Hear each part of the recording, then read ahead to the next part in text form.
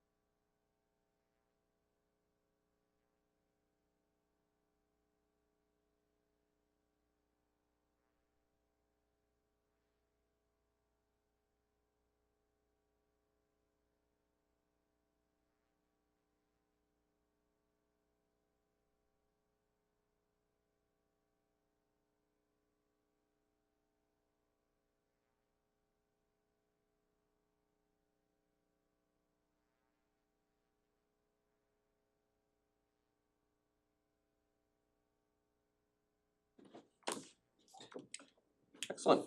Do we have a motion to come out of I executive make a session? motion that we come out of executive session. Second. All those in favor? 5-0. Thank you. Wait for Selectman Roach. Nope, go ahead. I made that mistake last time. I didn't have one ready. I was quite parched at the end of it. Good, how are you? I didn't steal my pen. Oh, no, I didn't, wasn't me. No, he needed that one.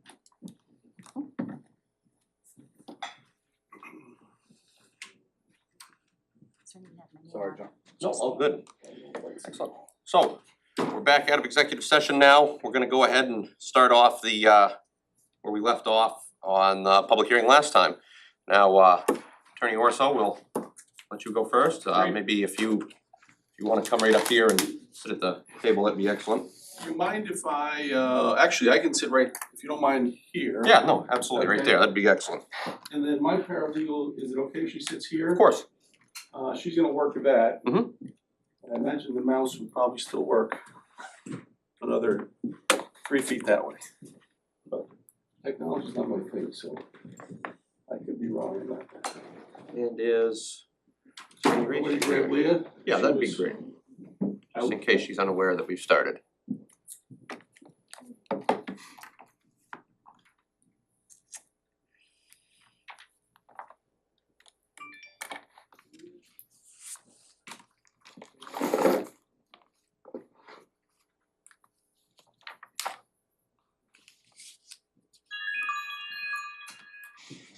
Thank you for doing that. Just give her a second if we could.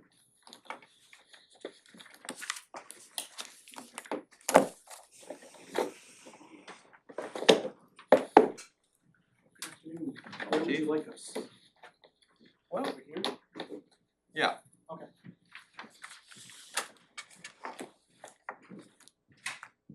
Good, were you? Are Jodine and Leah right behind you? They're right coming in. Yep. Excellent.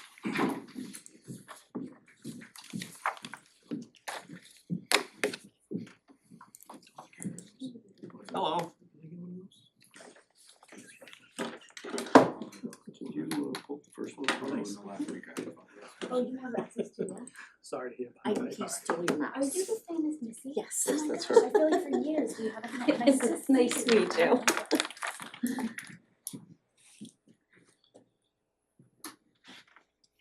She's gonna want this chair. Is it the She hates these big chairs. No, I got my small one right here.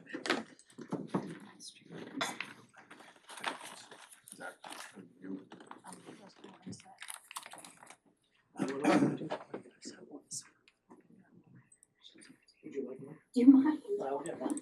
Thank you. Jodine right behind you, Leah. I believe she was. I thought she was actually here, but she's, I'll go grab her. I'll do. Yeah, please, thank you, Bob.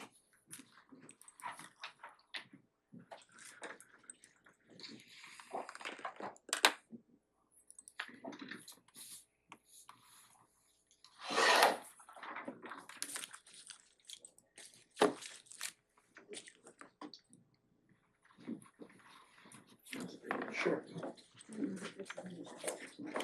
Thanks, Bob. You know what? I provide water, that's what I do.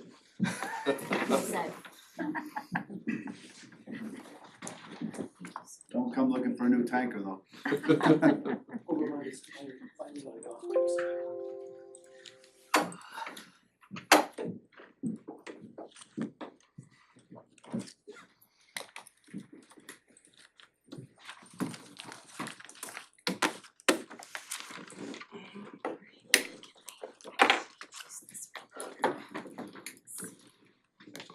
So, I believe last time we ended with Attorney Rich and I'm gonna go ahead and let Attorney Orso start off today. To get us going. Yeah, if it's okay, I just kind of want to reprise where we're at, just so I have an understanding if that's possible. Yeah, let's go ahead. Just make sure that everybody's on the same page. My understanding is that the record is still open, the public hearing has not been closed. I think that because of that, there's still some evidence that can be submitted. I'm just hoping that we all agree that that is the case. We're not gonna reinvent the wheel by any stretch, and I certainly would suggest that we don't do so. But to the extent that there were questions lingering that, you know, I think Selectwoman Chase had asked last time, when was the last time you did an inspection? There was an inspection just this afternoon, so we wanted to give, you know, evidence in that regard. So I'm hoping that we can do that. The other thing I wanted to mention also is that, as you're aware, Attorney Orso on Nair Beach's behalf submitted some additional information yesterday afternoon, calling into question some of the spreadsheets that unfortunately Irish Griffith, who is part of the staff of the code office, she was the one who did those and created them. And you know, she's ill and she's been out sick since beginning of this week.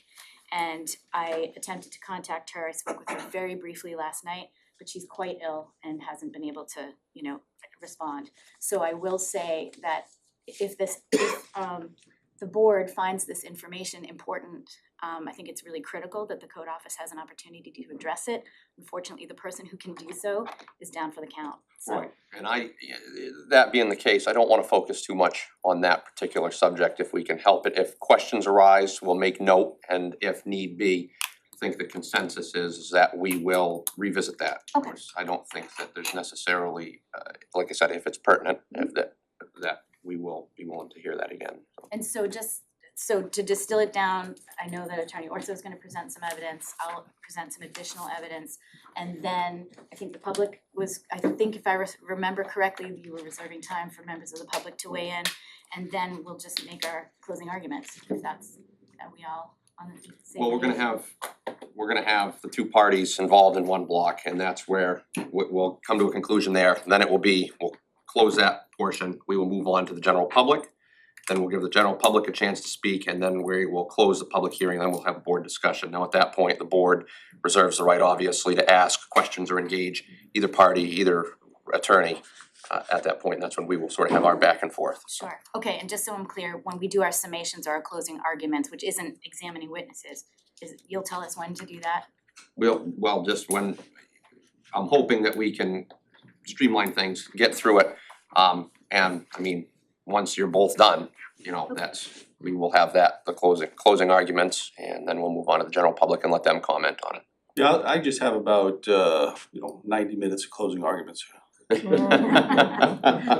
have 2 hours, that's not a problem. So, Mr. Chairman, may I just address that, and I wanna be clear here. Because I did raise a due process issue the last time. Any evidence that the applicant is presenting is not new. So we just reviewed it. So the evidence that we're presenting is not new. There is nothing that you did not have the other day that you don't have now. The only thing you're gonna have is a summation, a summary of ours that is an analysis of that same evidence. So anybody could have done that at any time. So there's nothing new there. The town is providing new evidence. And it seems to me, again, when we're dealing with the due process rights of my client, to present new evidence, not only the day of, but 10 minutes before, and I got something right here that apparently is gonna be presented also. I got that 10 minutes ago. We're talking about the livelihood of my client's business. And I think it would be unfair to allow the town, which has all of the other benefits of this process, to be able to present new evidence. Again, we're not presenting anything new. This is just reviewing the information that was provided to us by the town. So I'm gonna call my first witness, which is the brains of my law office, my paralegal, Melissa Wall. And we're gonna go through quickly, just go through the first set of documents. Which again, this is just our analysis of the documents that are already here. Mr. Chairman, I'm not objecting, I'm just asking a question, how Ms. Wall is in any way a competent witness to testify regarding the underlying issues here. And just while we're on that real quick, I do wanna keep in mind that this isn't a court of law, and we're obviously not judges, so Yep. as far as, you know, if there's an issue, raise it, we'll be respectful of one another, but as far as running it like an actual court proceeding, I don't know how to do that. Sure. So just let's, Yep. like I said, let's be civil with one another, and And I'm happy to address that, and I with no offense to any witnesses that has come before, this is the most competent witness you're gonna listen to in this whole proceeding. because she did the actual work that we're talking about. We're not worried about anybody else doing the work. This is somebody that actually went through the raw data and created this document. Now, we didn't get the same benefit from the town on that. Because the person that did that raw data or created that document that is being used, which is the primary complaint against my client, relating to the registries, it's in both of their accounts. We never saw the person that created it. Well, this is the person that created this document. So that's where the competence of the witness comes in. And it's all data that we received from the town. Is there any objection from the board hearing paralegals speak? Can we hear from the town attorney Yeah. to clarify this? Attorney Machen has put on the record that she's questioning the veracity of the witness, but the witness, you should be able to hear from the witness. I'd like to hear the information. And just for the record, I'm not questioning her veracity in any way, shape, or form. I just wasn't understanding what her role was. That's all. Absolutely. So, Melissa, you mind if I call you Melissa? Alright. This exhibit 1, please tell the board what exhibit 1 is. So exhibit 1 is a comparison between the exhibit 4, which was submitted by the town, showing it says guest registers discrepancies highlighted for June 21st versus the raw data that they received from Near Beach. Okay, so the exhibit 4 was the document that at the last hearing, which you reviewed on tape, correct? Yes. At the last hearing, the town went through at great length, identifying a time frame from June 21st to June 30th where there were highlighted yellow discrepancies. Correct. Okay. And during that period of time, there were a number of discrepancies noted, and that's up on the screen now. Correct. Now, we heard before, I believe the document's 94 pages.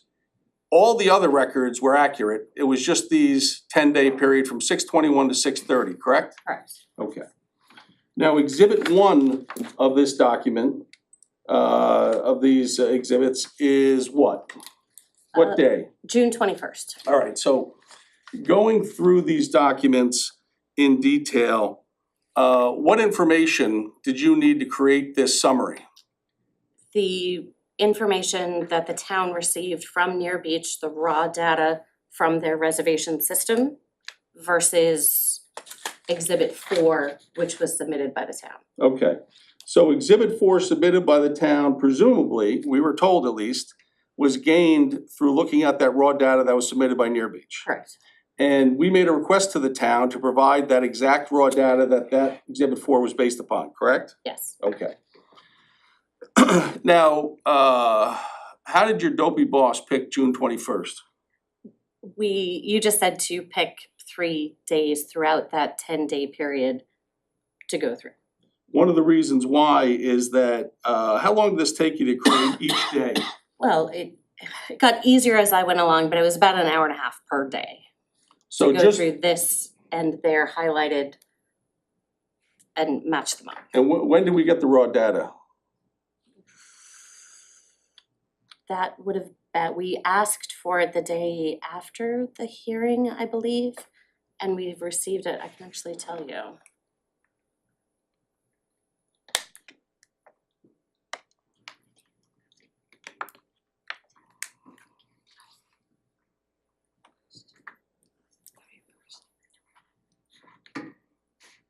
We received it on Monday, Okay, Monday of this week. yes, correct. All right. So it took you about 5.5 hours to create this one exhibit. I'm sorry, these 3 exhibits. Yes, correct. All right. So this exhibit right here, and I'm gonna go through exhibit number 1, identifies, and it says, anything highlighted or discrepancies between what was submitted as evidence and the raw data received. Correct. Okay, so let's be clear.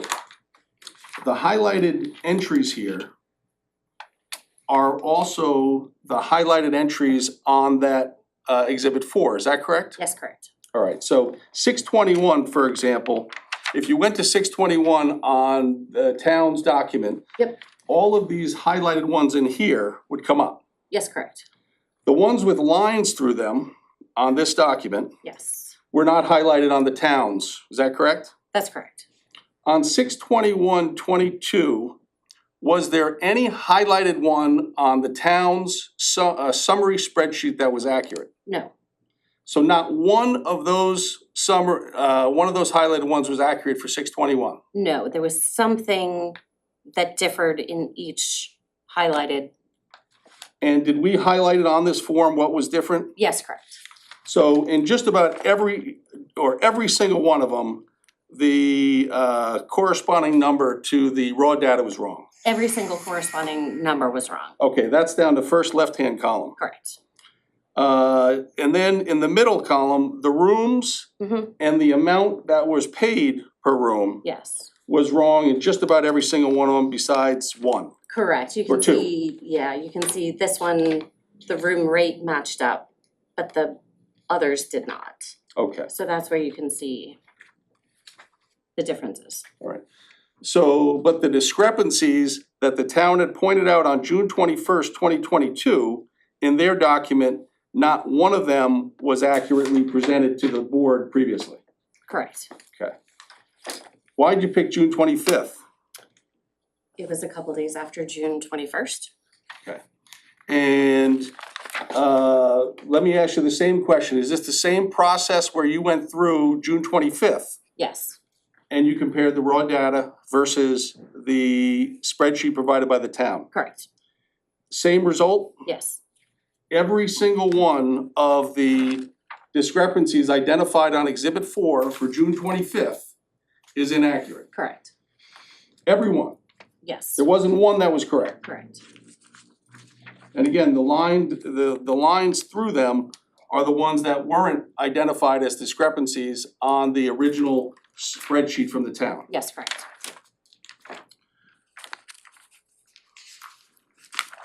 Exhibit 3, you picked June 28th. Correct? Correct. Same story? Same story. Every single one of the discrepancies that are identified on the town's document was incorrect. Yes, correct. Some part of it was incorrect, yes. Okay. And we've identified this by highlighting on what was incorrect. Yes, correct. So in that document, in that Exhibit 4, which is one of the primary components of this notice of violation, there was a 10-day period, June 21st through June 30th. Yes, Recognizing the fact that there might be, not you, but I could be accused of just cherry picking days. What did I ask you to do? after these three, Yes. pick a couple other days and go through. Don't make a spreadsheet out of them and take that amount of time, but pick some other days and see if the highlighted ones also had the same errors. Did you pick other days within that 10-day time frame? Yes, And what'd you find? they were the same errors, Highlighted ones were incorrect. correct. Some form of them was incorrect. All right. So then, did I ask you to take any days outside of those 10 days? Yes, And did you have an opportunity to do that? I did. And what days did you pick? I picked May 15th and May 16th. Why'd you pick May 15th and May 16th? Because they were outside of the areas that were highlighted and they were not overly cumbersome. You had to do other work. Yes. So what did you find when you did May 15th and May 16th, which are not the highlighted days, not the days that they're alleged violations? Yep, so May 15th and May 16th, which don't have any highlighting on the town's Exhibit 4, almost every single one of them, again, had an error. The rooms were mostly accurate, the reservation numbers were all wrong, and the rates were mostly all wrong. So when you did May 15th and May 16th, the town, whether the town reviewed that or not, there were no errors, discrepancies on the raw data that was received, correct? Correct. There was discrepancies and the issues with May 15th and May 16th had to do with what town identified as the reservation times or reservation numbers. Yes, The far left column or second to left column. correct. And then all the rate, or just about most of the rates were wrong. Correct. And that was a May 15th, May 16th, there wasn't a highlighted discrepancy from the town. Correct. Okay.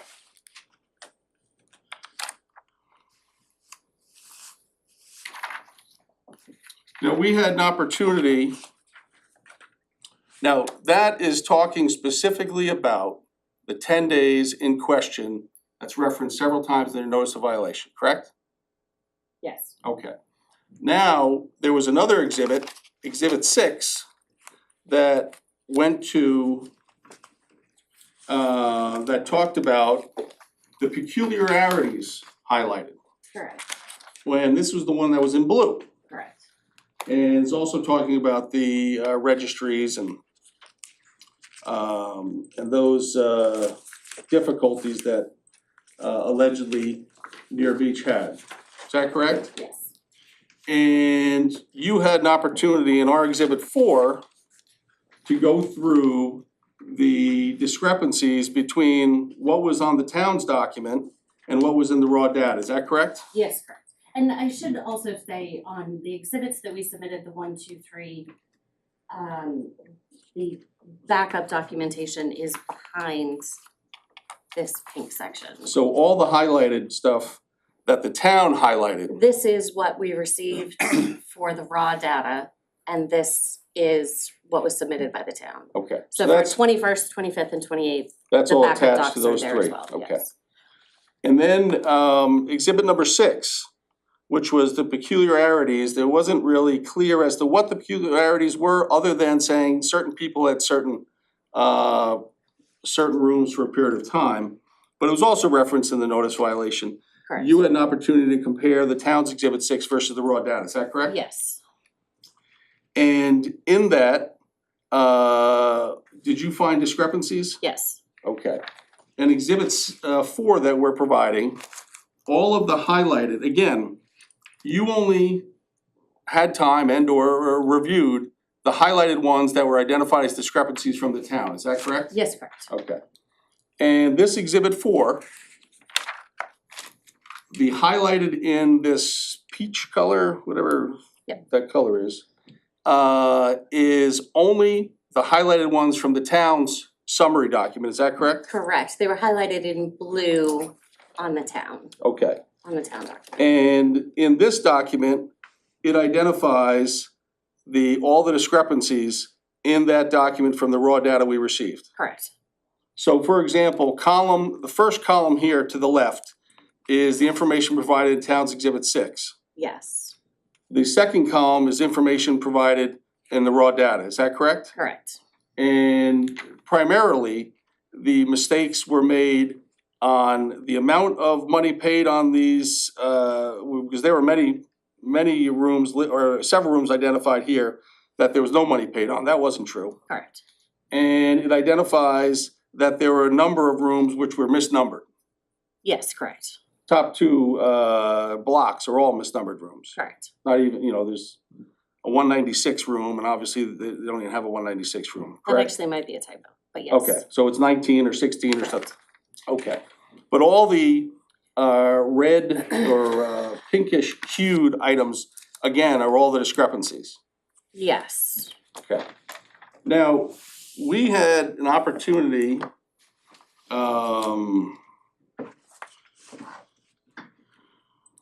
earlier today, about noon time, we received a document from the town.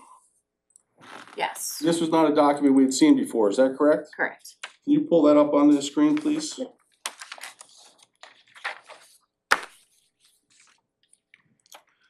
This document is what purports to be a document that relates back to some questioning that I had of a witness last week involving the Exhibit 8, is Yes, that correct? yes, The September 28th, 2022 door knock inspection. correct, All right. And this is a document, again, that it's our understanding was created by somebody that's not here. I believe so, yes. Okay. Now, let me just, and again, I asked you to review some of this information and report back to me on it. Did I not? Yes, Okay. And how did you pick people on this one? so they had, I believe, 5 people listed as transient, they were in orange on that spreadsheet. So I didn't bother with them because they appeared to be hotel guests. they listed 25 that were in red, so I focused on those that were not part of the ones that were in the process of being evicted. Okay, so going down this exhibit from the town, we'll identify it as maybe exhibit 11, 12, maybe exhibit 12 from the town. Are you talking about the red and yellow one? Yep, that one right there. Okay, yeah, I don't think that's been labeled It yet. Is it hasn't. okay, is it Yeah. all right to make it 12? that works for me. Is that okay, Mr. Chairman? Yes, absolutely, thank you. So exhibit number 12, which is this one, this has, who's the first person you picked out that met those requirements, that were in the red, weren't transient, we're not evicting? I believe, Donna Brad, this one right here. And that is Donna Vab, does it look like V-A-B-B? Yes, So it's the third one down on this exhibit, is that yes. correct? Okay, and that person is also identified on this red and yellow sheet, exhibit 8, is that correct? Correct, in red, so as a long-term guest. So, assuming, I'm not gonna say she, it's just, no, Mr. and Mrs. Rab, I'm gonna say Miss Rab for now, just to identify somebody, was identified in red, was a long-term guest, is that correct? Yes, Okay. Now, we've had the ability to go back to the raw data and identify when Miss Rab was in the property, is that correct? correct. Now, it identifies her as a long-term guest here, and we had the raw data through 9/26 at that point, Correct. all right. Mr. Chairman. Yeah, excuse me. Do we have copies of all this? I'm sorry, I just can't see that. Yes, you do. I don't know what that document is. This is the raw data. I was just going to pull it up to see, to It's show in the email. when she showed up. When you said they got today. This is all part of the original documentation that you received. It is, okay. Yeah, it's the raw data that was received originally, that was created Exhibit 8 was created out of this raw data. You mentioned there was a document you received today. Yeah, that's, I actually have copies, might be helpful. Yeah, that would be great. Oh, I'm Right, sorry, we just to could've- make sure that this is what you're. yeah, that's the one Yes. right there.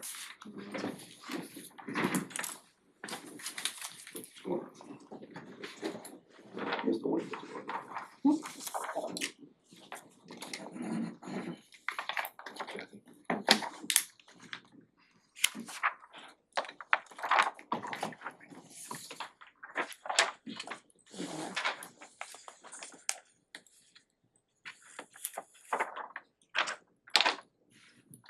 Great, thank you very much. Thanks. So, Melissa, this, which we've identified as Towns Exhibit 12, is making reference back to Towns Exhibit 8, correct? Yes, Okay. Now, Towns Exhibit 8 identifies this person as a long-term resident. correct. So, we know she was there on 9/28, correct? She's listed on this sheet. Yes. Did you go back and see if she was there 9/27? We only have data through 9/26. Okay. Was she there on 9/26? Yes. Was she there on 9/25? No, Okay. So she's identified on here as a long-term resident, but there's no data showing she was there on September 25th correct. or September 24th. Correct. It also identifies that person as being out for the day Correct. on this Exhibit 8, correct? Yes. You don't have any idea what that means, other than they weren't there. Correct. But she's identified as a long-term resident. Yes. Let's go 2 people down to the next one that you reviewed. And that is this Eli Silsdalo, Yes. and that's the 1, 2, 3, 4, the 5th one down. Yes. On this, the town's exhibit number 8. What is this gentleman identified as? Long-term tenant. Another red long-term tenant. Yes. Did you look back to the raw data on 9/26? Yes. Was he there? Yes. A look at the raw data before 9/26. Yes. 9/25, was he there? No. This one is identified as wooden open door. Correct. Moving down, 2 more. Taven Diaz. Yes. And this one is identified as red also, long-term guest. Correct. And did you look at this person on 9/26? Yes, Were they there? yes, 9/25? yes, 9/24? yes. Taven Diaz, when was the Taven Diaz, first date that you saw that Taven Diaz was not there? 9/23. 9/23, okay. So that's identified as a long-term guest, correct? Yes. Now, you don't have, there's nothing identified on here, on this document, and you didn't create this document, correct? Correct. But you haven't, there's nothing on here telling us what a long-term guest is, correct? No. Going three more down to Leanne Henderson. You see that one? Mhm. Okay. And this person's identified as a long-term guest? Yes, correct. And what information did you find? What was the first date that you found that that person was not there? I don't remember, I believe it was 9/25 as well. Okay, so 9/25, so that's consistent with the other three that you looked at. Correct, All right. And this one on here is identified as vacant and bad head. correct. You don't know what that means? Do you know what that means?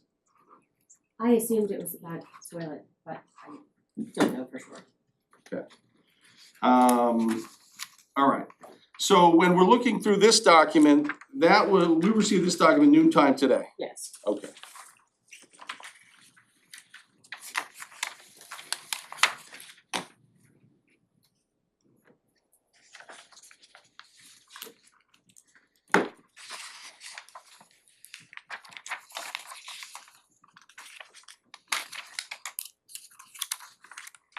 Now, all of this information that was provided to us directly from the town, correct? Yes, All the raw data, correct. presumably that was the raw data that was provided to the town from Mr. Patel. Yes, correct. And these documents that we created weren't anything other than based upon the raw data that the town gave us, Yes. correct? Correct, And the town's exhibits 4, 6, and 8. correct.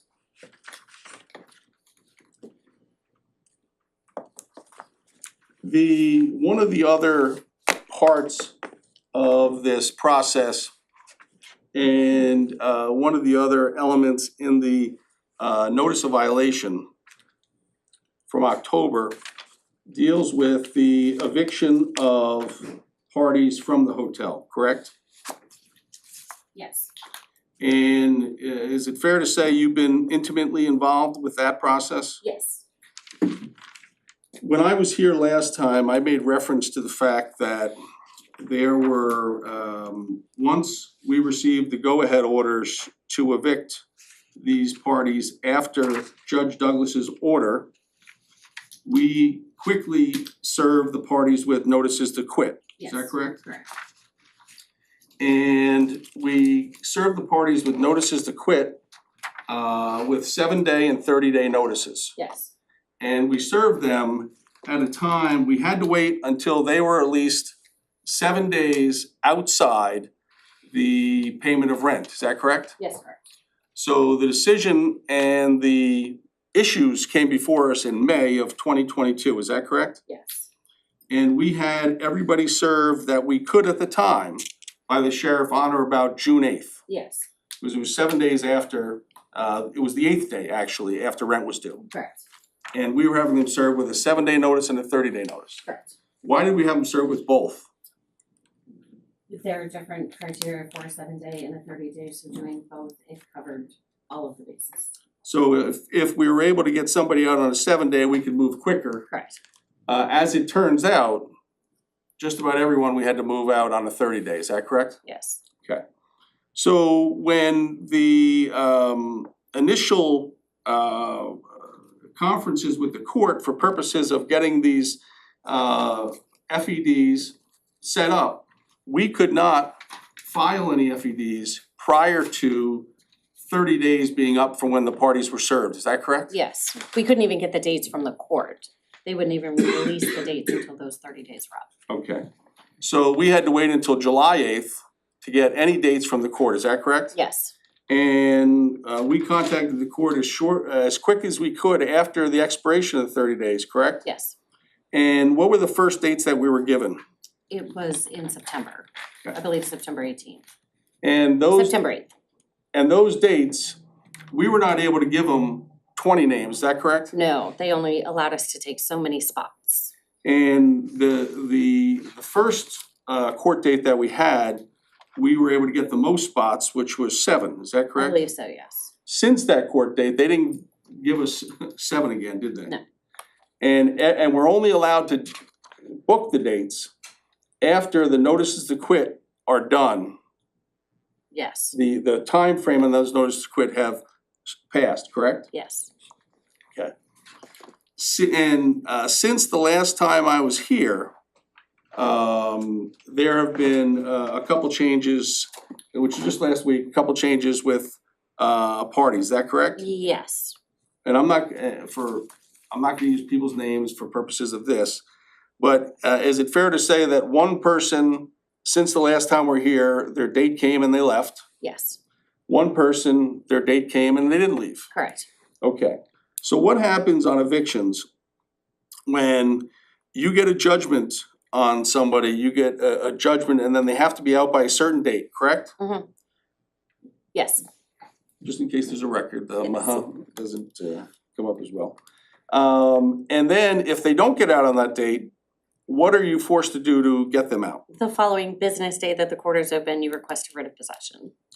And these writ of possessions are coming from the York District Court. Yes, York District Court isn't open every day, is it? no, York District Court's in the process of being closed. yes, So the next business day, after 48 hours, you're allowed to get a notice of what's called a writ of possession, correct? yes, Then, who has to serve that on the party? the sheriff. If the sheriff makes 3 attempts and can't find the person, what can they do? I believe they posted at that point, or they can remove, or that, I believe they posted. Okay. And then the notice, after the writ of possession gets served on that party has 48 hours to get out? Yes, Then they can be removed, yes, physically removed. yes, So during this process, every tenant that we've attempted, or every tenant that we've been provided and filed a forcible entry and detainer, which is essentially the eviction action, we've received a judgment against, except for dates that haven't happened yet, correct? correct. There's one more in November that we have, 1 unit, 3 individuals. Okay. Everybody else has been served and had their date.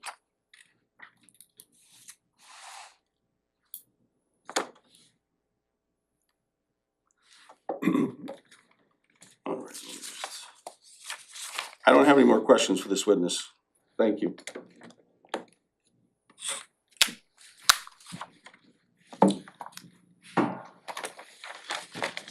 So, there we go. Just before I start, I wanted to once again reiterate that we had asked for an extension for the very reason that Irish was the one who created these spreadsheets that are being impugned now, and therefore, just out of due process concerns, we'd like to make sure that the code office has an opportunity to respond to that. Again, I'm an attorney here, I'm not here to testify. I can say simply that I spoke briefly with Irish last night. She's ill, but she did tell me that very succinctly that the concerns around these spreadsheets and what's being raised here as alleged discrepancies is a result of how Excel data is used, highlighted, sorted in order to create additional spreadsheets, okay? So again, it's critically important that this board here, if it is interested in this, why these discrepancies occurred. I'll leave it at that. And so I have a few brief questions for Ms. Wall, if I may. Yes, please go ahead. Okay, may I call you Melissa? Yes. Okay, so are you aware of the process by which, or how Irish, I'll call her Irish, she's a member of the code office, how she created the Excel spreadsheet? No. I do not know. Okay. I assume that she took the data, I don't want you to. but then no, I do not. Alright, thank you. And tell me this, are you familiar with Excel? Yes. Okay, and are you aware that Excel can be sorted, data can be sorted in certain ways? Yes, I will absolutely be candid, I'm terrible with technology, so you will know more than I will. But is it fair to say that, you know, I know that you can take raw data and I don't wanna say manipulate, cause that is a negative connotation, but present it in a certain way and sort it in a certain way. Yes. Is that correct? Okay, so for example, if I wanted to do a list of guests by alphabetical order or by date, you Yes. can essentially sort that data in various ways, correct? Okay, so is it fair to say that when sorting that data, you can highlight certain columns and say it was a spreadsheet of, actually, can I have that? I need to get to the raw data. The raw data is actually in those Excel. Is that right here? Raw data, right? Yeah. So let me just give an example here. Okay, and again, I disclaim my knowledge of technology. But if I wanted to create, can the board see what I'm doing here? If I wanted to create a spreadsheet, say for example, I wanted to have people by alphabetical order, right? Yes. I could kind of highlight, these various columns and then sort them in a certain way. Yes, correct. Okay, if I neglected in doing so because I didn't think these things were particularly important, is it fair to say that these would remain as is and this data would be reshuffled? Yes, correct. Okay, so it's possible then that if I did that, those things would not match in the columns that I did not also rework. Yes, Okay. correct. It would, That's all, thank you. And so that is basically the explanation. If I were here, I would, as an offer of proof, I would submit to you that that was how she would explain the discrepancy. But if you need more information on that, obviously she's the one to explain it.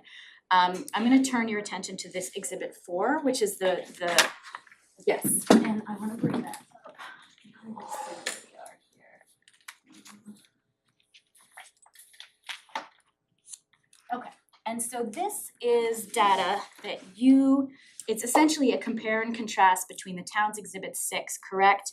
And the raw data that you had come up with. Correct. Okay, and so I would submit that the reason for exhibit 6 was simply to show that one individual was occupying a certain room, or various rooms. In this case, if we're looking at Mr. Obin, that he was in 6 different rooms on 6 different days, correct? Correct. Okay, and so what you had showed is there are discrepancies that perhaps the price was different or the room number is different, correct? Correct. But in essence, in both the raw data and in the exhibit that we provided, it is still Mr. Aubin in 6 different rooms, granted maybe different numbered ones, but 6 different rooms, correct?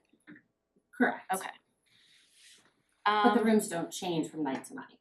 Fair enough, but it's one person Yes, occupying absolutely, yes. 6 different rooms. Well, on the reservation, yes. Right. Similarly, on 624, again, I won't go through it entirely, but if we look at that, same thing. We offered evidence that shows Mr. Aubin is in 6 different rooms on the same night. The raw data, granted, different rooms, different prices, but shows 6 different rooms, the same person occupying 6 different rooms on the same night, correct? Yes. One other thing I just wanted to point to, if you go down to, I think the 4th from the bottom, it's Mr. Tran or Ms. Tran, Jackie Tran. Yes. I just wanna get to the raw data. It is behind, if you scroll down. Oh, right, you have it backed up, don't you? On this exhibit, so I don't have to go to this. You do not, Correct. yep, if Thank you scroll all the way down and Thanks. they should be highlighted. Alright. Thank you, that's convenient. So if I scroll down fast enough, there would be raw data behind this as well? The Yes, spreadsheet? correct. Thank you. It's gonna be a ways. Alright. Sorry, okay. Okay, so we're going to. Wait a second. I don't think that's what I'm looking for. Is the spreadsheet? Yes, that would be, Alright, I need to that's get, from the raw data. let me just get. It's just there. saved as a PDF. Okay, I'm just more comfortable with this. So this spreadsheet, which is I'm going to ask you, this is the spreadsheet on which the raw data that you have in your exhibit is based on? Yes, correct. Okay, so let's go to, and I know these dates, actually, if you hold your cursor over them, you Oh, can there you actually go. see, and this was not data that the town created, this was data that was provided to us, but I wanna, She's July 3rd, if that helps. Open it all up. say that again? She was July, or he was July 3rd. Okay, alright, but that's what I wanted to ask. So if we look at the raw data, and again, you, when you were and you created this exhibit, right? Yes, When you created this exhibit, you were using this raw data, correct? correct. Okay, and so if we look at 623, I'm just trying to find, sorry, 7.3. I'm looking for Mr. Tran or Ms. Tran. Oh, you just passed I one. passed one, okay. There we are. Yes. Alright, so this was one of them, correct? One of the nights, 7.3. yes. And then on your entry, you have 7.3, 7.4, 7.5, 7.6. But in fact, if we go down, at least on the data that I had, it's just- That, okay, yes. it was still That is a 7.3, typo. It is all correct? 7.3. Okay, alright. Yes, that was a So- typo. So just to be clear, that Mr. or Ms. Tran, Was all on 7.3. all on 7.3. Correct. And similar to Mr. Aubin, or Aubin, however he pronounces it. The multiple rooms on one night. Multiple rooms, same person, same night. Correct. Okay, and similarly for every single entry on Correct. this, correct? Okay.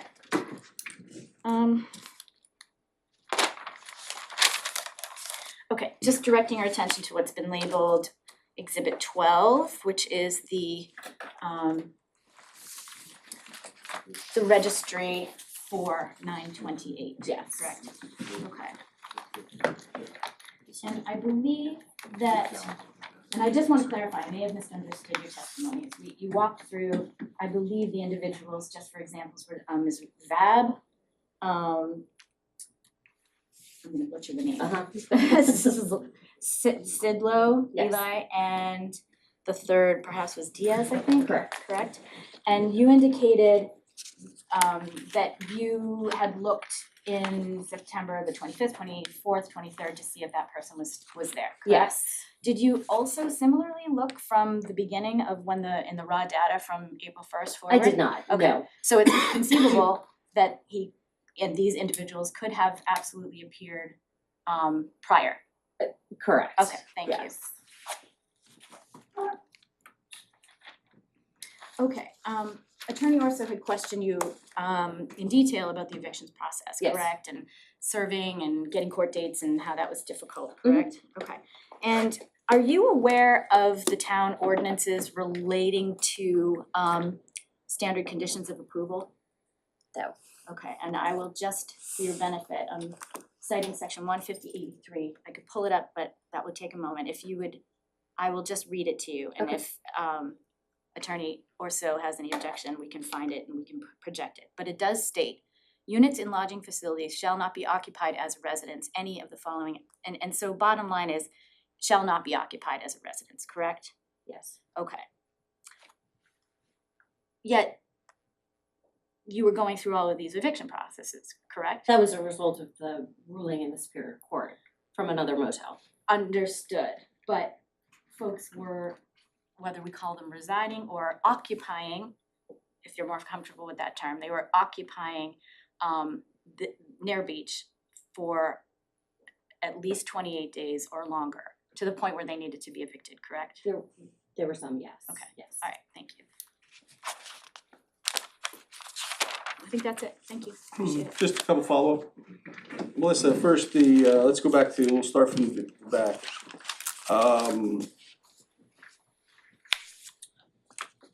First, the evictions. Mhm. Was there a period of time where we couldn't evict anyone? Yes. And how long did that last? You mean from the courts and COVID? From the courts and COVID? I believe it was a year and a half. And that started in March of 2020, is that correct? Correct, when everything shut down. Okay, so it started, in York District Court, you couldn't start evicting anybody till 2022, is that correct? I believe so. And at that point, the priority, the short amount of times that they were allowed to evict, the short periods of time we were allowed to evict, for that first 5 months before we got started, there was a backlog of 18 months of evictions, correct? Yes. So there was no getting into the court in those first 5 months? No. Okay. So no matter, once Justice Douglas in York County Superior Court made that decision, identifying these people all as tenants, there was no other process that you're aware of that we can get them out, correct? Okay. Since that time, we've diligently attempted to do that. Yes, everybody has had their date or has it next week. Okay. On exhibit 4 here, the Jackie Tran, 7374756, you said that was a typo, correct? Yes, correct. You're human, I am. okay. And that's not highlighted, is it, It is, in our It is exhibit not, 4? no. So we're not identifying that as a discrepancy? no, correct. Actually, oh, sorry. Leah, you wanna jump in there for something? No, I'll wait. Okay. I don't mean to interrupt your flow. And then they make reference to someone in the raw data. The raw data identifies who pays for the room, is that correct? Yes, Okay. And in those instances, a person, even though all the room numbers were wrong in their data, we identified the fact that this person was identified and gave them the correct information from the raw data as to who was paying for the room, is that correct? right, the name stayed the same. It did, if you looked at their exhibit 6, it shows, you take Alan and he goes from room 5, 10, 14, 34, 37, 40 to rooms 3, 12, 9, 21. So it looks like you have 6 rooms on one night and 6 completely separate rooms on another, when in fact you have 6 rooms on one night and the same 6 rooms on the following night. So And if the I same was, for all of these people, they're in most of the time you're in room 20, 21, 23, 24 so, for multiple nights. okay.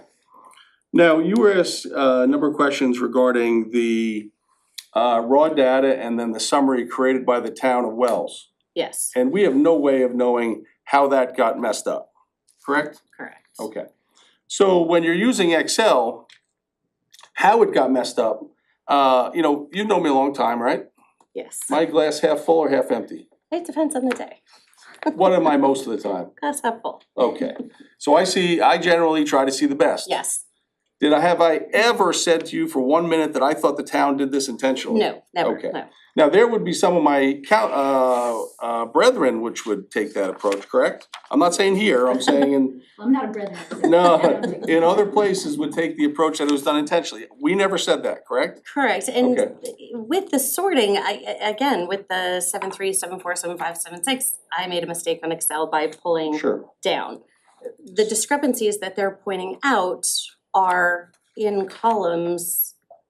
They're pointing out that somebody was in 2 people were in one room.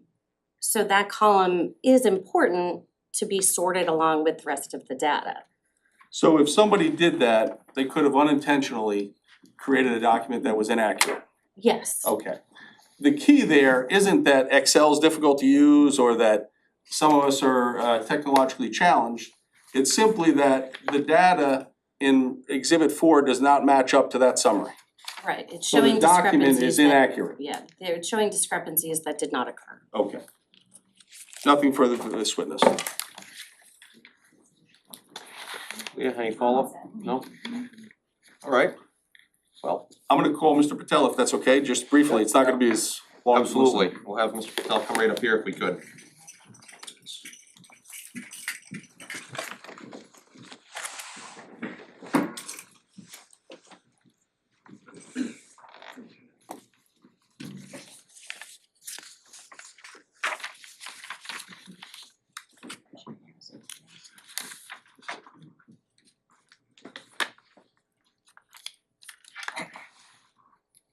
Yeah, absolutely, go ahead, I'm sorry, I was just looking at some of the No information you had worries, submitted.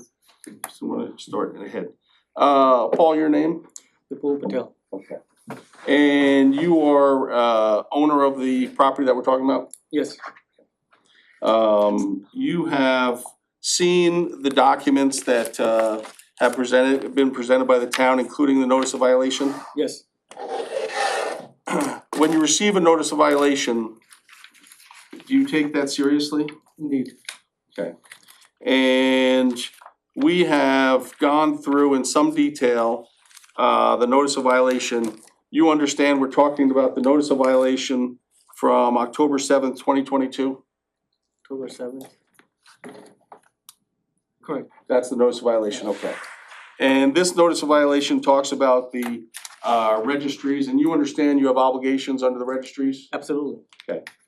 And and it also talks about the issue with the tenancies, Yes, which you heard Ms. Wald talk about, correct? yes, And you've attempted through this process to, at a certain point, it became, you became aware of the fact that these tenants were gonna be treated, these people were gonna be treated like tenants. yes. We made a couple of a police call to get these people out, and there was no much help because this could be a tenant and landlord issue. And Therefore- yep, and then shortly after that, somebody else, another hotel in town was sued, is that correct? Yes, And the result of that was this order from Justice Douglas, who sits in the York County Superior Court, which identified that there was a restraining order given and these people had to be evicted. Is that correct? yes, And that was when in May of 2022, you engaged my services to get them out. yes, sir. And we've attempted every month to do that since then. Not fast enough, but Yeah. Okay. Now, throughout this process, we have had other parts, so the primary part related to the tenancies and the registry books. There are also some allegations in here, and you heard, there was some testimony the last time we were here related to smoke alarms. yes. Now, explain to me the circumstances with the smoke alarms. So, the facility has been inspected, even multiple times before July. And we made sure each alarm goes, that it's functioning, wired, and it has a battery. It becomes impossible for us to enforce when a guest goes inside the room, takes it out, smokes a joint, and puts it back. We put in practice that each time the room gets cleaned, we make sure the alarm is there and the light is blinking. That's the only way we'll know it's working. After the episode at the USAN, we actually got this metal protector that actually seals it to the wall. So no one actually could go get their fingers in and, take them out. Since many of the units were occupied by these long-term tenants and they are pretty hostile towards us, even going 10 feet close to their room will be treated by F words and, very unpleasant circumstance. So we intend to stay away and follow the legal process to get them out peacefully without causing much problem. So we were able to install the units into the rest of the rooms that were used for the regular hotel guests, but we still have about 20 rooms left that still needs to be installed, those metal units. So that way, if somebody, wants to go in, take it out, they need to get screw gun, they have to kind of work it out, make it more intentional Yep. act. These are the cages on that go over the, Yes, a smoke detector, Smoke smoke and detectors. carbon monoxide. Yeah. okay. And and you said you've installed some of those in Near Beach already? Yes, we have. Okay, and you have about 20 rooms left? Right. Okay, and you're intending to install those once you have We already have we ordered the units, we're just waiting for the rooms to be, able to go inside the room and install them. Okay. There was referenced in the exhibits that we received an issue with regard to one room where there was a difficult situation with somebody that was obviously ill.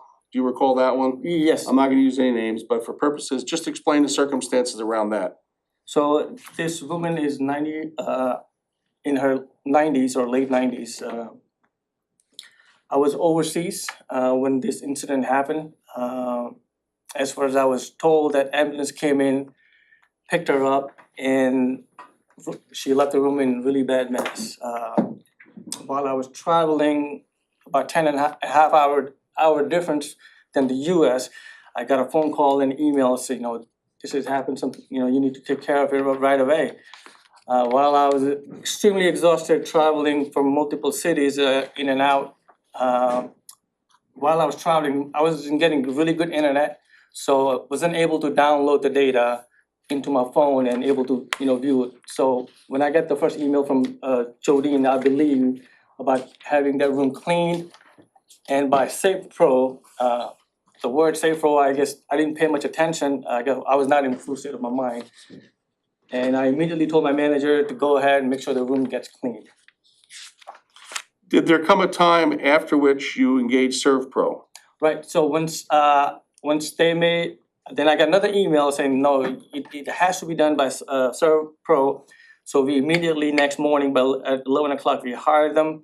The town made aware of them and provided what kind of services would be required to have their room back to the life. And we hired them. I think within 3 weeks, they came back and did what they had to do and decontaminized the whole room.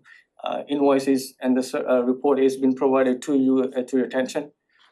And that room has since been released from restriction? I believe it was done today. It was released from restriction? This afternoon. Okay. And that room was cleaned by ServPro, Yes, indeed. cost you about $6,500. Yes. It was a 10 by 10 room. Okay. yeah. Did you have a history with this tenant prior to this incident? No. Did you have any, what was your relationship like with her prior to the incident? Just a regular tenant, she was minding her business, we were minding our business. And now from the time that the town, from the time that this person left the unit until you got the restriction pulled off today, that room was not allowed to be rented or anything, correct? Yeah. Okay. In the exhibits that we received, there were referenced some complaints, for example, not having hot water. So the things room, like this. yeah, so the room number 14 that the town went in today and the smoke alarm was on the ground. Yeah. That's the room when she is staying there since the COVID situation and we couldn't get her out. We tried to get her out once the court were open. She brought a harassment case against me personally, so I kind of stayed away from her and advised my staff to let her be and we'll follow the process by your services. Okay. Therefore, I strongly did not allow any of my employees to go in her room. So when she made a complaint to the town, there is no hot water.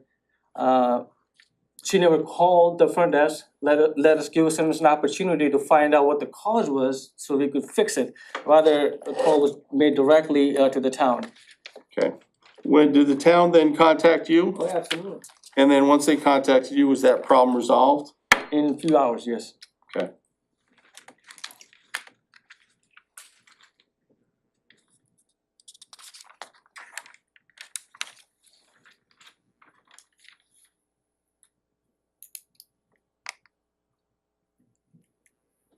Any of the requirements, if and or when either this board or the town has additional requirements for you to comply with regard to this property, you understand that you're under state and local law to do that? Absolutely. And you will continue to try to mine this property to the best of your ability? Yes, sir. I don't have any further from Mr. Patel right now. Thank you. Leah? Thank you. Mr. Chairman, I understand that my cross-examination is limited really to just the issues that have been raised by him sitting here right now, correct? Okay, so you indicated, Mr. Patel, that you take notices of violations seriously, correct? Yes. That was your testimony. And yet, the evidence shows that there was a notice of violation issued to you on June 30th, 2021, March 24th, 2022, July 6th, and most recently on October 7th, correct? Okay. Well, do you agree with me or? Yes, I do Okay. agree. And would you agree with me that 1, 2, 3, 4, maybe, I think at least 4 notices of violation within almost a year time, that's something that would be of concern to this board? Oh, absolutely. Okay, Just so we're clear for the record, what was the date of the first one? sure, let me just, to be clear, In the I'm looking simply, Greg, at my notices, my exhibits for the. Yep. So June 30th. Okay. March 24th. September, that wasn't a notice violation, I'm sorry. That's So, right. so October 7th, so those are 3. And that's over 15 months, 16 months. Fair enough. Okay. 3 notices of violation in a 15-month period, correct? Have you seen the similarities in those violations? Well, I'm asking the questions here. Okay, I'm sorry. Okay, and so in those notices of violation and with various complaints and calls, you're right, there are some recurring issues, smoke detectors, carbon monoxide, and electricity issues. There's no carbon monoxide issue, there was only smoke detectors not being. Okay, then I'm gonna have to I'm gonna disagree with you on that and refer your attention to a report from the fire department. If you give me a moment, I'll just find it.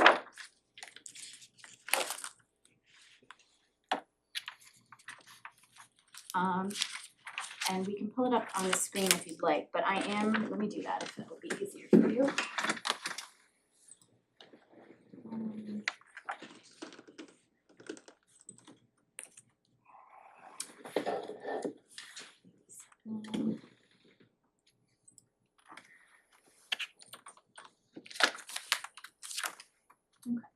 So I am showing you a document dated 3/24/2022, which I submit to you is a report from the Wells Fire Department. And the next page is the narrative of that report. And you indicated that there's not been any carbon monoxide issues as far as you're aware? Well, he said not any carbon monoxide issues as part of the notice of the violation. Right. I see. Okay, then let me rephrase my question. Were there concerns ever with respect to carbon monoxide detectors going off at the facility? This is for the new report. Correct. You can answer if you don't know. As far as I could remember, and I could be wrong, I don't recall a carbon monoxide, there was a smoke detector Okay. has gone off the issue, but Okay. not carbon monoxide. And you may not recall, but I'm just gonna read to you, it said, this is a report from the fire department, which basically says that the Wells Fire Department was requested to the Near Beach Motel for a carbon CO alarm in multiple rooms going off. And it notes that the occupants of room 8 called and they advised, and I'm reading directly here, they called motel management, specifically talked to a male they only know as B2, who told them unplug the alarm and go back to bed. We will deal with it tomorrow. And What page is that? this is, I have it right here, I'm sorry, it's page 337. And skipping down to the last full paragraph of that document, it said we checked with the occupants of room 7, which is a different room from room 8, who confirmed their alarm went off and they too were concerned and management wanted them to just wait it out and not deal with the issue immediately. Are you aware of that? Yes, And is that practice that you would generally tell the people? statement is not accurate. Okay. So, but you're aware that these have been issues? Whether or not you agree with them, that there has been calls to the property.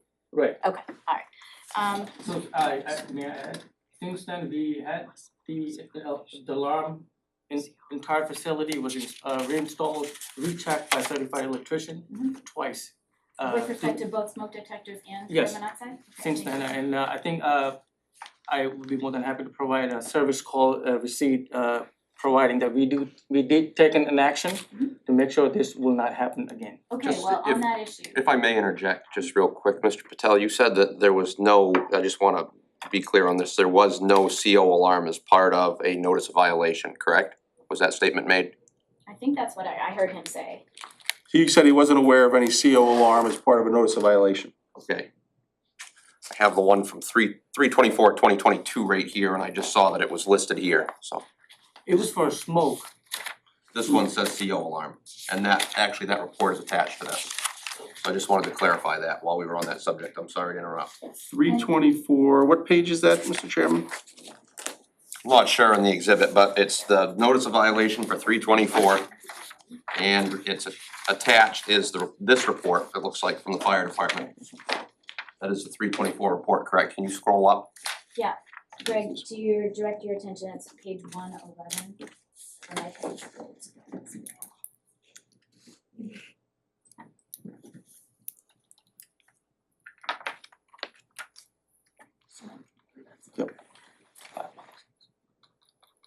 There we are. Chairman McLeod, is that the document you're referring to, 324, 2022? That looks like it right there, yeah, in the second paragraph.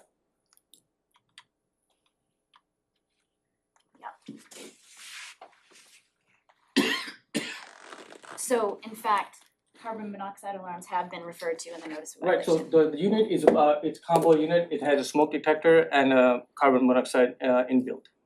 So Okay. we did replace the ones we needed to, wired them, inspected by a certified electrician Okay, and after so, that incident. I appreciate that. And so, I think what you said was so that these things wouldn't happen again, correct? That was, we were assured as long as, if somebody would smoke, it would go off. Okay. And if there was a propane or any gas, it would go off. Okay, so in fact, I think what I'm hearing you say is that people disarm these things, or if they're smoking or cooking or whatever, they disarm or tamper with possibly the smoke detectors or devices in their room, correct? Yes, And I think what I heard you say, maybe not exactly, but the gist is that you can't do anything to control that, correct? while they're inside the room, when the room is locked, yes, we cannot do anything. Okay, but as management, and it's a hotel, you can go in and check these things, correct? We do check them when they check out. Okay, so, but you have folks who've been there for months and months, which tells me that you're not going in and checking. So we, after the notice of violation, we were going inside the room on an almost daily basis. And are you continuing to do so? Not on the those 20 units, but the rest of the unit, yes. Those I'm not sure what you mean by those 20 units. The long-term guests were staying, those are the only ones we are not. Okay, so you're not checking those. We are not being allowed to go inside the room. And you're saying not being allowed by the occupants or? Yes, occupant. Alright, so I think you also mentioned But that, let me rephrase one more time. Sure. For if I'm correct, for a month or 2 months, because of the town's requirement, we were literally going knocking the door on a daily basis. okay, we're past tense not doing that anymore? Let me just reconfirm with my manager, because I'm not on the property on a daily basis. Okay, that's fine. I'll rephrase, and you don't need to do that. But what I would ask you is this. It's pretty clear, at least I think from the prior proceedings. For example, the public hearing that you had, I believe was on June 21st. Do you recall that, when it was with respect to your annual renewal, correct? Do you remember? Yes, And did you attend that yes, ma'am. meeting? And it was fairly clear, I think, from a lot of the questions that this board asked you, members of the public, there were concerns around public safety, fire detectors, et cetera, correct? Yes. Okay, and fair to say that and here we are today at a suspension and revocation proceeding, correct? Yes. So in that climate and context, is it not reasonable to say that you would continue that process of knocking on doors every day to make sure? Absolutely. And do you do that? I will, that was a part of the arrangement I made with the manager or our maintenance person to do so. I will, before I answer to the board, I will reconfirm with the manager if they are still doing it. Okay, but you don't have that knowledge, whether or not they're doing It it. was part of our memo to have this, that was part of the job to do it. Okay, and I understand that, but you are ultimately responsible for this business, correct? Yes, And you have not confirmed, you don't know as you sit here today whether or not that's done on a daily basis. like I said, we are checking the rooms when folks checks out, our housekeeper makes sure the alarm is intact. Understood, but if they are there on a long-term basis, you're not checking that on a daily basis. We only have a few left now, so that limits to very few rooms. Okay, just following up, I'm sorry, Mr. Chairman. No, the last time I was just, and I just wanna be clear with both attorneys on this right now. The last time I was a little put off at the proceedings about asking the same question over and over again, so I just wanna be cognizant that on either party doesn't happen So again noted. this time. So noted. Switching gears then, with respect though to the inability, or what you said was the inability to make sure these detectors aren't tampered with. You mentioned a cage, right? Yes, And have those been installed in all the units? only 20 left, Okay, all the rest of them has it. okay. And are you also aware that there are programs, I think they're called monitored alarms, that in the event that an alarm is tampered, that will notify a central No, I know. okay. I would submit to you that there is such a thing. Okay. Okay. So there were also questions with respect to, I understand that, you know, with respect to evictions and due to COVID, the courts were not hearing those evictions and there was a moratorium essentially on evictions. Is that was your testimony, or I think Yeah. that of your attorneys, correct? Yes, And, but are you aware of the provisions of the town code that say that lodging facilities are not to be used as residences, but rather only for the traveling public? came to this knowledge late this beginning of this year. This year being 2022? Yes, Okay, and tell me, how long have you had a license? uh, I just don't know how long you've owned a hotel. 19 or 20 about it. So you have had a license every year. Year. Okay, and I submit to you a standard condition of approval is exactly that it cannot be used as a residence. So you weren't aware of that until these Again, proceedings? the intents were not to sell this as a condo. It was a temporarily living situation. Okay. Not a permanent. And just a few more questions, I promise, we're coming down No the worries. stretch here. There was some discussion around the unfortunate guest who had that health issue. And fair to say that the state of that room was not something that anyone should have to be dealing with, or fortunate. It was an unfortunate situation, correct? Yes, it is. Okay. Yeah. And were you aware that on site and in that room, there were bodily fluids like feces and possibly blood and urine? Were you aware of that? No, at that incident, I was not in the country. Okay, I heard you say that. Were you aware that the code office instructed that room to be cleaned professionally by a service that was aware of hazmat? Issues? Earlier, I did mention that while I was traveling at 1:30 in the morning, while I was having spotty Yes, internet in and out, and I'm not able to download the entire document, so first thing I would do is clean the room. When you say the document, you're talking about the server? Well, no, the email. Oh, I email. see. Yeah, I'm sorry. Okay, alright. And then there was attachment that came with it that I was not able to download. Okay, and that attachment was, are you aware what it was? Have you been able to download it since, or?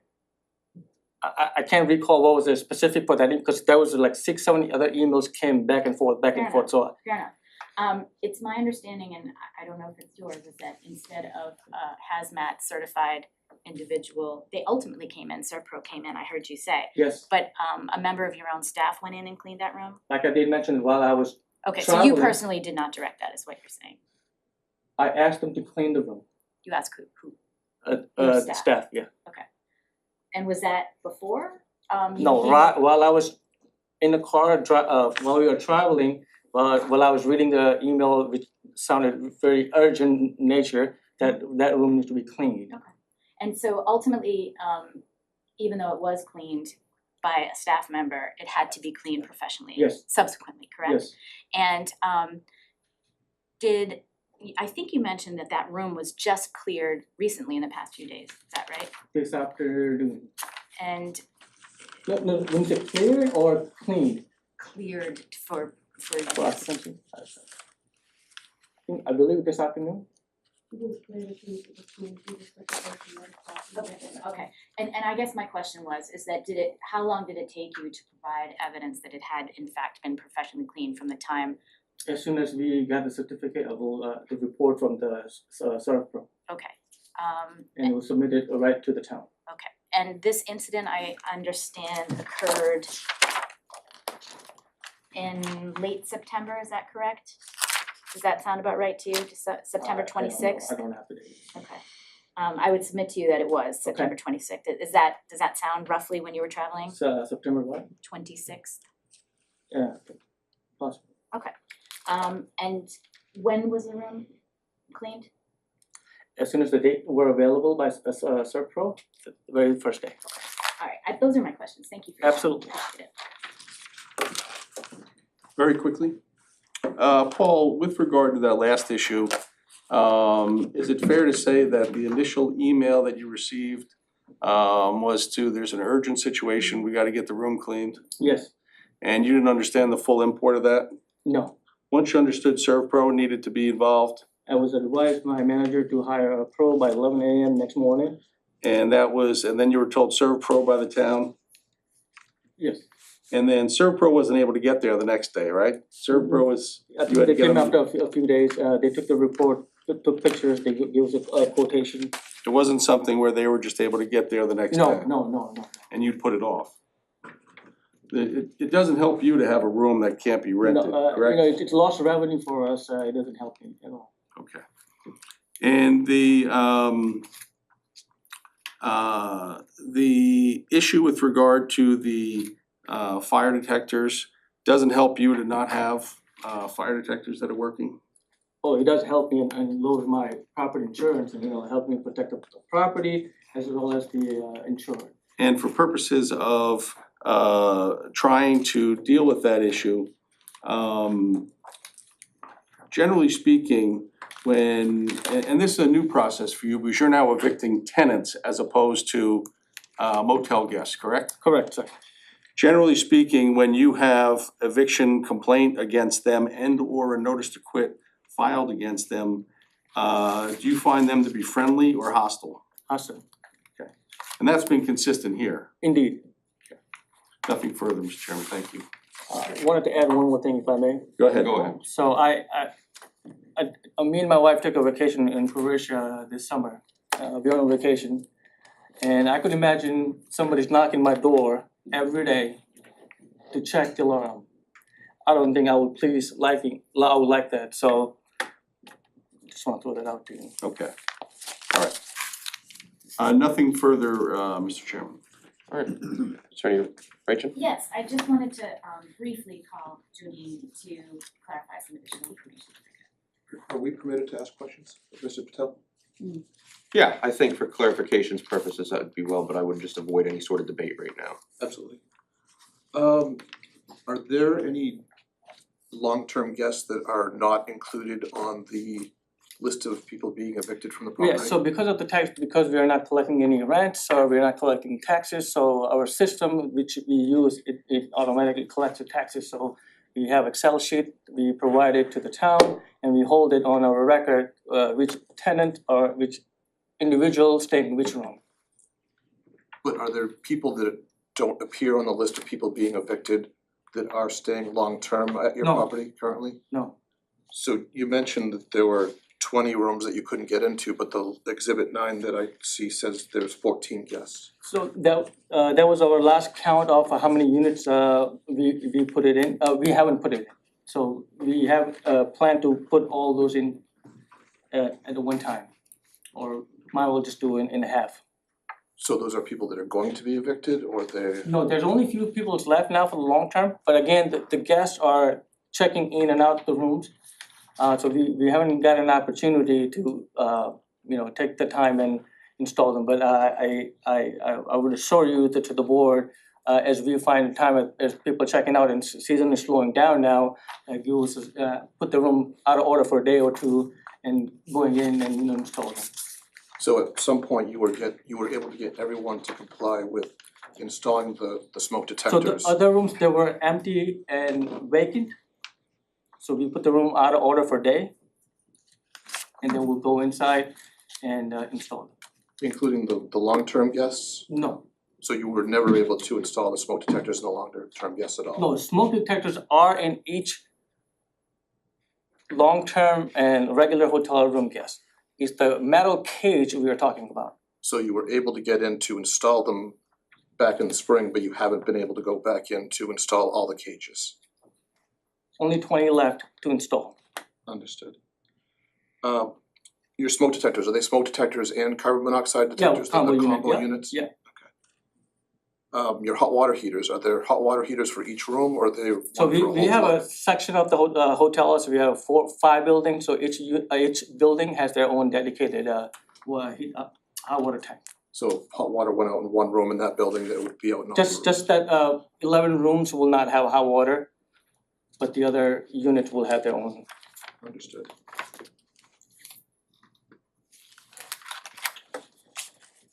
There's a guest name that kept popping up on the list, Mr. Sarnaki, I believe is his last name, not Sarnaski. It kept popping up on the list and I'm sure that we. CZA. Yes, exactly. So I kept seeing that name, but that's not one of the names on the eviction list.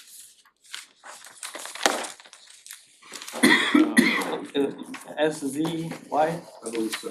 Okay, so that's a hotel guest, we got a booking from booking.com. And I was just gonna let him know that he checked in and checked out and he stayed for 1, 2, 3 and 4 nights with us. Is this just so we're clear, cause the name is it Matt? I That's just the wanna one, make sure. yes, it's Matt, Matt. is it CZARNASKI, Matt Zaznarski or Zanarski? Do we have any, let me just see if there's any reference to that. More than likely, he's in room 43. I noticed his name on the list in June and then again in September. And I saw it various times throughout the document.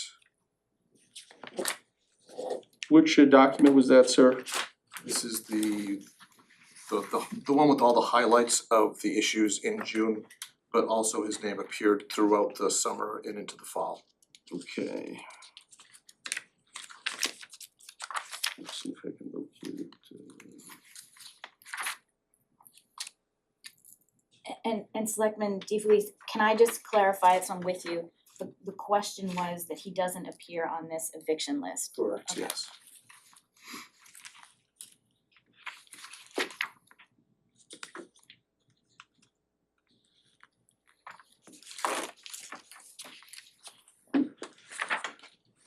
I'm just trying to see the last day he was there.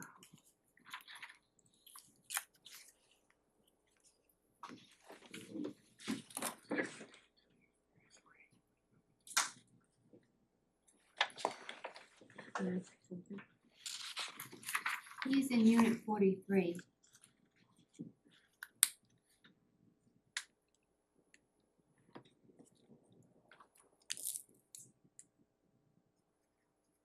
He was there today. Unit 43. You know, unit 43 where that is. That's how you spell it. CC. And then it's I. I will find out and I'll get back to you. So, but he has been present on the property. So I don't, I'm not on the property every day, so I will not able to answer that question. I'll have a look at the registry and get back to you on it. I have no more questions. Okay, thank you for being willing to answer some questions. Sure. Correct me if I'm wrong, but there are some that you're renting out on a regular transitional period. And then you have 20 that are long-term, is that correct? Well, the evictions ones, we have 14 that are currently under court order, and then we have, I think Missy said we have 3 to 5 left in November Okay, that haven't gone to court yet. right, So thank you. those are the only one. Thank you. But out of the 20 that I'm referring to are the ones that you said they don't want you coming in, you don't go in, you haven't been in to check to see about the smoke detector cages, right? So when the concept came in about installing cages to protect our people to not manipulate or destroy or unhook the alarm, we started implementing into the rooms that we were able to go in and put them on our order for a day to make sure no further damage is done to the room. As the rooms are becoming available and vacant, we are going inside those rooms and installing them. Now, we are checking the rooms once a week, at least for Circle, once they get a once a week service, so they should be checking it.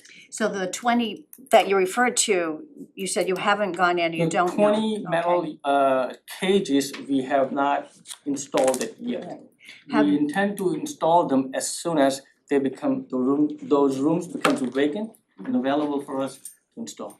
My question is, do you know if the smoke detectors in those rooms work then?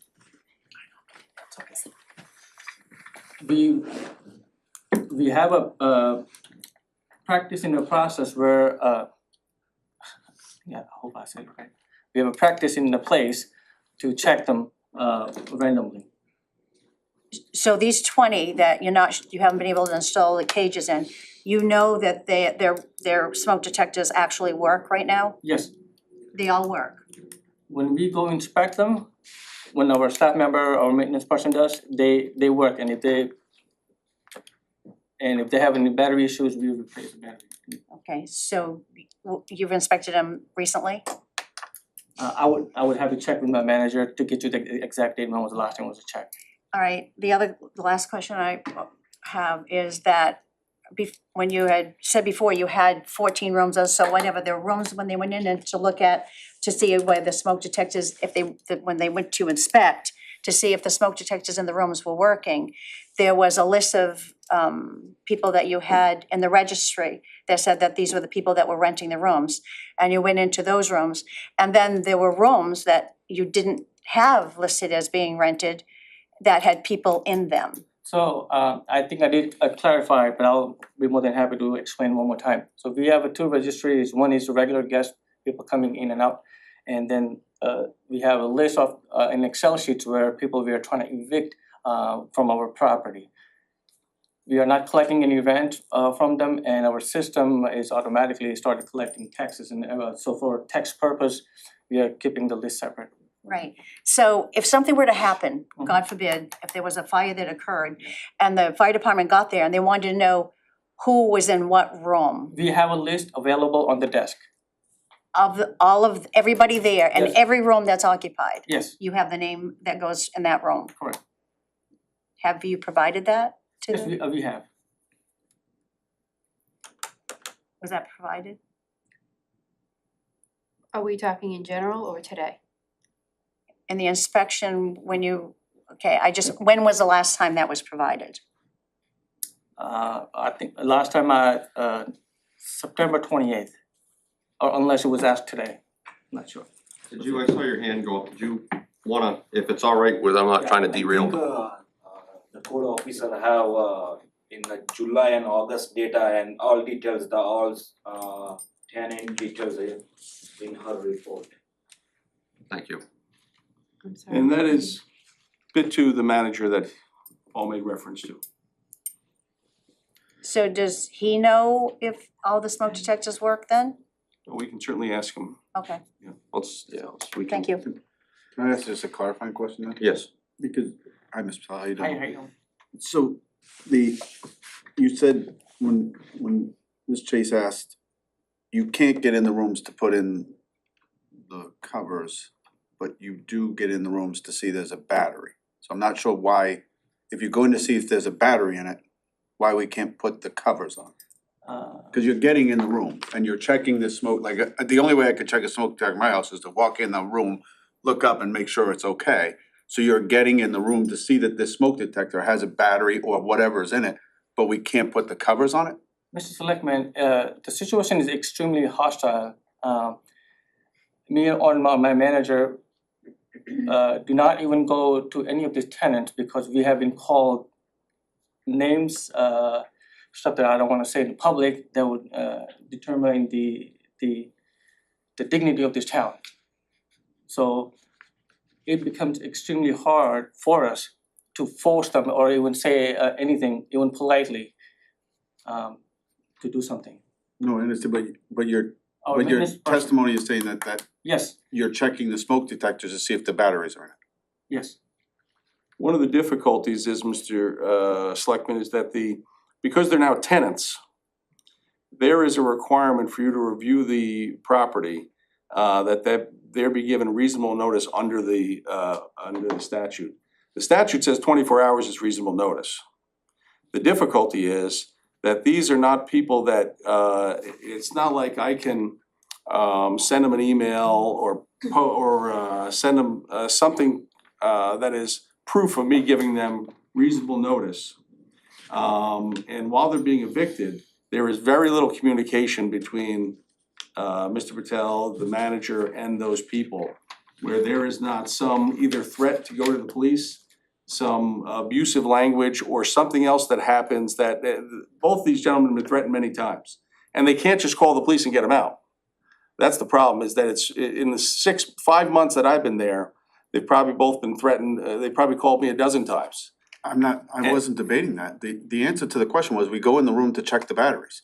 So if you go in the room to check the batteries, you're getting in. I guess you can put up with the swearing while you're checking the batteries, but you can't put the Well, cover on. put the case on takes a amount of time, and you have to get somebody there. It's not, he's not putting the case on, nor is bid to. They're getting somebody that has the expertise to do that, puts the case on.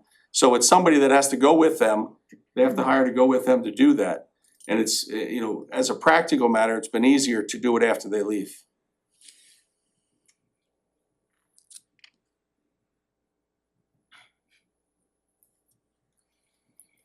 I'm good.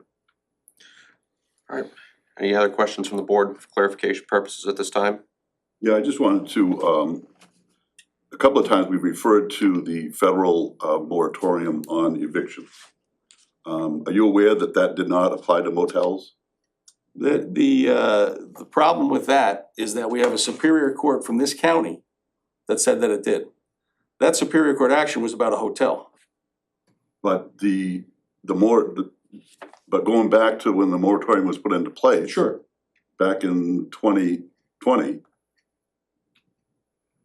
we could have been evicting these people. The district court did not, from the day COVID started until January 1st, 2022, allow for evictions. Then they only allowed evictions that you could set up, but you had to go to mediation, you couldn't evict. And they had Zoom mediations. It was the first time that we were allowed to go forward with new evictions was May of 2022. So even though the federal law, well, again, states if the federal law says A and the clerk at the York District Court or the judge at the York District Court says B, I don't have a choice. I mean, you can look at the statistics in York County. There were no evictions from the day COVID started till January 1st, 2022. Nothing, not even scheduled. And then for that 5-month period, there was like somewhere in the neighborhood of 90 to 100, which is actually remarkable. It's not more, but 90 to 100 evictions that were done during that period of time. And then we were able to get in after June. But it's and it might very well be at some point a very erudite client of mine came in and told me that.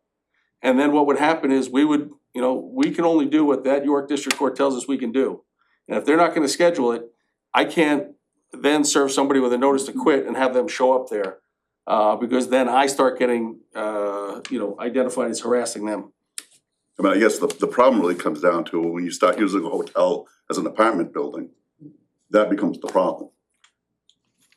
Because a hotel, you have certain different Sure. obligations and restrictions versus a tenant at will.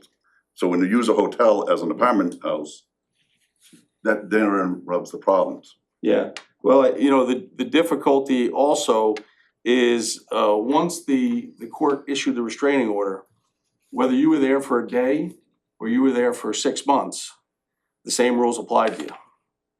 So if you have tenants that were there for a short period of time, we're still required to evict them, unless they voluntarily leave after the weekend.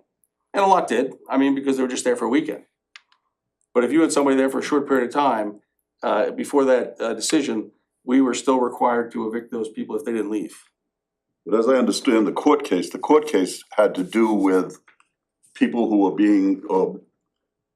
people whose rents were being paid by the York County state, Community Action. not somebody just coming in off the street for a day or two. Yeah, So these were people, because they were paying them by the month, as I understand it, so that became, that's why they were tenants, the problem, however, is the police aren't gonna go out and remove them. My clients aren't gonna physically remove them. So unless they leave voluntarily, they're there. How do you get them out? You can't. So then they become part of the list of people we have to evict. And there were, I would say, probably 4 or 5 that were exactly that. Out of 25 or 30, 35, or how many ever we had to evict. It wasn't a large majority, but there were a number that just were there for a short period of time. But if they don't leave, the two options you have are the police or you do it yourself. And, you know, we don't wanna do that.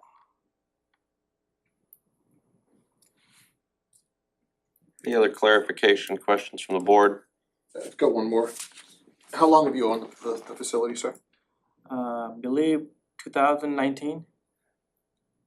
Prior to COVID, can you give us an idea of the operating time period of the hotel? Was it ever closed during the winter time? No, we were open in the winter time, but only one side of the building was open. Every other three buildings were shut down for the winter. So how many rooms did you keep open? 16 or 17. Understood, okay. And what months were those? I'm sorry? What months did you close down the rest of them? Right towards the end of the October. So October through? 31st, I mean, that's where we stop renting, and then we'll get the plumber in and, you know, winterize it, deep clean it, you know, make sure, get ready for next year. And you'd open in April? Yeah, later, second week of April or May. Yeah. Thank you. Mr. Chair, actually, can I ask? Yes. Attorney Orselli, and this is because I am not familiar with that court decision because this is fairly new to me, so but I just want to make sure that I understand the timing of this. So it was in May of 2022 that decision came out? May 23rd, 2022. And so prior to that, were hotel guests considered tenants, long-term hotel guests? I got involved right after this case. I don't know, and I honestly, I've done litigation 26 years and I've done a ton of evictions, both for landlords and tenants, and have never evicted anybody from a hotel in 26 years prior to that. Just, it was not, I mean, historically, in talking to other colleagues that did this work, it was that you didn't have to do that. There was some. And just to jump off on Yeah. that, before that court case, in that court case, Judge Douglas's Superior Court decision was based on a prior law court decision, but that decision cites the statute that says specifically, and I'll probably not get it right verbatim, but that motel lodging facility guests are not to be considered tenants. So that's what the statute says. That's what I was confused about, Yeah, because I was yeah. aware of that one. Yeah. Okay. This was May 23rd. Thank you. Mr. Chair, I have one quote. Yeah, absolutely. So I wanna go back to what Selectman DeFelice asked. So you had 17 units before COVID opened between, let's say, November and April, Yeah. right? In those 17 units, was that transients, like just people coming in, or was that long-term rentals? No, it was a transit and some people who come out for work, so probably weekly, but we never had this folks who were staying for this long time. When did that program start? Well, we became aware of it. November 2021. October November of 20. 21. Oh, 21. So we did have 2 seasons with no issues.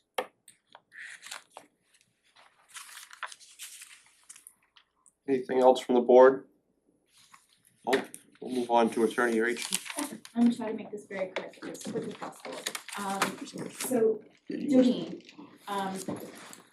showing you a document that was identified already as Exhibit 12. And I know that Attorney Urso has been discussing this. Is that document familiar to you? Yes, it is. Can you just tell us how that is familiar to you and what this document is and how you're familiar with it? These are the registry for 9/28/2022 from 11:29 a.m. And how did you come to have this document? Irish brought this back after she did an inspection on site. Okay, so on September 28th, she was on site and obtained, as far as you know, this document Yes, from management? yes. Okay, and I note it's a 3-page document, and at the top of each, in the corner, there are handwritten notes. Well, first page S/O, second arrivals, third departures. Do you know whose writing that is?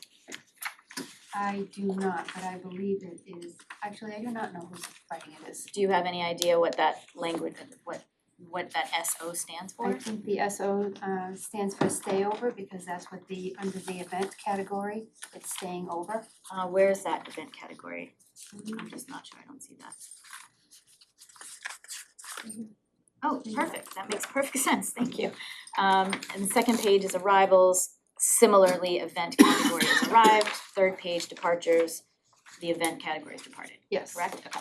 All right, so now if I recall, at the last hearing, Attorney Orso had questioned you about Exhibit 8. And Exhibit 8 is the one we have started to affectionately refer to as the mustard and ketchup exhibit. I'm gonna bring that up here so everyone can see it.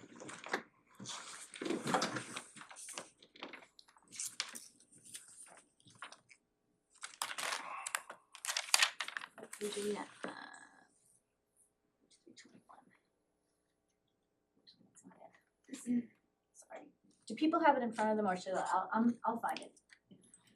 It's page 321. Thank you, appreciate it.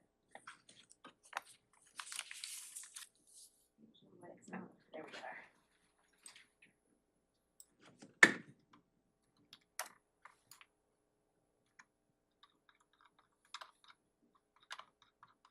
There we are. Okay.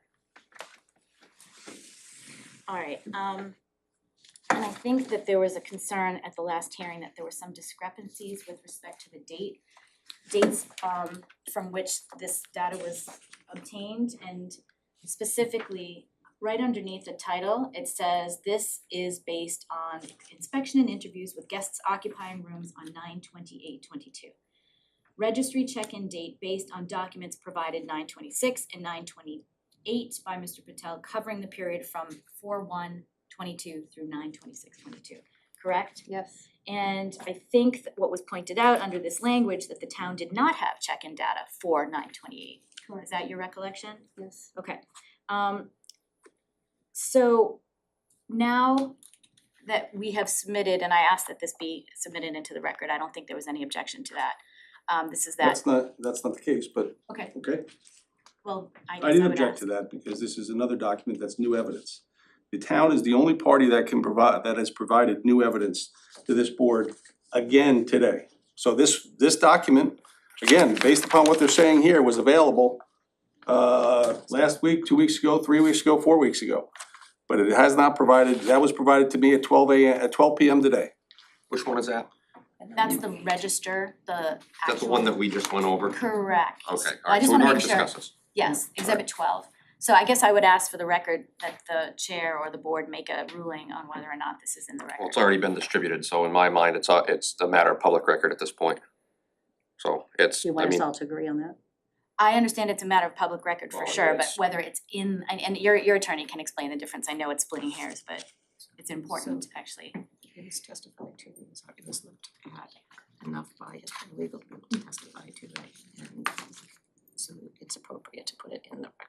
So if I made a motion to accept the 9/28 today, I don't do anything. And I would just add that I think Attorney Orso himself examined his own witness with respect to this document. Well, again, you know, to understand, being the party at a disadvantage here, the reality is either I put it onto my case in chief and address it, or I just let it and hope it just stays out.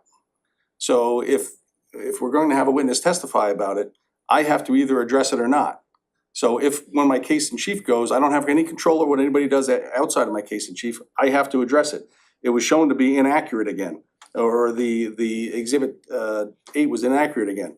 But there's no other way then to address it. I don't admit it, I didn't admit it, I don't think it should be admitted. So to the extent that it is admitted, I just want it identified as over my objection. okay, so Can move. I ask a question on that? I Or make, no? I make the motion that we accept the September 28th item that was submitted today for the first time. I'll second the motion for discussion, but Mhm. Selectman Roach had a question, I believe. Yeah, that's You what wanna do that part yeah. of the discussion? So, but if, and I only watch Law and Order, but no, I do too. the A lot idea. better than me. The idea of, I guess when you just said what you said, that kind of struck me as you submitted it. They did not, right? I mean. I didn't submit We it. submitted Oh, it. you did, alright, okay, alright, thank you, that's, I just. Okay, on the list that you showed us right there, it says this included that, so you're just providing what that said before, is that not correct? That is our submission. It doesn't though say that, ma'am. It does say that. What it says is, this is based on inspection interviews with guests occupying rooms on 9/28/22, okay. Registry checks in date based on documents provided on 9/26 and 9/28, those are the days the documents provided. covering the period from, this is the records, 4/1/22 to 9/26/22. So this was not part of, when that was created by the person who's not here, this was not part of it, because this is a record from 9/28. It's only including records from 4/1 to 9/26. And if I could address that, what I would argue is that in fact it is including it, because this talks about, this document is entitled September 28, 2022 door knock inspection. But that's the whole point, Leah, is if you did the inspection on 9/28, but you only had records from 9/26, how could you possibly create a document like this? You can't. As I asked Jodine in the testimony I heard her say, is that this was provided to Irish on 9/28 when they inspected the property. When Jodine wasn't there, and she was told that by Irish. So again, when we talk about due process, you're talking about 3 levels of different, this is like double hearsay. So we have a document created by a person who's not here that tells us she relied upon data through 9/26. Whether that's a typo or not my issue. That's the town's issue. They have the burden.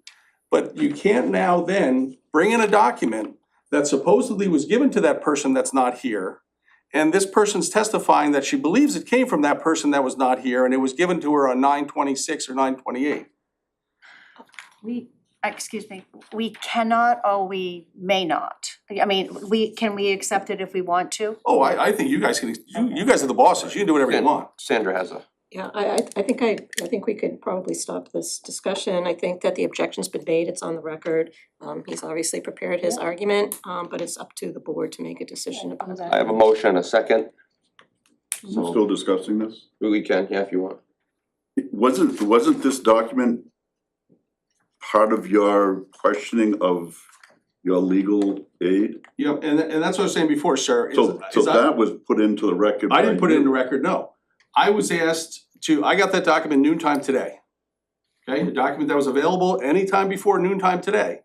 I got that document and presumably the town, or I was informed by the town that they're using that as an exhibit. I have the choice then of either not addressing it at all, because it's, again, it creates inaccuracies in this document, or trying to address the document before it gets put into evidence. But I didn't offer it in evidence, never would. All I wanted to do was point out the inaccuracies. But by raising the issue, and I didn't have this document until you brought it up. Well, I didn't have the document till noontime, so. Well, I didn't get it until 4:30, so, I'm getting it new too, so. That doesn't make it any more fair for the applicant. Let's go ahead and take a vote. So, all in favor? 5-0.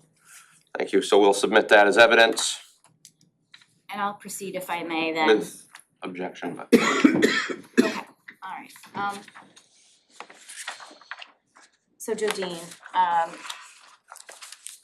we have this exhibit 12, which is the log, which was obtained from Near Beach, correct? Yes, And we have this spreadsheet, which is entered as exhibit 8. yes, And fair to say that this document represents what is called a door knock inspection. yes, And is it your understanding that Irish attended and literally knocked on doors, every door that appears in this spreadsheet? yes, And the number of the room is the first column, correct? yes, The second column is the name in the registry, correct? yes, And when we say the name in the registry, we are talking about this registry, the correct? registry they provided, yes, They provided being Near Beach, and we're talking about exhibit 12. yes. Okay. So I would ask you to look at exhibit 8, and it's up on the screen for those who don't have it in front of them.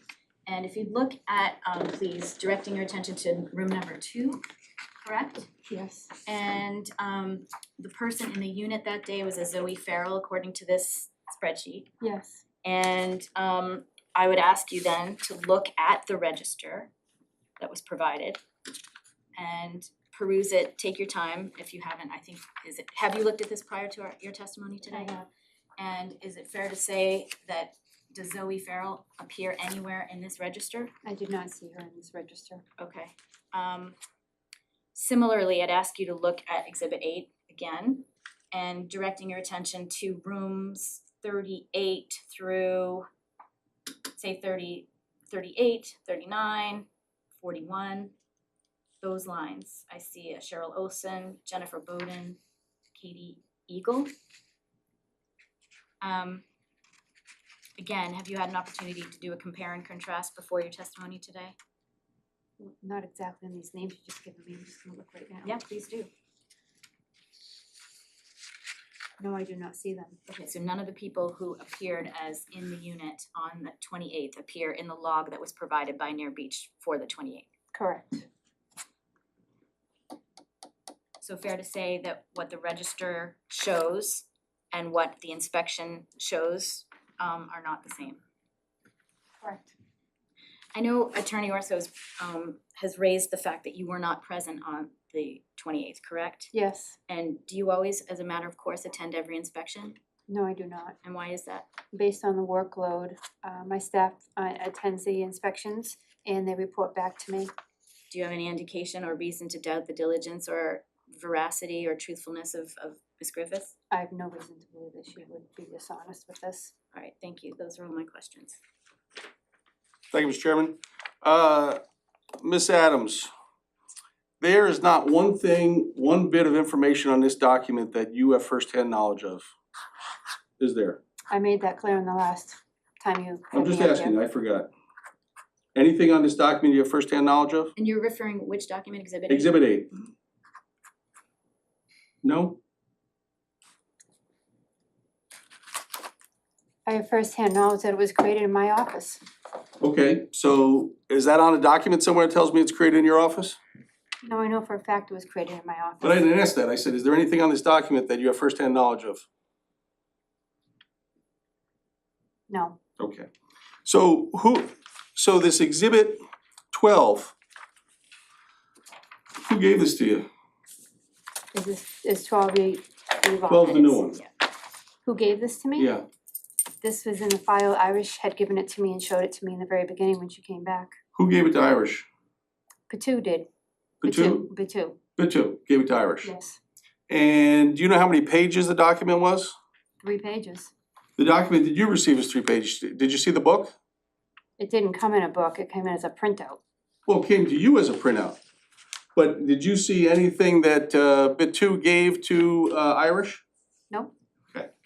So to the extent that it was, you know, if Batu is gonna say it was 5 pages, for example, you only saw the 3 pages that were in the book, that you received in your file. It was only 3 things you could be: check in, check out, and stay. Sure, but it could go down for more than one page, correct? I'm gonna object. It's just completely speculative. If they're going to offer evidence to contradict it, then fine. No, that's not how this works. She doesn't know, she can't testify that it was, what she received was 3 pages.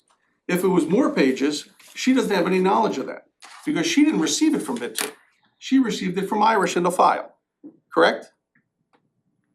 I'm gonna have to object. Again, this is speculative. If in fact this is not hypothetical and there were more pages, B2 is here, this is your client, their records, they can submit that. The entire case is speculative, I believe if I because there is add no up- witness here that has firsthand knowledge.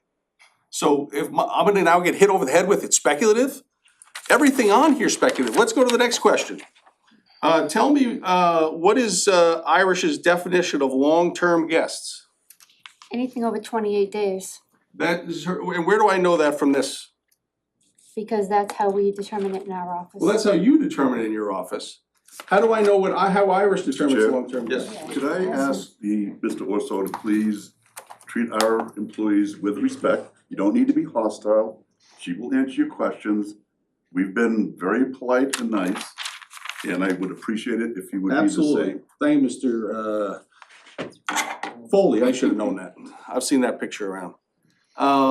Ms. Adams, is there anywhere on this document that tells you what a long-term guest is? No, So, for example, 28 continuous days or more, is that correct? could you repeat that question? When you're saying long-term guests, your definition of that is 28 continuous days or more? Yes, Okay. So when we went through this list and picked out 4 different people that weren't there, according to the raw data that was provided by the town, after being provided by my client, that would not satisfy if they weren't there for, those people were there for anywhere from 2 to 4 days, continuous, correct? So that wouldn't satisfy long-term tenant, correct? I haven't reviewed all of the documentation. I understand that, because that wasn't your job to put this together, right? That I'm is- gonna, we gotta, okay. I called the town attorney on it. I do not want to have, and I did this out of respect for Mr. Patel as well, so I extended the same respect to you folks. I don't want to have the same question repeated over and over. If we get into that, we run the risk of me calling for a motion to close the public hearing and taking a vote. I want to keep this civil. I said that at the beginning, and I'm going to insist upon that at this time. So if there's a point to be made, I would rather the point get made square and we move on.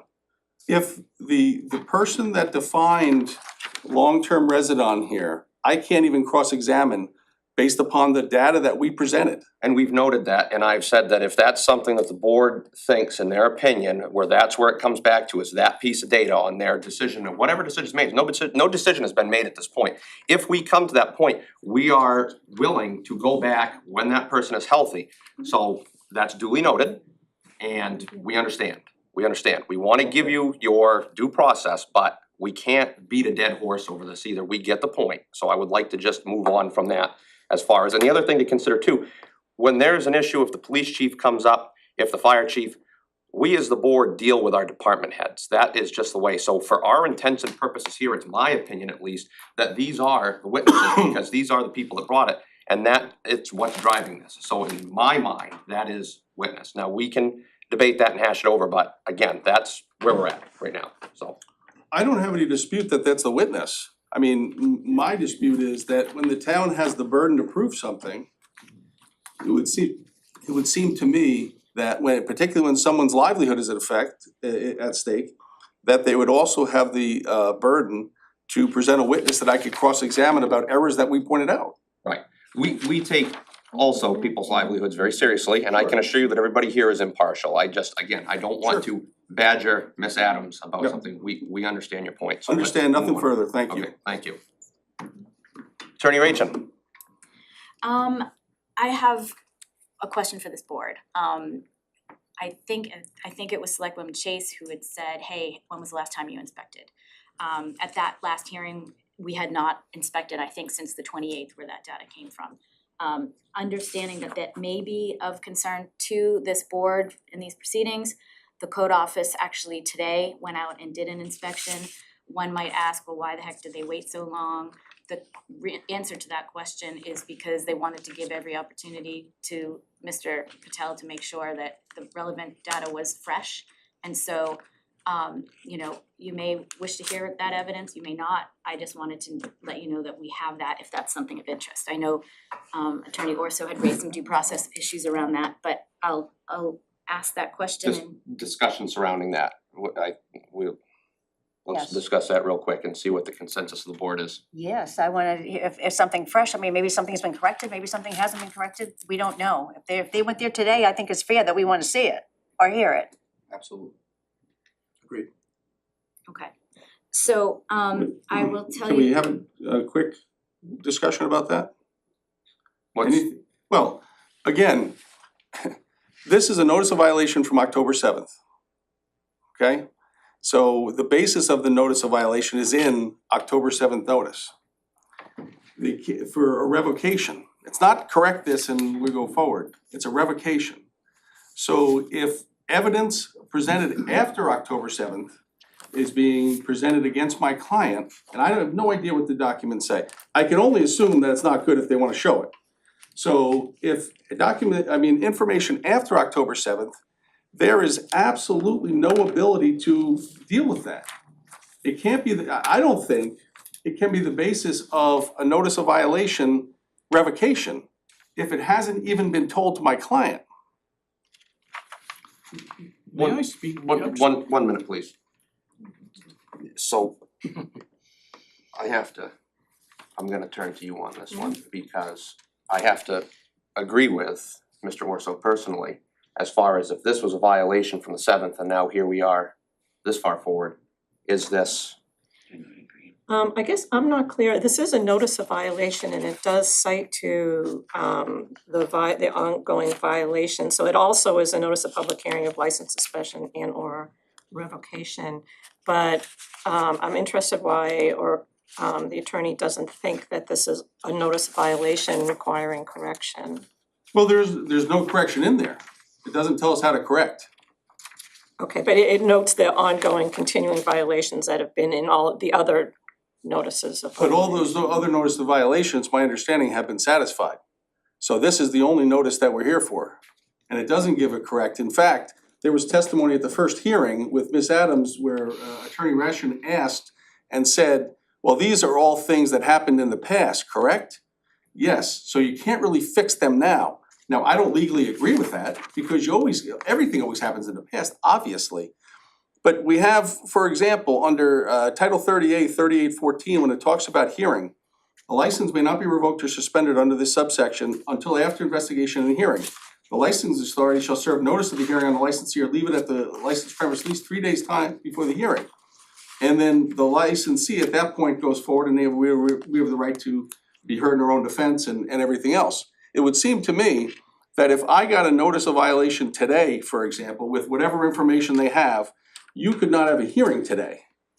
I haven't even received the notice of violation for whatever we're talking about now, so I don't know how you'd be able to have a hearing on that 10 minutes after I receive it. With all due respect, sir, exactly how are you going to tell me that smoke detectors have a time frame of when they're gonna be corrected? Because that's what happened today. Again, I would object to this. What we're doing now is we're now presenting evidence, presumably, that is gained today. It doesn't matter, it needed to be repaired Well, again, immediately. I understand, I appreciate. Order. Is there an apparatus now, I wanna understand this, because obviously this is relatively new to all of us. I understand, I don't know, I'll rephrase agree, I understand what Attorney Orso is saying. Is this new information where it's pertinent to the original case admissible at this point because it's after the fact, or are we only considering the violations up to that point that spurred this? I could respond, I would like to hear what Attorney Rachel has to say. Thank you. I think Attorney Gay had hit the nail on the head when she was describing the notice of violation that we're here to address October 7th. Also is specifically titled Notice of Public Hearing of License Suspension and Revocation Proceedings. And so let us look at the town code which governs these proceedings with respect to suspension or revocation of licenses. And that's section 150-9 of the town code. And it says, any license issued under this chapter may be suspended or revoked by the municipal officers after hearing when it has been made to appear to the municipal officers that there has been a violation of the terms of this chapter, any other local ordinance, state or federal law then in force, or any conditions of approval attached to the license. Let's look at the conditions attached to that license. There are 6. The one that I think is most relevant here, or the 2 are, must follow the requirements for occupant and guest registries, that's number 2. And it also talks about the ability to be subject to unannounced life safety code and inspections by all duly authorized town and state officials at any time. So that's what they did today. And I think it logically follows that if there are life safety violations found, or guest registry violations found, or any other violation of this chapter or local ordinance or state or federal law, life safety, etc., then that, according to your own ordinance, is grounds for suspension and revocation. So I do look at this as 2 things. 1, notice of violation here, separate prong, notice of public hearing on suspension and revocation. Now, I should have said this in the outset, and I'm going to say it now, is that the code office takes no position on whether or not there should be a suspension or revocation. It views its role simply as this, to provide that information to you, who are the triers of fact, to make that determination. So we don't have a horse in this race, we're just trying to provide information. But my submission would be, according to your own code, that this is precisely the kind of evidence that is allowed. As far as, and going back to what I asked you, I would like an opinion from our attorney.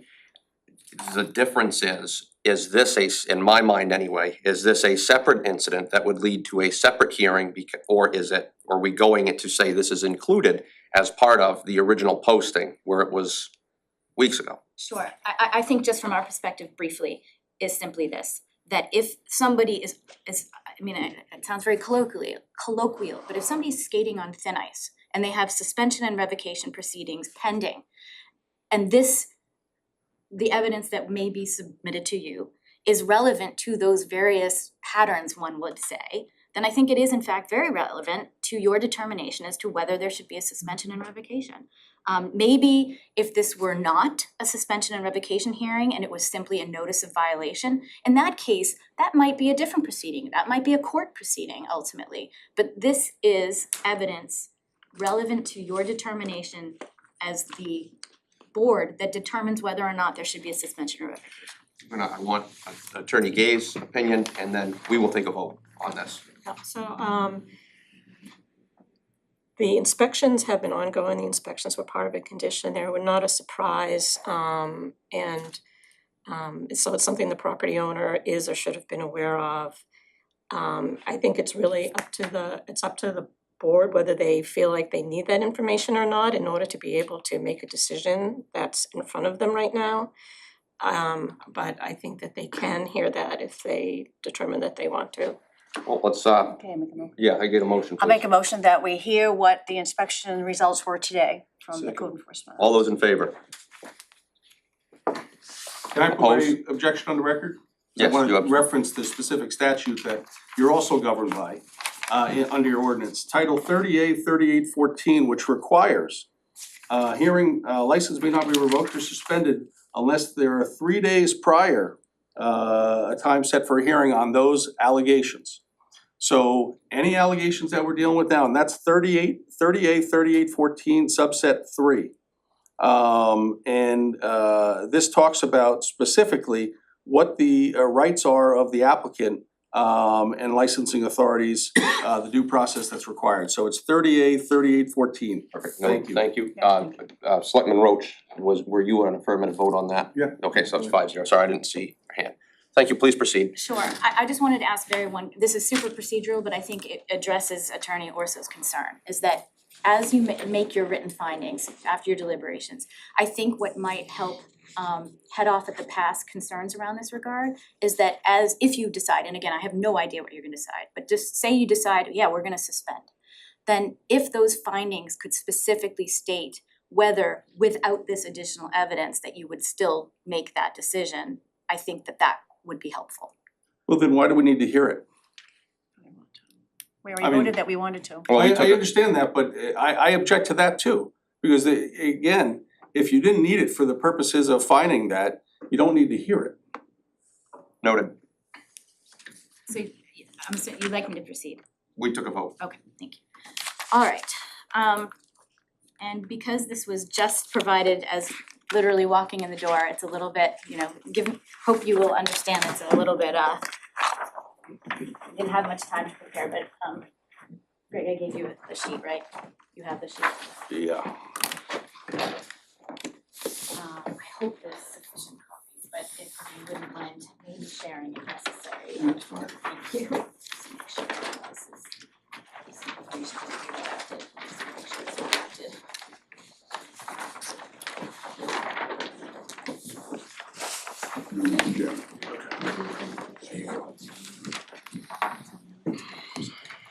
Okay, can I have a picture? Thank you. Yeah.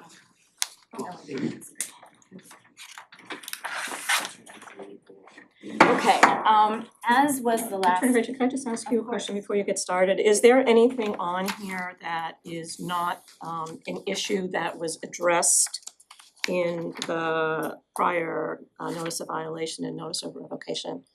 You mean thematically, like example, fire detector? Example, the swimming pool was broken. I mean, something that is a new issue that's coming up now that wasn't. No, I think, and I'm looking to the witnesses here just to affirm what I'm saying, is that this is largely with respect to fire, smoke detectors and the logs. Is that fair? That's it? That's correct. Okay. Does that answer the question? Thank you. Okay. Before you proceed, I'm sorry. this is cut off here, line 44. Do you have a copy of this that has the guest name on room 44? I do, but here is why it is and I will tell you that on my copy, I have names, but I have redacted them because under FOA and other laws, anybody who participates in one of the a rent assistance program, that's confidential. Understood. But I can tell you that 44 in this particular log is not, are you saying, is it Mr. Zanarski, is that who? I can't Yeah, no, tell, no. it's cut off by the Yeah, no, combination. and that was by design, and the reason why is as I stated. But it is, the name is, are you asking for the name? Sure. I think I should not say so at this point, for reasons that will, He's an employee. oh, he's an employee, okay. It's the one that says staying fun 1.5 years. Yes. Okay. All right, so, as was the last, as our practice was last time, if you recall, because there are lots of witnesses can speak to the same issue, instead of calling them individually, is it okay, Mr. Chairman, if I just ask questions of all of them as they, as is appropriate, rather than I call the chief and then I call Jody? It makes sense because they all went today. Is that all right? Also, I believe, Jim, if you wouldn't mind, Jim Jenner, who is a member of the code office and also attended today. Okay, so, I think what I'll do is just real quick, start with Chief Dupuy, if I might. I think as we just talked about, a condition of approval is that you may inspect at any time, is that correct? That's correct. And so pursuant to that right, did you do an inspection recently? Yes. Can you tell us when, and essentially in sum, what you did? Yes, today around noontime, I took the entire shift. We came down together to do an inspection and When you say the entire shift, what I'm do you? sorry, one officer, 3 firefighters plus myself, and we came and we met with the code department. We met with Jodine and Jim. We then came up with a game plan while he was inside looking at the registry. He being? I'm sorry, Jim. Yep. We then determined that I didn't need all of my firefighters, so I sent 2 back so that they could respond to calls. And the 3 of us, a captain, myself, and 1 firefighter, along with Jodine and Jim, Okay, also conducted the inspections. got it. Okay, so how many rooms roughly do you recall inspecting? 47. Okay, and you have the document in front of you, is that Yes. correct? And this very large spreadsheet with handwritten notes on it, did you create that or did you play any part in that? I basically just sat next to, we stood next to each other, Jodine and I. Jodine actually used this, and actually, this is her handwriting. Okay, so Jodine, why don't you tell me, if you could tell me what your process was here? So, we would knock on the maintenance person, Daniel. And that was from Near Beach, Yes. their representative? Yes. Okay, He would tell us whether it was vacant or whether it was occupied. If it was occupied, we'd knock on the door and see if somebody would answer. We'd ask them their name, see if it matched the registry or not. And then we would ask to check the smoke detectors and we determine if it worked or not. And then we would note on it if it was in a cage or wasn't in a cage. in a cage being the smoke detector, correct? Yes. Okay, all right, and just from a general standpoint, I look at various highlights here. We've got highlighters yellow and orange and check marks. Is that your notation? Did you do No, that? it's not. Okay, who did that? Jim did that. Jim, okay, so if I can, we're kind of lobbing things all over the place here, but if you could explain, and I see I'll call it a key on the first page. Correct. Do you need? No, I do not. Okay, so can you explain to me what that key is? So basically, it's 3 categories. One, the first one was 15 individuals that, so should I step back on how I received the rosters? Or just explain the Yeah, case? tell me how you got the rosters. So while May we I all, approach the witness? yeah, so while we entered the facility. Yeah. I went into the office, I talked to B2, the manager. He provided me with the first 2 pages, as you see. The handwritten information that you don't see the entire thing, but you see the room numbers. That wasn't provided originally.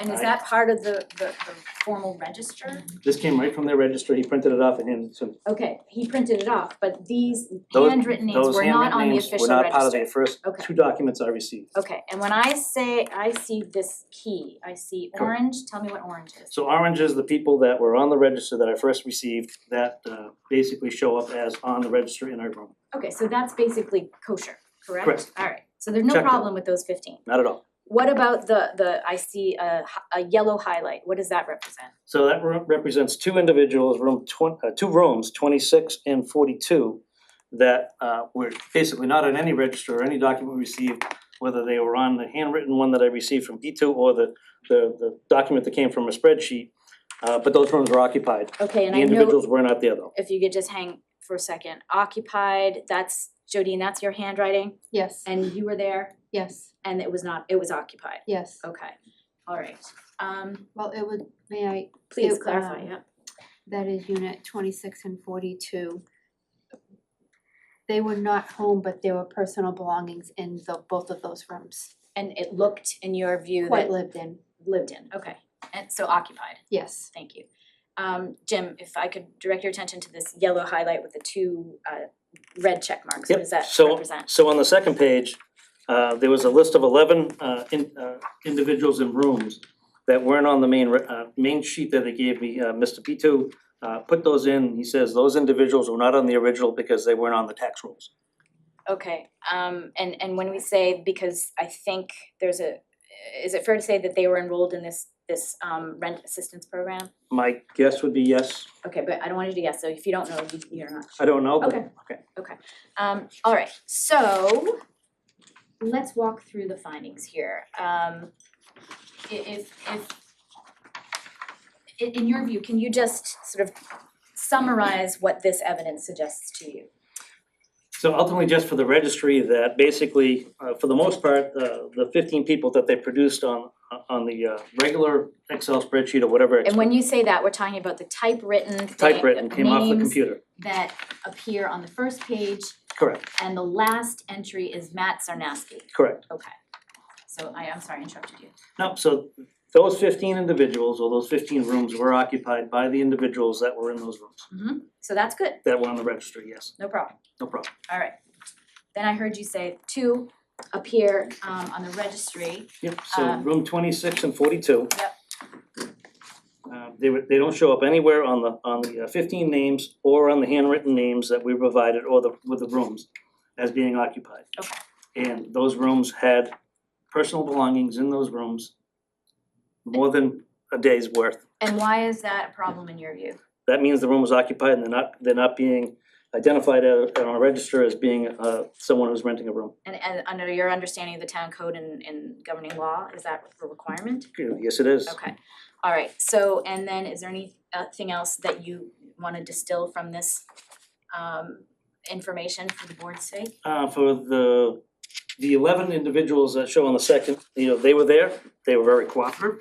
And when hold on, just so everybody, when you say the 11 individuals, that's the one that has been The handwritten, redacted correct. for the board, but the handwritten numbers of their rooms. Yep, starts with room 35 and ends in room 15K. Alright, and explain, I cut you off from there. Yep, so they were very cooperative to us, they allowed us in their rooms, and the fire department checked the smoke detectors. I'm not gonna elaborate on that, Yeah. the chief can fill in that up.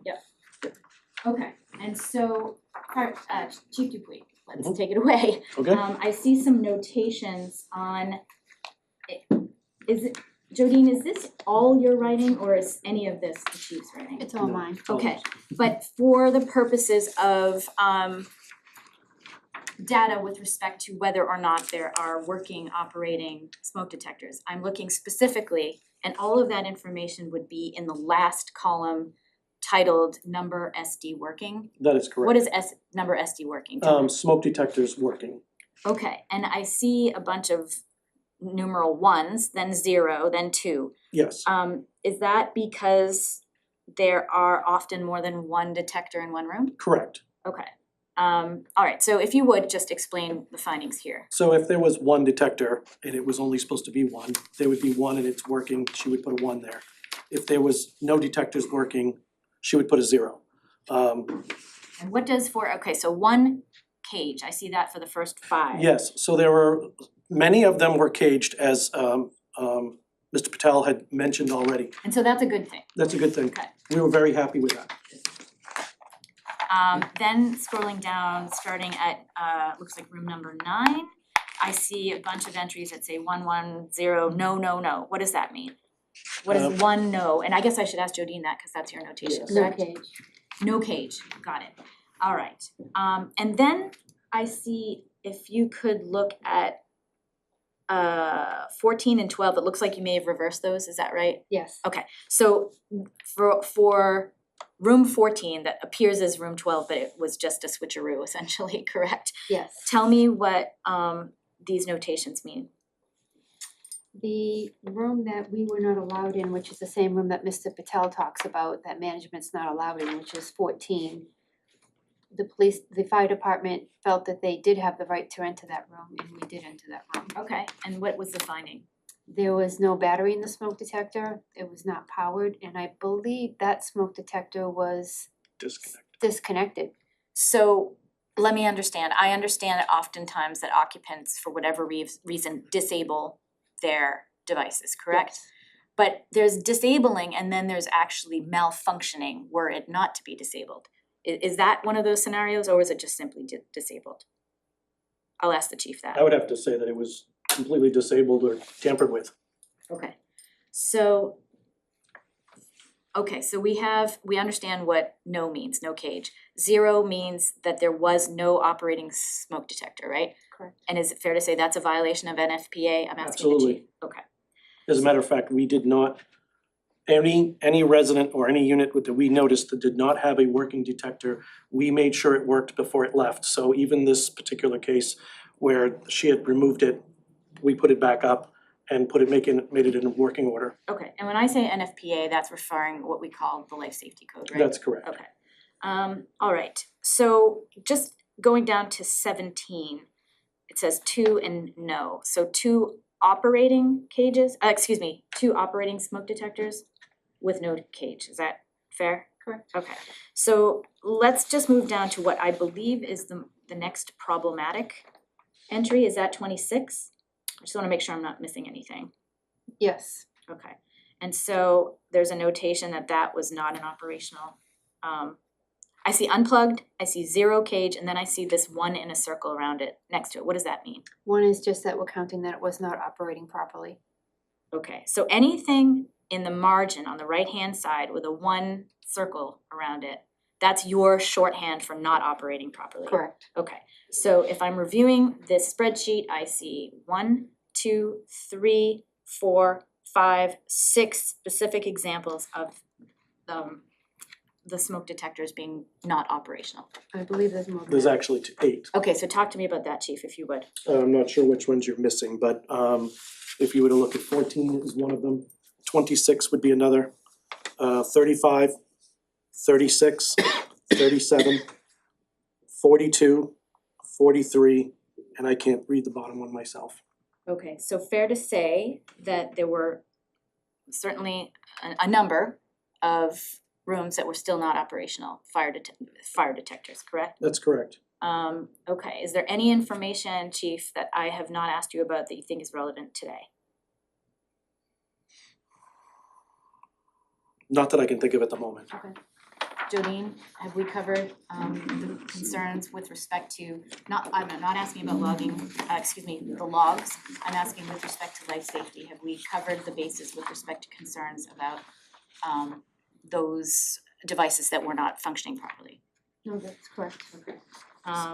And were there any examples that weren't just because somebody disabled them, but they were actually not functioning, or you can't tell the difference between those things? I don't understand the question. Okay, so I know that the testimony was oftentimes occupants disable a smoke detector. Yes. Were there any rooms wherein they weren't guest rooms, any areas of the facility Yes. that weren't guest rooms but rather general areas? Yes, there was a utility room. That is the bottom one, I Can you guess. identify that? That is the utility room would be number 46. It was in the 46 slot. It's the utility room that was used for, there were 2 side by side. And can I just stop you there? I'm sorry. 46 does not appear on this. So you have the original right there. So let's allow folks to see that if they want to. So 46. I might wanna see that. Yeah, of course, and I'll provide you copies. But if you, here, can you just read from that and I'll bring it over to, It's the utility room between units 6 and 7. And there's a fire rating issue in the garage portion where the garage door is between 6 and 7. There should be 2 detectors between the 2 areas, and there was one that was not working. and Chief, if you could explain the relevance of that? So basically what we found was there were those 2 utility rooms, we first tested it. The left room, the one closest to the main house. It worked, we moved on, we did the next one. That one worked as well, but then as we started to progress down, we could hear one beeping, basically saying it was no longer, it was low on battery. We went back to find that, it ended up being the first utility room we checked. We tried to replace the battery, we were not able to make it work. We could not make that one work So So just it was distilling no- it down to its essence, that device just wasn't functioning. at that point, correct. Alright, anything else that I'm missing with respect to a fire safety, life safety issue? And I'm asking both you, Jodine and Chief Dupree. Not that I can think of. Okay. Most of the rooms were occupied that seemed to have problems. I believe we only had one room that wasn't occupied that had problems, I believe. Alright, thank you. And then I'll ask the same question with respect to issues surrounding the logs and any deficiencies that you identified. Jim, have we covered the bases in that regard? Yes, you have. Jodine? Yes. Thank you, those are all my questions. Just ask a question. Okay. Can I just ask just a clarifying question?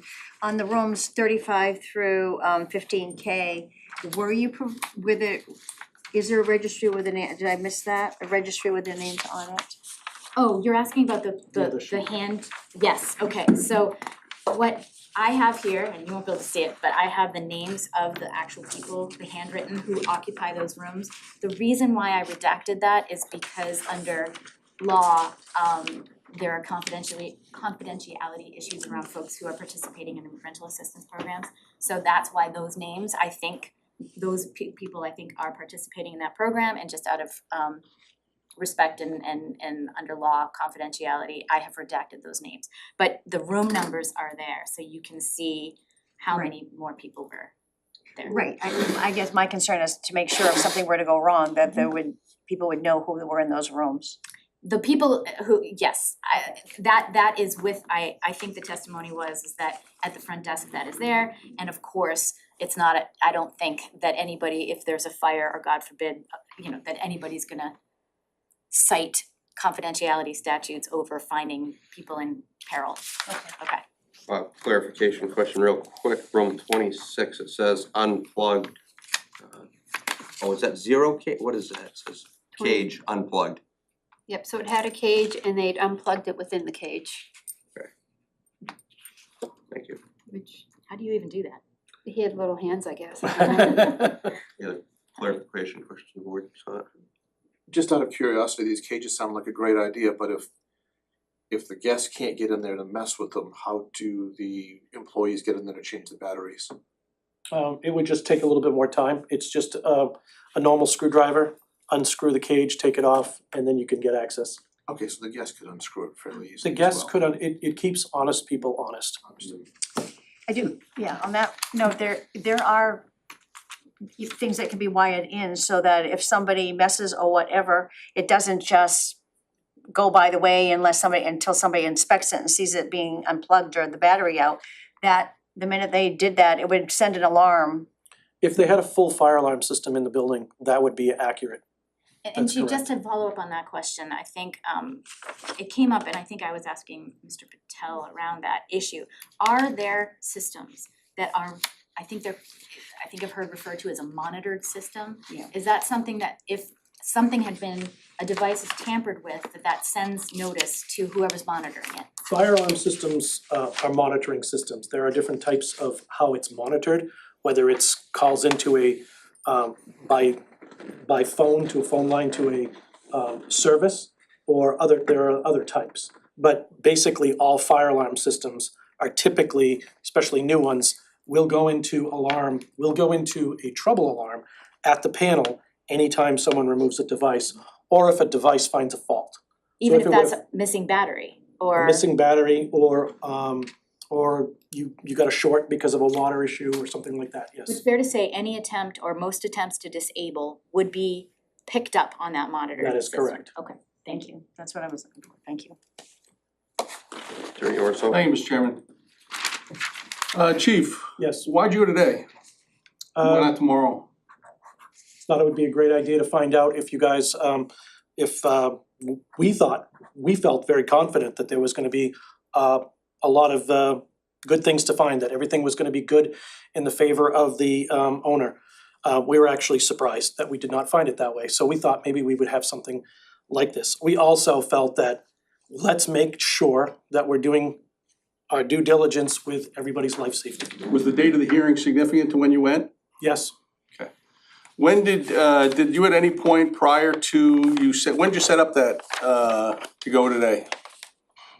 this week sometime, I can't remember, maybe Was a it- day or two. Did you find out anything about the evidence the town has presented thus far prior to setting up that meeting? I'm sorry, I don't understand. Well, the evidence that's presented thus far Yes, appears to be inaccurate in a lot of respects, so did you find out about that prior to setting up this date today? Have any discussions with either Ms. Adams, Ms. Rachin, or I'm just gonna object, attorney-client discussions are not relevant or admissible. these are all your clients? The town is my client. The town's here. Yes, and that is, as a municipal attorney, always an interesting question. But I have been retained in this particular proceeding to represent the code office and any life safety issues around violations. So the timing was significant because you needed it prior to this hearing, correct? no, So you could've went tomorrow, sure. Okay.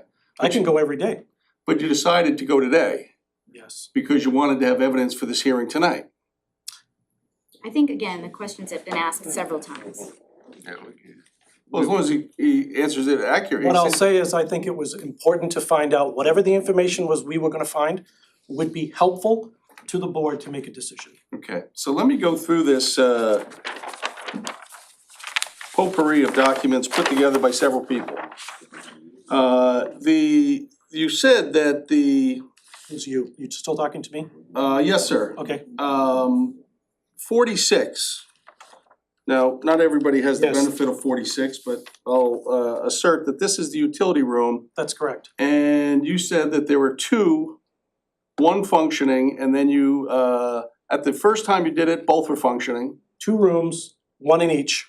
One did work when we tested it and then failed. Okay. So if you had not tested that twice or nor heard the beeping, you as an expert wouldn't have think that that would have failed, correct? If I didn't test it, if that's what you're Well, asking, you tested it in the past. initially until it started to beep at us. Okay, so if anybody went in there and tested it initially, it would have passed, Yes, until Okay. it didn't, until it didn't. correct. All right, so, but you're not suggesting that the owner of the property would have known that that No, would have failed, No. known that that would have failed? it would have eventually failed anyways. Sure, Yes. absolutely. The Yes. battery would have ran out or whatever. Correct. Okay. So in number 14, you ran into some resistance.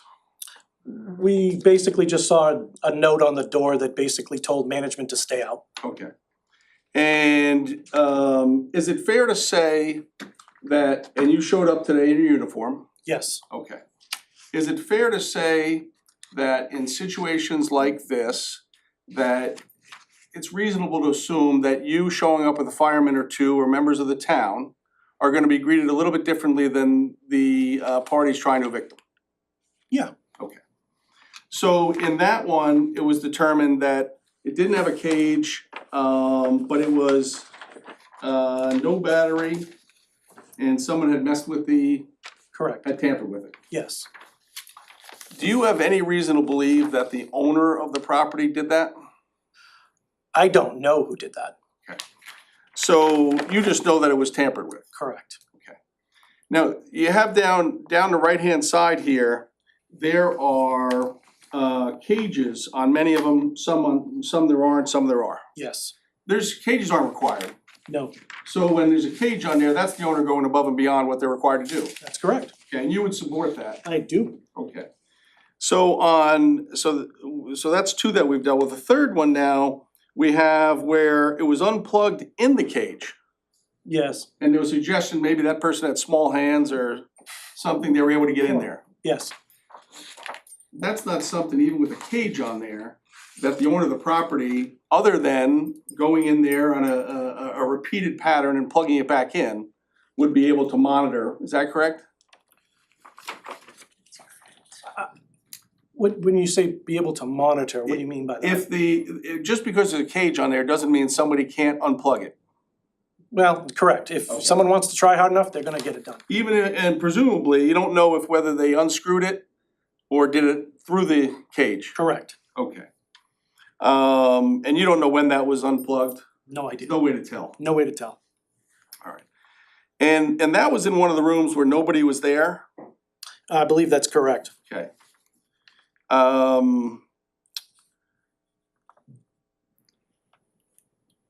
The next one on 36 has some writing on this, has plug, but works. Not hardwired, but works. I think if I remember right, this one was occupied, occupied, no, not home, that's not Yep. the one. And it says not hardwired, but works. Oh, I can answer that. Yes, So what had happened was it was not it was hardwired, but it was not plugged in. The battery still worked, and then when we plugged it into the power, it did not work. So it was working, it just wasn't hardwired. no, the hard wiring doesn't work. What we found was, we thought it was just a battery issue because it didn't work. So we opened it up, saw that there was no battery in it, we said, all right, let's put a battery in it. But when we put a battery in it, it still wasn't working. And we were able to discover that even though it was, it was unplugged, when we plugged it back in, it still didn't work. There was no power to that particular smoke detector. Okay, so you, presumably you didn't write on here, not hardwired, but works. I didn't write this at all. Okay. So who, do you know who wrote that? Yes, that's Jodine. Okay, Jodine, you said it works. Yes. Okay, With the so that's inconsistent with what the chief is saying, because he said it didn't work with the battery. No, what I was saying is, once we put the battery in, the batteries will make it work, but it's supposed to work by power. And there's no power, so there is an overarching issue that there's no electricity to that. No question, but the detector might not have been working like you want it to work, but it was working. After we got to it, yes, we fixed everything. We fixed everything once we went through. We, like I said, when I explained to you that we went into it, we discovered it wasn't working, we checked why it wasn't working. We thought it was the batteries, we checked the batteries, we found out it was still unplugged. We plugged it back in, it still didn't work with the plug-in, but we were able to get it to work with batteries. But there still needs to be more work to get it done and wired right. There's no power, I'm not sure what's going on there. Sure. That, and again, with the notes on here, it doesn't tell me that, correct? It just Well- says not hardwired, but works. The only thing I can say to that is that everything worked by the time we left. We made things work, Okay. whether they were temporary or And permanent. that's how the process is supposed to work. Correct, You do the inspection, something's not working, it gets Correct. fixed. that's correct. Okay. Is that, just a clarification question here, just so I can understand and make sure here. It says but works, but I've noticed that you've written across the boxes here too, like just below it says no power is detected, but plugged in does work. Is it but works, or is it but has plug right to, It's plugged in, but the power is not working properly, but the battery still is a detection system still. right, So but it's not interconnected. do you see what I mean though with your note? Are those two No. separate thoughts, or is that one thought that crosses boxes? But works is Okay. one, yeah. So, okay, alright, I Under- just wanted to make sure, thank you. Can I ask a clarifying question? Yes. Because I wanna make sure I understand. Chief, sorry, but Yes. so when you went into it, there was no battery in it. You put the battery in to make it work. Correct. And we do that because of life safety issues. You Correct. wouldn't leave that place without, That's correct, because because there's because the people in the initial, room. correct. Any clarification on that point? Attorney Orso, please continue. Ms. Adams, that wasn't what I understood you to say. What I understood you to say is that it wasn't hardwired, but there was a battery in it, it worked. The battery, yes, the battery made it work. Okay, but I guess the question is, my understanding was that the battery that there was a battery in it and it was working, it just wasn't hardwired. Correct. Okay, so that's different from what the chief said about that particular unit. In essence, it's not, it was not plugged in, so it's not, and it doesn't have, and it's not working, the power wasn't working to it, so in essence. I would absolutely stipulate with you, the power wasn't making it work, the battery was making it work. Correct, Okay, Who put the battery in? we did, You did, so there was no battery in it. begin with. correct, Okay, the battery made it, it wasn't that it was working, there was a battery in it. correct. so Miss Adams, is that accurate? Yes, Where on here does that tell me? I was there. I wasn't. These are When I was notes there, for, these are my sorry. notes. Yeah, I'm gonna object These are again notes to us. on a couple of reasons. The question's been asked multiple times, it's been answered, and Attorney Orso's due process concerns have been largely about the person who I- hasn't been able to testify. She's right here. I would agree, but I would also agree with Attorney Orso that the question was just answered, there was some confusion there even amongst the board, so I think he was Thank you, Mr. completely Chairman. justified in clarifying that, I don't see that as repetitive. Number 37, You still talking to me now? yes, sir. Okay, Number 37. yes, This one says, no power to detector, but plugged in, does work.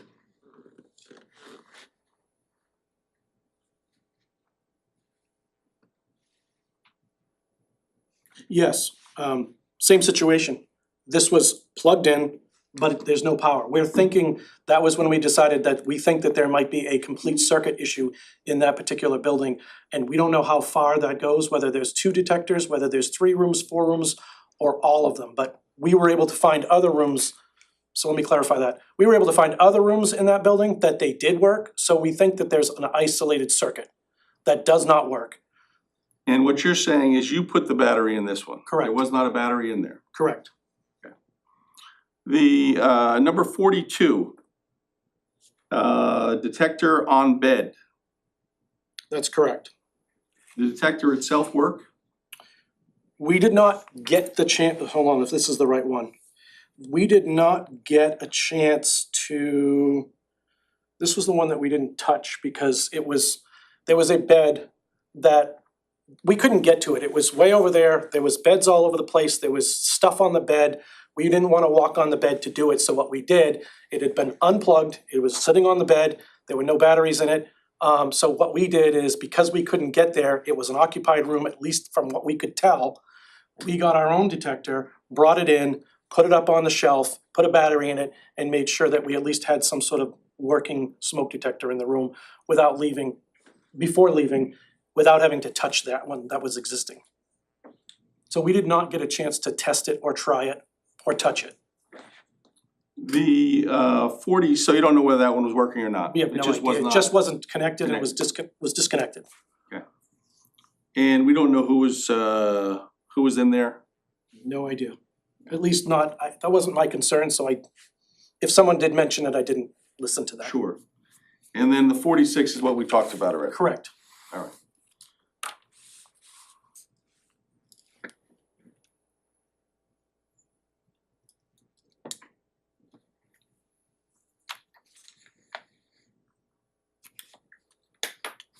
All right, let me just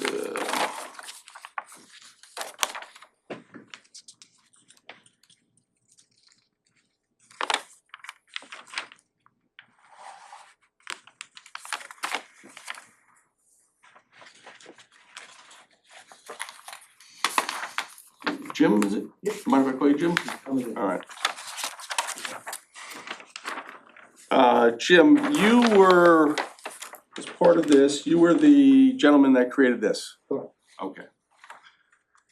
The 15 are on this registry, no issues. The 11 were not on the registry for tax purposes, but those are the ones, the tenants that are getting evicted.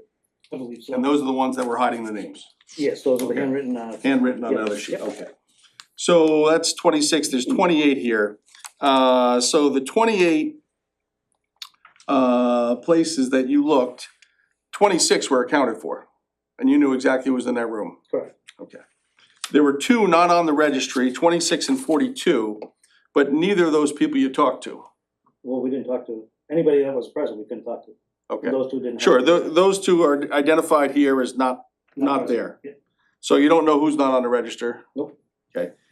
Is it possible in those 26 and 42, did you talk to anybody about those rooms?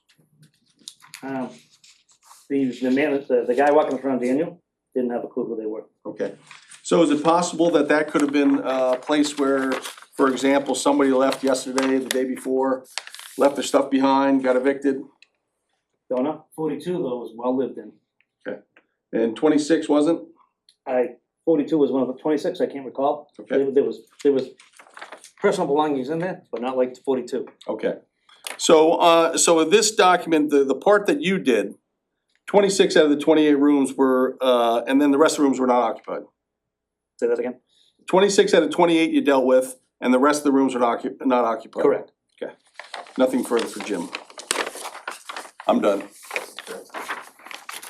I have no more witnesses, all I would ask is just an opportunity for both, you know, I can't speak for Greg, but I'd like a chance to just summarize the evidence and.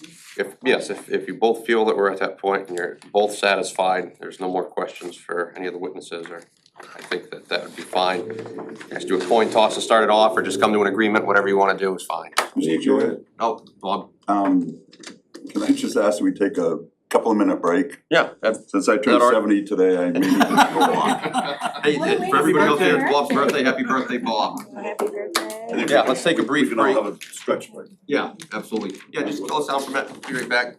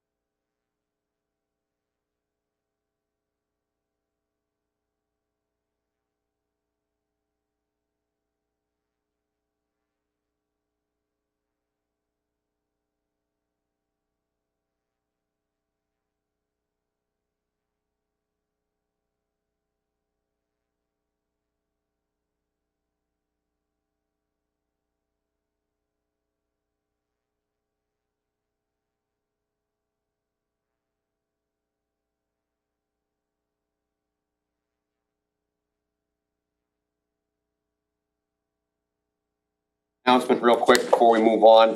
The live broadcast on Town Hall streams will end at 7 p.m. due to a 4-hour time limit set on that. And cable channel 3 will end at 8 p.m. Now, for folks viewing on those two, if you want to continue to view, if we move past that for some reason, YouTube and Facebook Live should continue past 8 p.m. So just something for everybody at home, so if you are tuned in, you can continue to watch the broadcast. There's 20 people watching online right now, so. Moving on, so we're gonna take a minute for some clarification questions from the board, the various witnesses, and then we'll move on to closing arguments. I'll let the board kick that off. Any questions? For Mr. Patel, would you?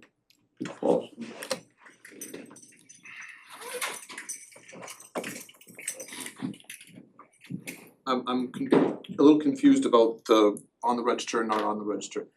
Did you say earlier that you removed certain guests from, is it your property management software because they were getting charged taxes? So the PMS we use is called ResNexus.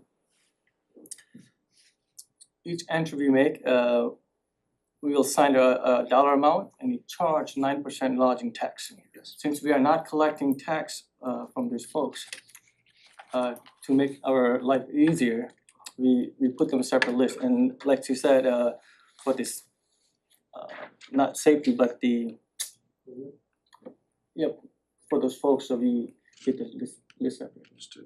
Does the property management software not have the ability to treat rooms as non-taxable, since anyone staying for more than 30 days is a non-taxable guest? I haven't had that event yet, except this. But I'm pretty sure, something to look into. It may have that capability, because most of them do. Can you tell me when the last eviction is scheduled to take place? If you just give me the smart one here. 18th.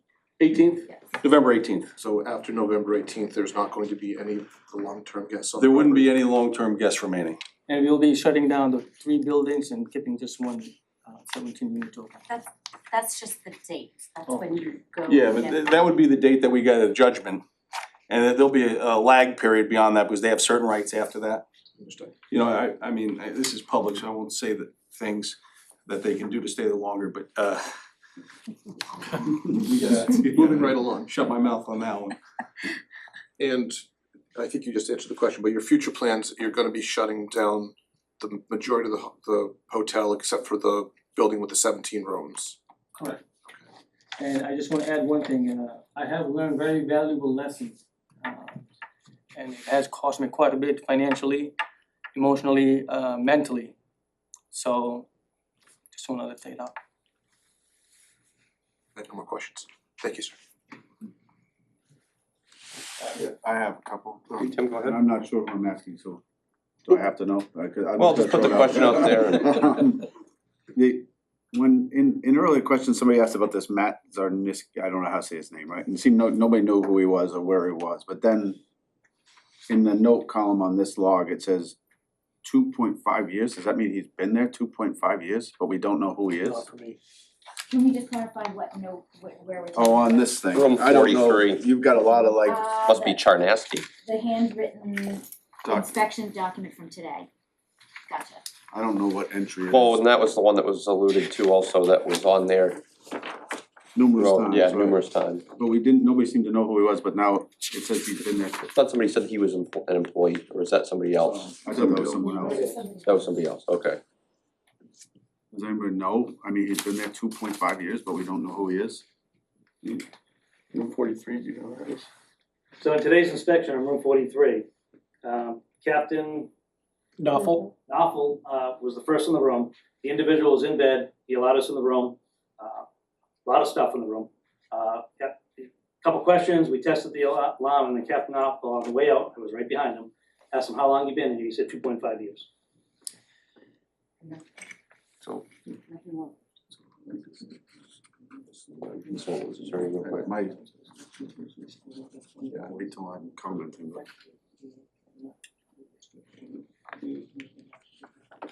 He does show up on this register as well. Right. So how come, just out of curiosity, I didn't see his name on the evictions list, is there a reason for that? More interesting.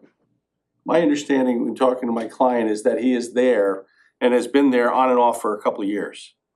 He's not consecutive. If you look through the raw data, he's not there 30 days in a row.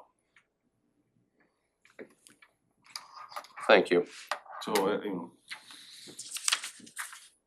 And the other clarifying, I guess, on that same sheet, it said staff said he left 2 weeks ago, then changed to leaving soon, so that person is still.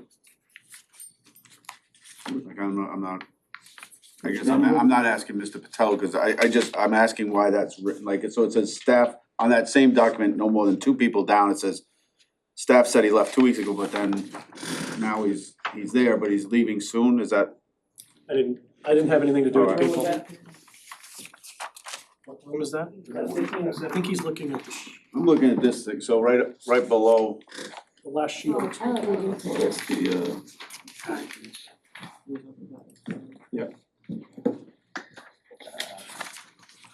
Next page, next page, yep. That was room 16. So at the time, nobody was in room 16. It was supposed to be occupied. And in our discussions with B2 is when he came out at that time, because he wasn't walking with us, he came out and said at first he said that individual was not there, he left 2 weeks ago. Then he redacted that and said, oh no, he's leaving tomorrow. That's right, that's the one we could not get into because they didn't have a key. Correct. And we discussed that over and over again. We didn't understand it because we were being told that he had left. So the first story was he had just left that day or the day before. After more clarification, we found out he had left 2 weeks ago and they still hadn't gotten a key. And then with more clarification or more muddier waters, it got muddier and muddier and we got to the point where we didn't know what was going on and we quit asking. Right, but the last thing was said he's checking out tomorrow. But there's no key to the room? We couldn't get access, and he couldn't get access according to him. That was another thing that was interesting, he mentioned something about a resident in that room and a tenant in that room, and he differentiated between the two of them. And he said that, he kept on trying to say that the tenant, or I don't remember which, the resident had left, but the tenant was still there, so somehow someone was still getting in there, but they didn't have a key to get in, and it was very confusing. Yeah. And we just moved on, and that was one of the rooms that we were not able to get into. So that room, we don't That even was know the- if there's a working. That's correct, we could not get into that one. Mr. Patel, do you know why there's no key to that room? Can I give answer? Okay, so. Richard, come on, why don't you come up to the mic? Thank you. I explained 2 times, but the thing is, I say, is the tenant we have before, they left 2 weeks ago. Then we going inside, we putting the new furniture, we painting, we putting the new floor, and we renovated basically, and putting the new locks, because the thing is, right now the tenant, they damage the property. So we do like this and then we rent it again. So just we put the locks 2 days ago, the new locks. And I already called because I don't have a master key right now for that locks. So that's why we don't go inside the room. And we have appointment for the key lock company for making the master key. But they don't have a time right now, they're coming on right away. Would not the master key for the remainder of the property access that room? Yeah, we have it, but specific that room because we put the new lock. Because it's a new lock, it has to be rekeyed amongst our master key in order to function, because it's just like having a regular lock. Or even master key won't even work. And So the remainder of your rooms are on All a master master key system? except that one, because that room was damaged by the previous tenant, like you said, we completely renovated the room, put the new locks, but again, first we had to secure the room with the locks, we made an appointment with the locksmith, according to him, and then, once he comes in, he should be able to rekey the lock that would function with our master key. So you know when that person's coming in, the locksmith? Sorry, When is the locksmith coming? next 2 days. Next 2 days, okay. So you let the town officials know when that happens? Yeah, sure. just to clarify, I I'm sorry, just so, well, you're up there, just so I'm understanding. So somebody, a different person left 2 weeks ago, they damaged the room, that's when you replaced the locks, and then this individual went in, they're renting, they're leaving tomorrow. Okay, all right, excellent, thank you. Okay, then now that doesn't make sense to me at all, that answer. Because if there's someone staying in that room, how do we not have some way to get in that room? So that really muddies the water to me. So if Mr. Barthel was in the room 2 weeks ago, said he left 2 weeks ago, now there's a person in the room, but we can't get in the room? Somebody has to be able to get it. If there's a person in the room, he's not staying, it's not like he's hibernating. He has to get in and out of that room. So the new lock comes with the 2 keys. Upon the check-in, we asked the guest how many keys would you like to have. And in this instance, according to him, the guest requested both keys. Since they were only for one night, he was able to obtain it. So when he leaves tomorrow, we'll have the key. Both keys, yes, and then we strongly encourage chief to come. We don't need and the do inspection. locksmith, we just need the. Just need the keys Yeah. back. So he could have been at lunch or something, that's, He wasn't there, right? yeah, he's just out enjoying the town, okay.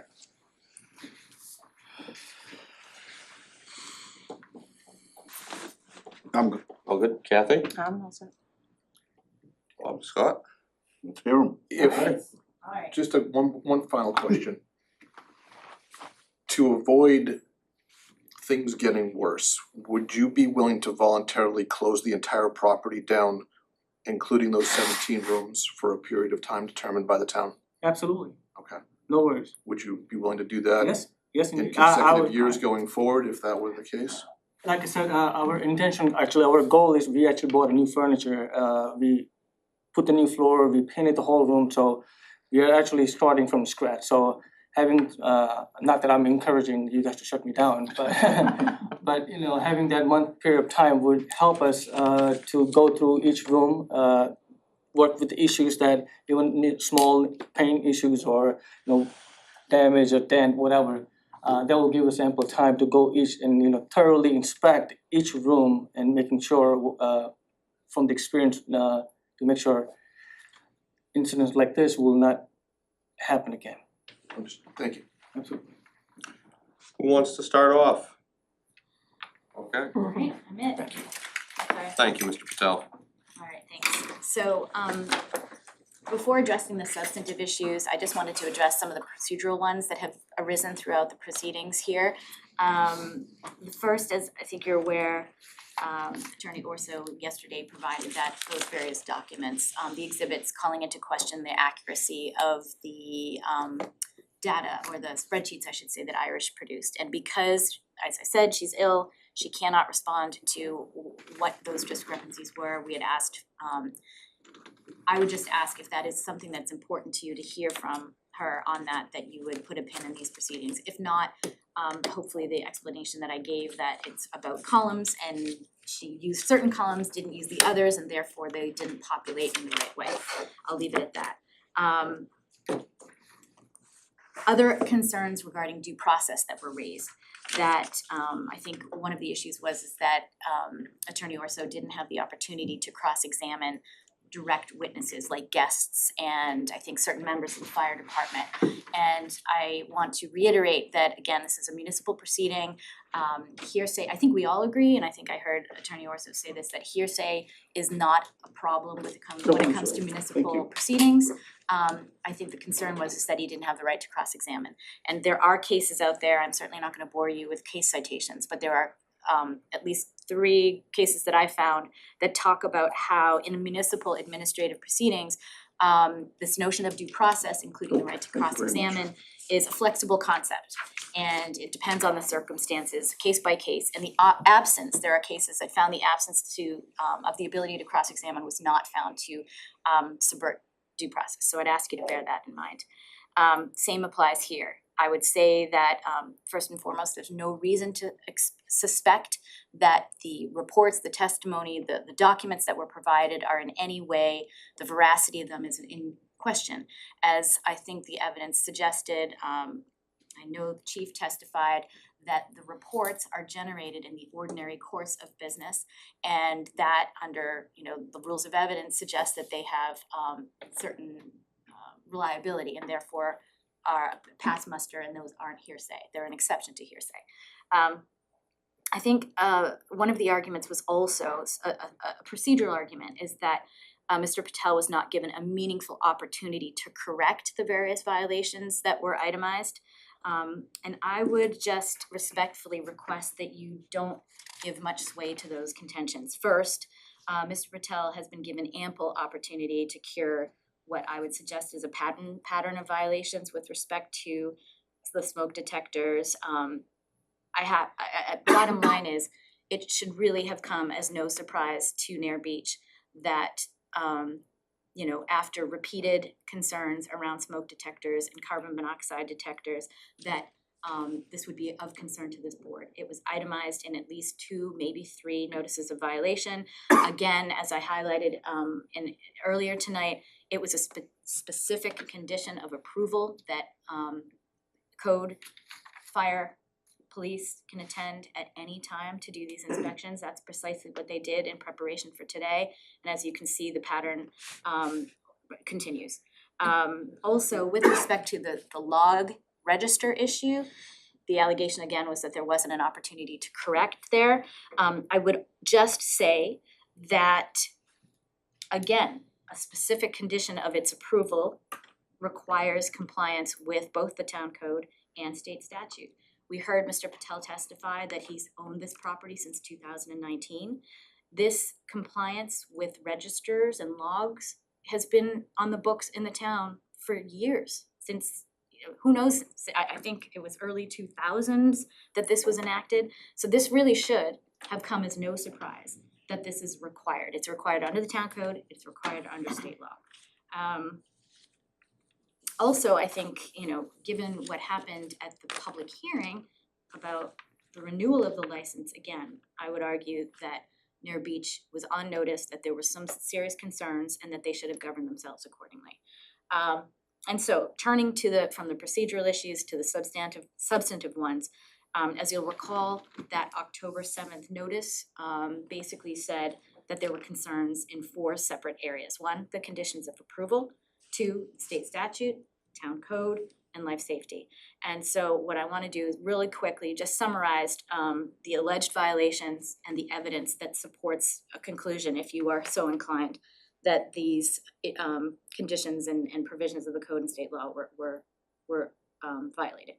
First, with respect to the failure to abide by the conditions of approval, it's critical, I think it's really important for the board to remember that Mr. Patel got up and said that he was voluntarily willing to comply with all of those conditions, special conditions of approval that were imposed on July 6th. So that's important. And those conditions, again, just to highlight the most relevant ones here, were proper maintenance of the guest registries and using rooms for the traveling public rather than as residences. And so with respect to the guest registry issue, if you do a mashup of town code and state statute, what is required is that the name of every guest or person renting a room be on the register, that the number of the room to which they assigned shows up, the date or dates on which the room was rented, and also the date on which the room is surrendered. So those are the requirements. And I believe the evidence pretty clearly demonstrates that those logs fail to meet the statutory requirements and those under the code. Specific, or I should say thematic examples of that.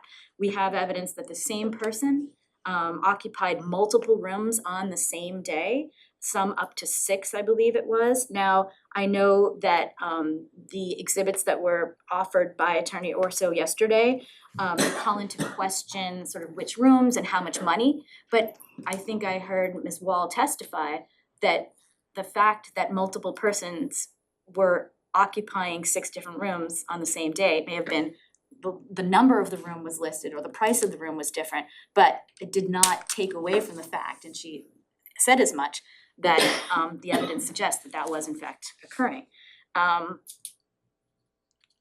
I think I wanted to address one other thing, is that I think as Attorney Orso was saying that, well, it's common, if people are booking baseball tournaments or some kind of special event, a wedding, that one person will rent the same room. And under state law, it doesn't say you have to say who's in every room, you just have to say who rents it. Well, that's indisputable. But what is problematic about that argument is that, as we know, many of the folks who are on these logs are part of this rent assistance program. And I think from a practical perspective, it's hard for somebody to pay their own rent, never mind renting 6 separate rooms, okay? Also, I think it's important to flag that the records that were submitted by Mr. Patel on, I believe it was October 7th, that outlined all those folks who were having FED proceedings and the dates on which their court dates were falling. Those, you know, the evidence shows that they were well over 28 days. So if you're coming for a baseball tournament or a wedding, you're not staying for 28 days unless it's a long wedding or certainly a long tournament. And so similarly, if they were only staying for a short period of time, why would they need to be evicted? The next category of irregularities with the logs were the fact that same individuals occupying different rooms on a daily basis, they sort of moved around, and also that numerous unrelated parties, 2 or 3 or 4 people were shown in the same room. Now, again, I know that there was evidence suggested, or the exhibits showing that that may have been inaccurate, but again, I would submit that it was more of a function of how Irish manipulated or sorted that data than anything else. So I'll leave that with you. There's another category in the rate that we would say is problematic with the logs. First, according to the log, individuals who, according to the log, are no longer guests, according to Mr. Patel's own evidence, we know are still there. Again, we see people who are being evicted who don't appear on the register. And I know that there was testimony, I believe, Mr. Patel talked about how, well, they're not paying taxes or whatever, and therefore they've been removed. But state law requires that everybody be listed and all of that information be provided. So I think that's problematic. Another situation is we have a person who was named on this FED list, the eviction list. There's a woman named Jennifer Ramsey, she appears on that list, but never once appears in any of the logs on any of the raw data. So it's just real clear that there are deficiencies in the way these records are kept. And, you know, I think it's really important to emphasize here that this is not about the code office being finicky about record keeping, all right? We're not here to say, well, you kept a bad record. This is because of a consistent failure to abide by certain issues. But also, it's not just about the records. Yes, we want records to be kept well, and actually it is, as the code enforcement officer, it is their job to ensure that these records are kept well. But it's more about what the chief very eloquently talked about in his testimony, is that, you know, if there's, God forbid, some kind of emergency, we need to know where people are. We need to know what rooms they're in. And otherwise, the consequences could be pretty dire. And so it's not just a record-keeping issue, it's a public safety issue. The other area that was a condition of approval was, of course, the requirement that these lodging facilities, including Near Beach, be only used for the traveling public and not for residences. We know, I think the evidence is overwhelming, that there are plenty of folks that are there long-term. Again, what is long-term? It's 28 days and over. Clearly, that is the case. You have some guests staying there, you know, let's see, I think the evidence was that 48 individuals exceeded 28 days. They range from 29 to 178 days for guests. I think we had 2.5 years possibly, and we have employees that are there for over a year.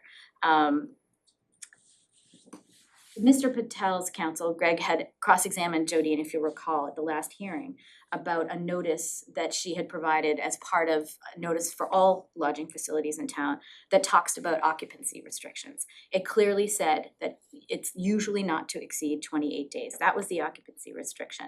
And it's critical to note that in that notice, if you look in the record, it absolutely says, if you have a concern around this, if you disagree with this, please contact us so we can discuss. The evidence is that he never did so. And so it's frustrating, I think, that for the first time, any objection to this 28-day occupancy restriction is being brought up at a hearing at which, you know, their license is in peril. The other thing I wanted to address is how substantial time has been spent devoted to talking about FEDs and the moratorium and how courts weren't entertaining them. But again, we shouldn't have been in this position in the first place, because as I said, and as I highlighted earlier, that the town code is very clear. And it has been for many years, that lodging facilities should not be used as residences, and that's how they're being used. So the fact that COVID was a problem, the fact that the courts were closed, the fact that there was a moratorium is really not relevant, because this requirement has been it's been on the books for many years. Violations of state statute, that's with respect to the logs, we've talked about that, I won't reinvent that wheel. Violations of the town code, again, it's the same as the conditions of approval because that's what they were based on. I won't rehash that. Finally, with respect to the life safety issues, we have an inspection report from the fire department from September 28th. We heard testimony today that some of these problems persist. We have record evidence that in various reports and notices of violation, there have been issues around electrical safety, there have been issues around smoke detectors, there have been issues around carbon monoxide detectors. This is not new. And I think basically that's it. I mean, I think the evidence is really clear that various conditions of approval, which were in turn based on provisions of the town code and state law, were violated, as we've heard from the fire chief, various life safety issues. And therefore, we submit that evidence for your consideration, and the decision's entirely up to you. So thanks for your time. Attorney Urso? Thank you, Mr. Chairman. I will attempt to be brief. The due process burden, the burden is on the town. And what the statute says is that if the license authority is satisfied that the licensee is unfit to hold a license, it may revoke the license for any cause which it considers satisfactory. The license authority may suspend the license for any period of time that it considers proper. The primary components of the the town's case comes down to two things. One, our STAR document, which is, if you can't read that notice of violation and not say the registries isn't a big part of it, right? It's probably the biggest part of it. Their document up until today, and I'll get to today's document, their document up until today, their argument is, the town's argument is, it's an Excel screw up. You have all the evidence. You don't need to have an Excel spreadsheet to do that. When I went through it the first time, I didn't put it on Excel. My staff is much smarter than me. It's inaccurate. Zip, zero, nothing. All Exhibit 4 is useless, has nothing to do with what appropriate evidence is to consider. That's why I think that, Leah's a good attorney, so it's sort of a smokescreen. That's a primary component. This notice of violation doesn't go out if it's not for that. A notice of revocation doesn't go out if it's not for the registries.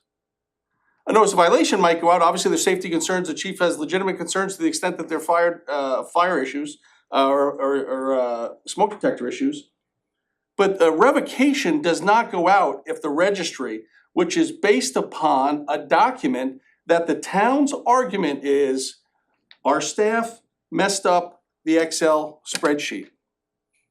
There is not one piece of evidence being presented by this town before presented today, that had any veracity with regard to Exhibit 4.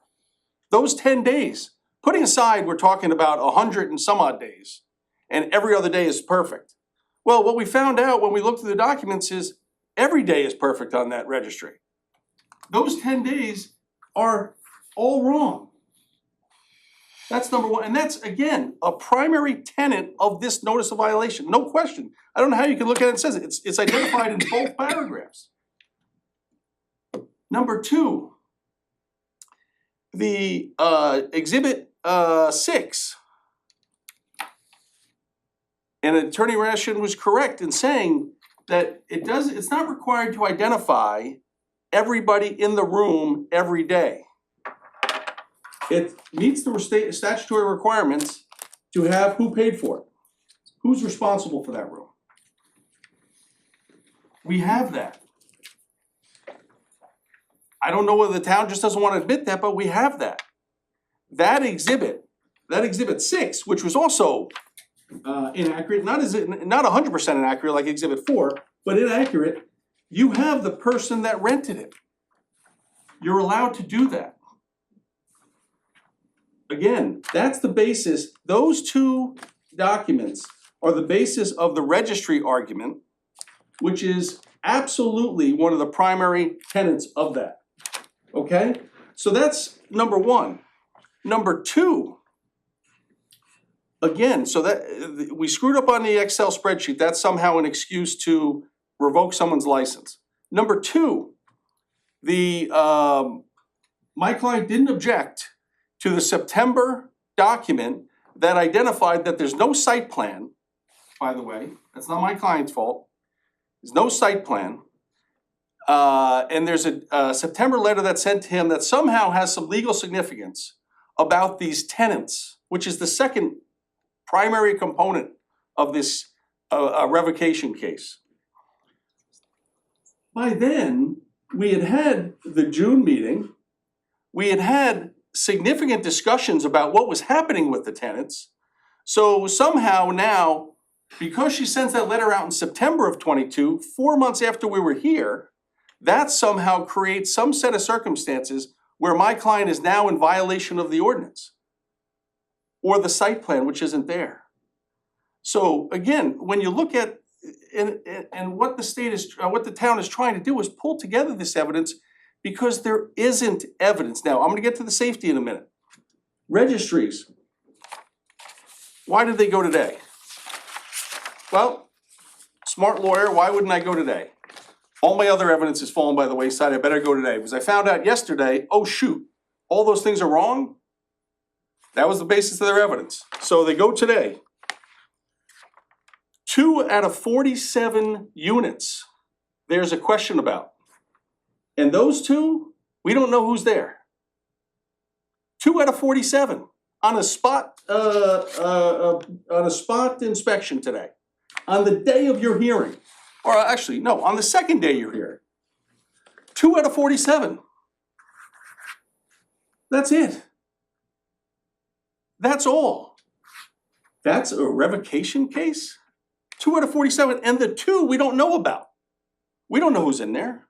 We don't know what the situation there. There's nobody there. We didn't talk to anybody that knew anything about the situation there. So that's the whole basis of the revocation case with regard to the registries. That is the whole case, the September 22nd notice. That somehow, months after this issue's been addressed with the town and we tried to keep the town informed or let the town know what's happening with that we have people we just can't get rid of. We cannot get them out unless we follow the rule of law. The town's argument is, well, as of September 22, 2 months ago, 6 weeks ago, they got this letter and didn't object to it. Well, again, it would seem to reason that if everybody knew what the issue was before then, that why would my client all of a sudden come up and say, oh, I'm objecting to that. We're already keeping you informed of what's happening with the tenants. So that's the second component of it, is the tenants. We have the registries, which there is no verifiable proof other than 2 on here that isn't even provable. There's just 2 that they don't know. 2 out of 47 on a spot inspection today. We talked in great detail about the eviction piece. My client is governed by the law. The law, according to the York County, which is the only law that we're really concerned about, because that's the law that governs evictions, that's the law that governs my client's property. Under that law, he's doing his best to get those people out. We're hopeful that the last tenants will be out right after the, I believe it was November 18th date. Without those 2 issues, again, might be a question of notice of violation. It isn't a revocation or suspension case. It just is not. There is not the evidence there with the town having the burden. The fire issues. The last, again, the spot inspection today identified 1, 2, 3, 4, 5, 6, 7. 7 out of 47, how many were on here? 46, 47? I don't know what the bottom is. Looks like 46, but there were 2, so say 7 out of 47. It's 8. I'm sorry, sir, what the document you're showing me here just says 7. This is Attorney Orso's time, we'll let him. So, again, you know, I can only tell you what I got today, about an hour ago. I know, in fairness, I got it at 3, I didn't look at it till an hour ago. So, one is the difficult situation in room number 14, which the chief addressed with the no management sign, nobody can go in there. Now, the chief with his other fire department and the code office, rightfully so, can go. The one at the end, the utility room, first time through it worked, second time through it didn't. Again, I'm not sure how that becomes an owner issue other than, like we talked about before, there were other random complaints used at last hearing that there's no hot water.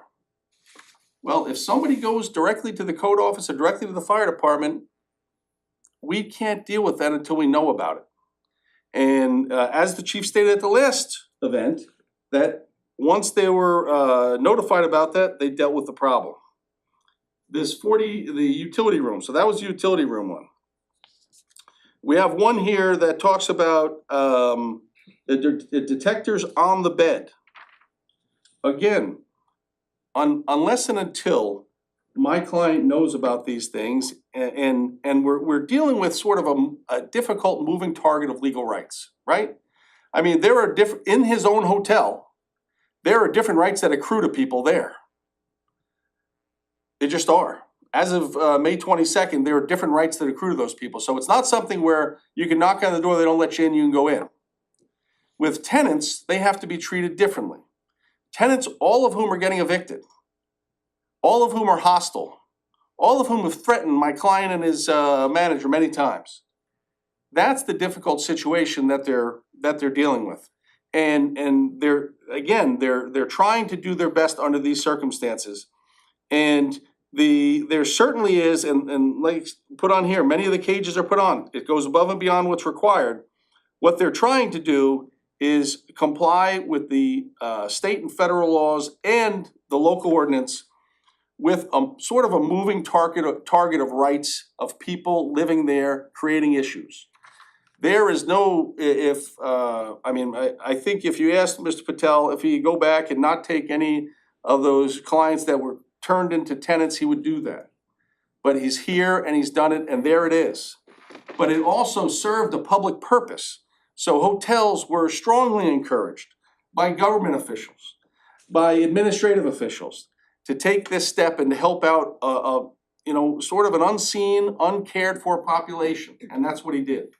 And now he's suffering some of the consequences of that, but we're in the process of trying to rectify that going forward. To the extent that there are, God bless the chief and his firemen that go over there, inspect it and fixed it. It's now Mr. Patel's obligation to continue that, to make sure that they're continuing to be functioning and working. And as a little more tenants go away, it allows for it making it a little bit easier to do that when there's not that hostile element. But I asked the board, when you look at this notice of violation, which is what we're here for today, the October 7th notice of violation, there is no parts of a suspension or revocation that this case is brought forward under that rubric if you don't have Exhibit 4. If the town never had Exhibit 4, never would have brought it. And as we found out, Exhibit 4, and they can use an excuse of the Excel spreadsheet, I'm not even sure what that means in the sense of having, it can't make the information not true. What it does is screw up the columns. But that's problematic when you're talking about the names and the rooms, because they're in different columns. What we provided in Exhibit 1, 2, and 3, and then what my staff looked at in May, when there were no problems, And again, in another day in June, everything was wrong. It wasn't one or two, every single piece of data that you're relying upon for their Exhibit 4 was incorrect. I understand we're not in a court of law, but we are dealing with fundamental rights of the ability to earn a living, the ability to own property, the ability to do our best with a business in this town. And I think Mr. Patel has shown good faith in trying to deal with that. There have certainly been hurdles and there have certainly been valleys. But I don't think it warrants suspension or revocation of his license on an Air Beach Hotel. Thank you very much. I appreciate all the time. You. All right, we're gonna move on at this time to public comment. Members of the public would like to speak. We ask that you come up to the podium, state your name, and then go ahead and state your concerns, questions, or comments. Okay.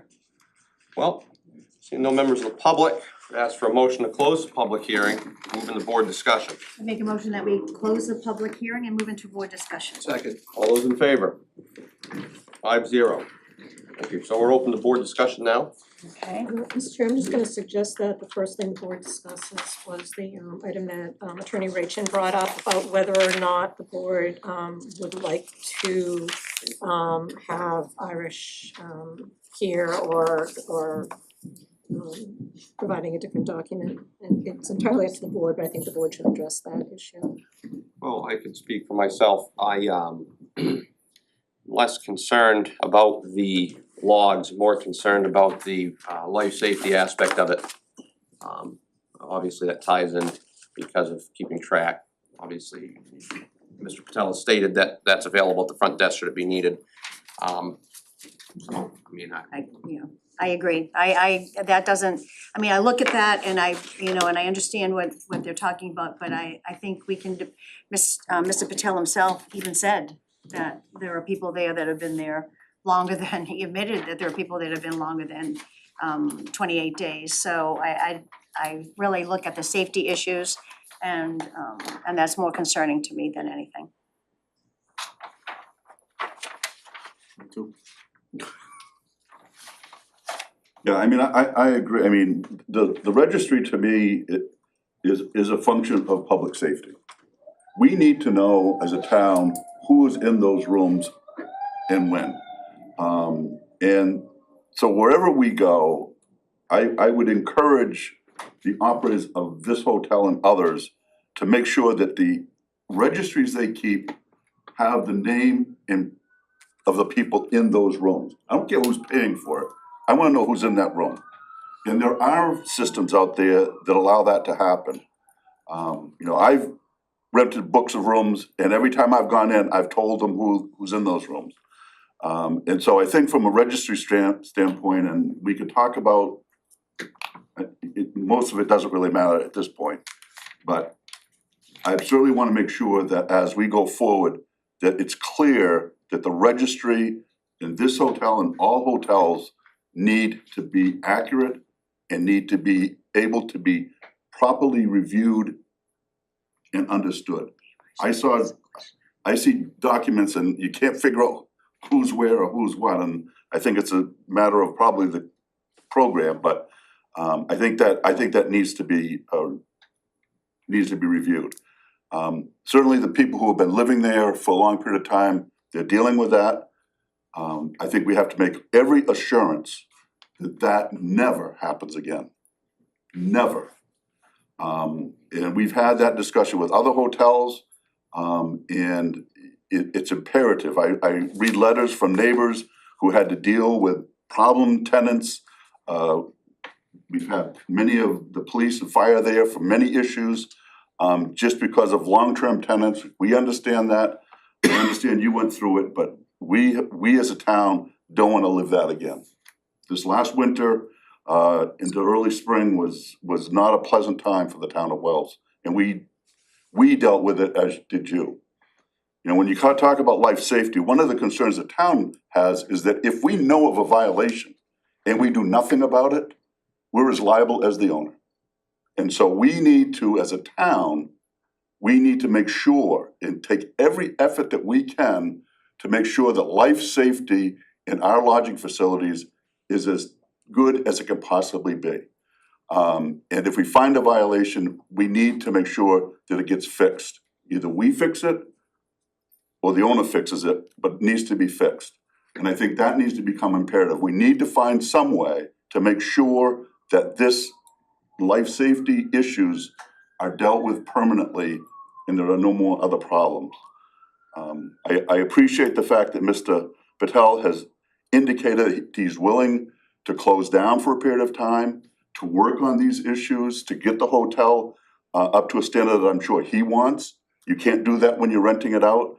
And so perhaps a period of time for that to happen would be a good thing on both parties' parts. I think that's something we can discuss and should discuss. I'm not one that wants to take away anybody's business rights. But I also want a business in this town to operate properly. And I think if we have a willing party that's willing to work with us and work with our departments and step up, I think we need to put those conditions forward, see that they occur, and make sure we set the standards that we want to follow and have a way of monitoring that so that we know that it's being followed. So that would be the direction I would like to go. And not a revocation of the license, but certainly some new and very hard, strict requirements that need to be followed to continue that license. And if not, then we will take another look at it next spring. Does that adequately portray the board's feelings about whether or not Irish needs to be here? Well, it might be helpful to take at least a straw poll of how all the board members feel. And then I'll try to summarize what I think I've heard, the reason. If I may. Well, just a straw poll, we don't need a motion for a straw poll. Okay. I'm gonna get on my soapbox for a minute. Go ahead, Scott. The guest register is a mess. Everybody needs to show up on it. You can't be cutting people off of it because it's inconvenient. You've gotta figure out that part of it. If we're going to revoke or suspend, I would like to see this data reformatted. And I don't know if anyone's ever worked in a hotel, but years ago, we used to have something called a tape chart. Down one side is the number of rooms, down the other side is the dates. And I'd like to see the occupant of the room for each day going forward, by day, by room. So we can see if there's been somebody continuously in the same room for an extended period of time. Now, the other problem is we've got people that are in these rooms and there's no record of them. That can't happen. So while this may be all well and good to lay it out in this fashion, I've got no confidence that there are people in these rooms that aren't recorded at all. So if we're going to move forward, I'd like to see it reformatted in this manner. But I am also willing to discuss some type of agreement to avoid this going forward. Let's take a straw poll just on whether or not we feel that we need to meet with Irish and review this and give the opportunity for a back and forth there, or if that's not going to play a large part in the decision that we're making and we're safe to move on without having to go down that road. So anybody who thinks we need to reschedule and meet with Irish, those who don't? Okay, so And just for preparation of findings, am I correct that you feel that you don't because just based on the testimony that you've heard about the registry and the rooms in general, you don't feel that you need clarification on that exhibit? Is that? speaking again, I mean, it's probably just gonna be best just to surmise it, again, I'll speak for myself, it's that part of it is, I don't feel going to play that large of a role in my decision-making process. Yes, there was probably some things that Excel messed up from what I saw, yes, the registry was probably sloppy. But I don't, again, there's other things that I'm more concerned about now. Again, chime in, just. Right, I agree that I don't have a problem with that particular report. It looks like there was a problem there, but we received the information about people being in rooms with no name on them from Mr. Patel himself, or from people that testified after or before or whatever since then.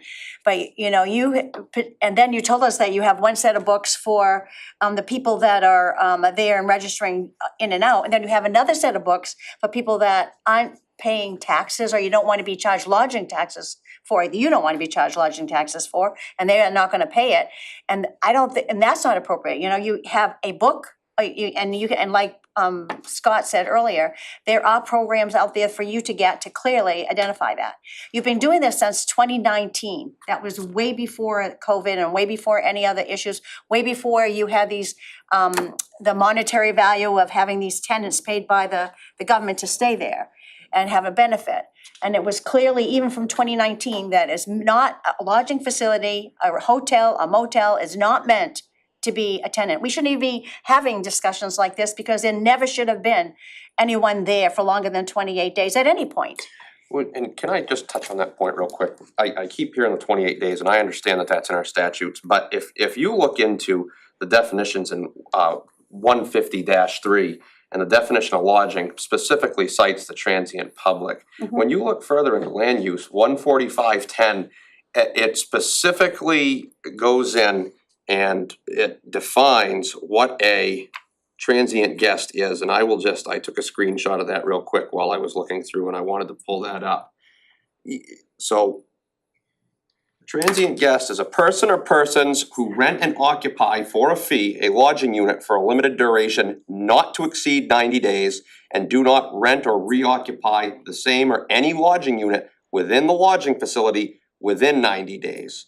So then it goes on further to say that transient guest has no right, title, or interest. But basically what that's saying is, I keep hearing this thing over and over, and I just want to be clear about this, where I'm one of the ones that's decision maker. You can't, by that definition, go in and put someone in there for 28 days, they leave for a day or two and come back. When that person's been there 90 days starts, resets. Now, we could hash that out, but I just wanna point that out, that it's not the only definition at 28 days that we have. We have other definitions that further define transient guests. Right, but in this particular case, and it says that transients are not meant to be evicted. Isn't there, did you say there was an well, you Well, can't answer. that's all That's semantic, inclusion, but- I know, I understand that, but I think that the people that are in there are clearly not transients. So I think that's by the path. We didn't need to have any one of those grids that were provided for that. We got that information from you. So I think that I agree that we need to do something, but I'm telling you right now, we've already been through this circus at least how many times already in the last year and a half, that we've had things come forward, we've had this meeting with Mr. Patel on any number of issues with the different hotels that you have. Unless we do something seriously restricting with a goal at the end that all these elements are going to be cured, I have no faith that we're not gonna have another hearing just exactly like this. In 5 months, 6 months, 3 months, a year. And where I was going with that too, I'm not beating a dead horse with the people that are in eviction proceedings right now, but there was one individual that came up that's been there for quite a bit of time that said that they leave after a certain period of time and come back. You may wanna look at the statute, at the ordinance that I've addressed, and see if that meets that ordinance. That's just a suggestion, that hasn't come up. No, but I'm not, as far as the tenants, I don't think, there's eviction proceedings, so I don't know, that's obviously being dealt with, so. Well, I think at this point in time, if in fact we wanna put conditions on it, we can put a condition that nobody stays 28 days. for greater than 28 days. Exactly. And not the wishy-washy, up to or generally speaking, no more than 28 days, period.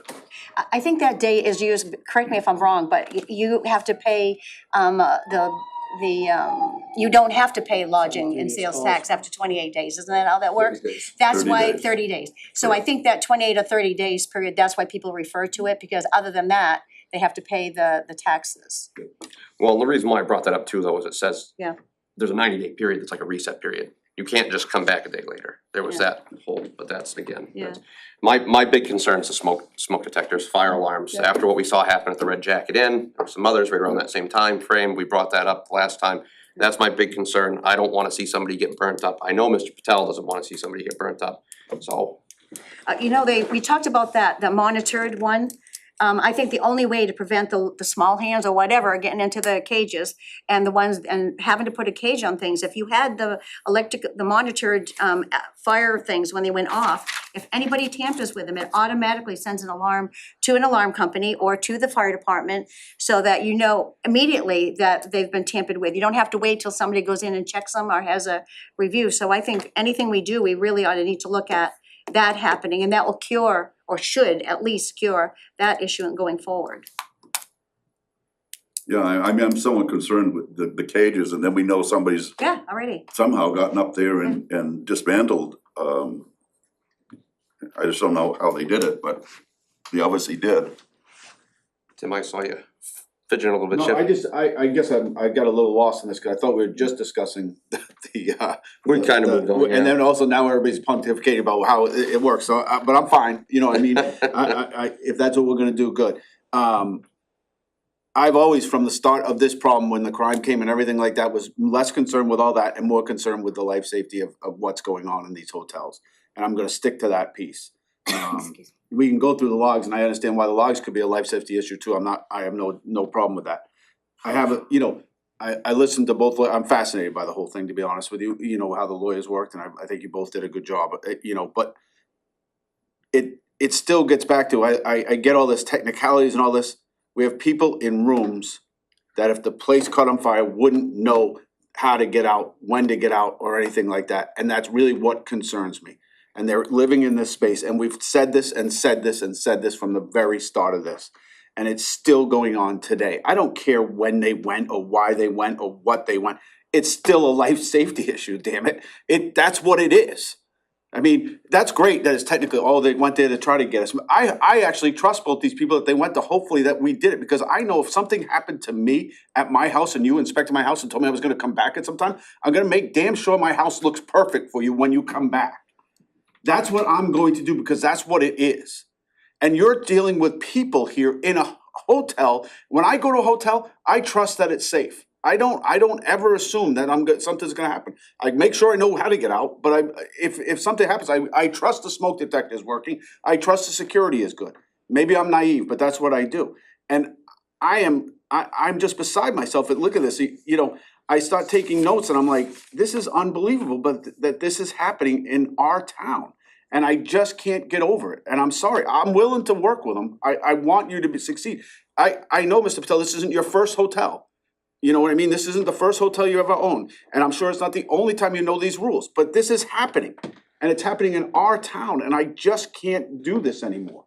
And I don't know what the date will be. I know, Scott, you wanna work on that, and I'm fine with working on a date. I don't think 30 days is enough. I think 60, maybe 90, until you fix it all, until that place becomes perfect. I don't know what the answer is gonna be and what we can come up with. But I'm telling you, I'm not willing to do anything until we understand that this is about these people's lives and what could happen into our town. I don't want what happened in North Conway. I don't want what happened in Bucksport. I don't want these things to happen. Not in my town. I'm just sorry, it's just not gonna happen. And I think it's going to, and that's what scares the heck out of me. And I've been thinking about this a long time, that this is gonna happen to us. I know. Well, the last date that we heard with the eviction proceedings was November 18th.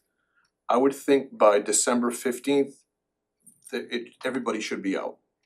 Mr. Patel said he didn't usually open until mid-April, so if we can close the property down, if he'll do this from December 15th through April 15th every year.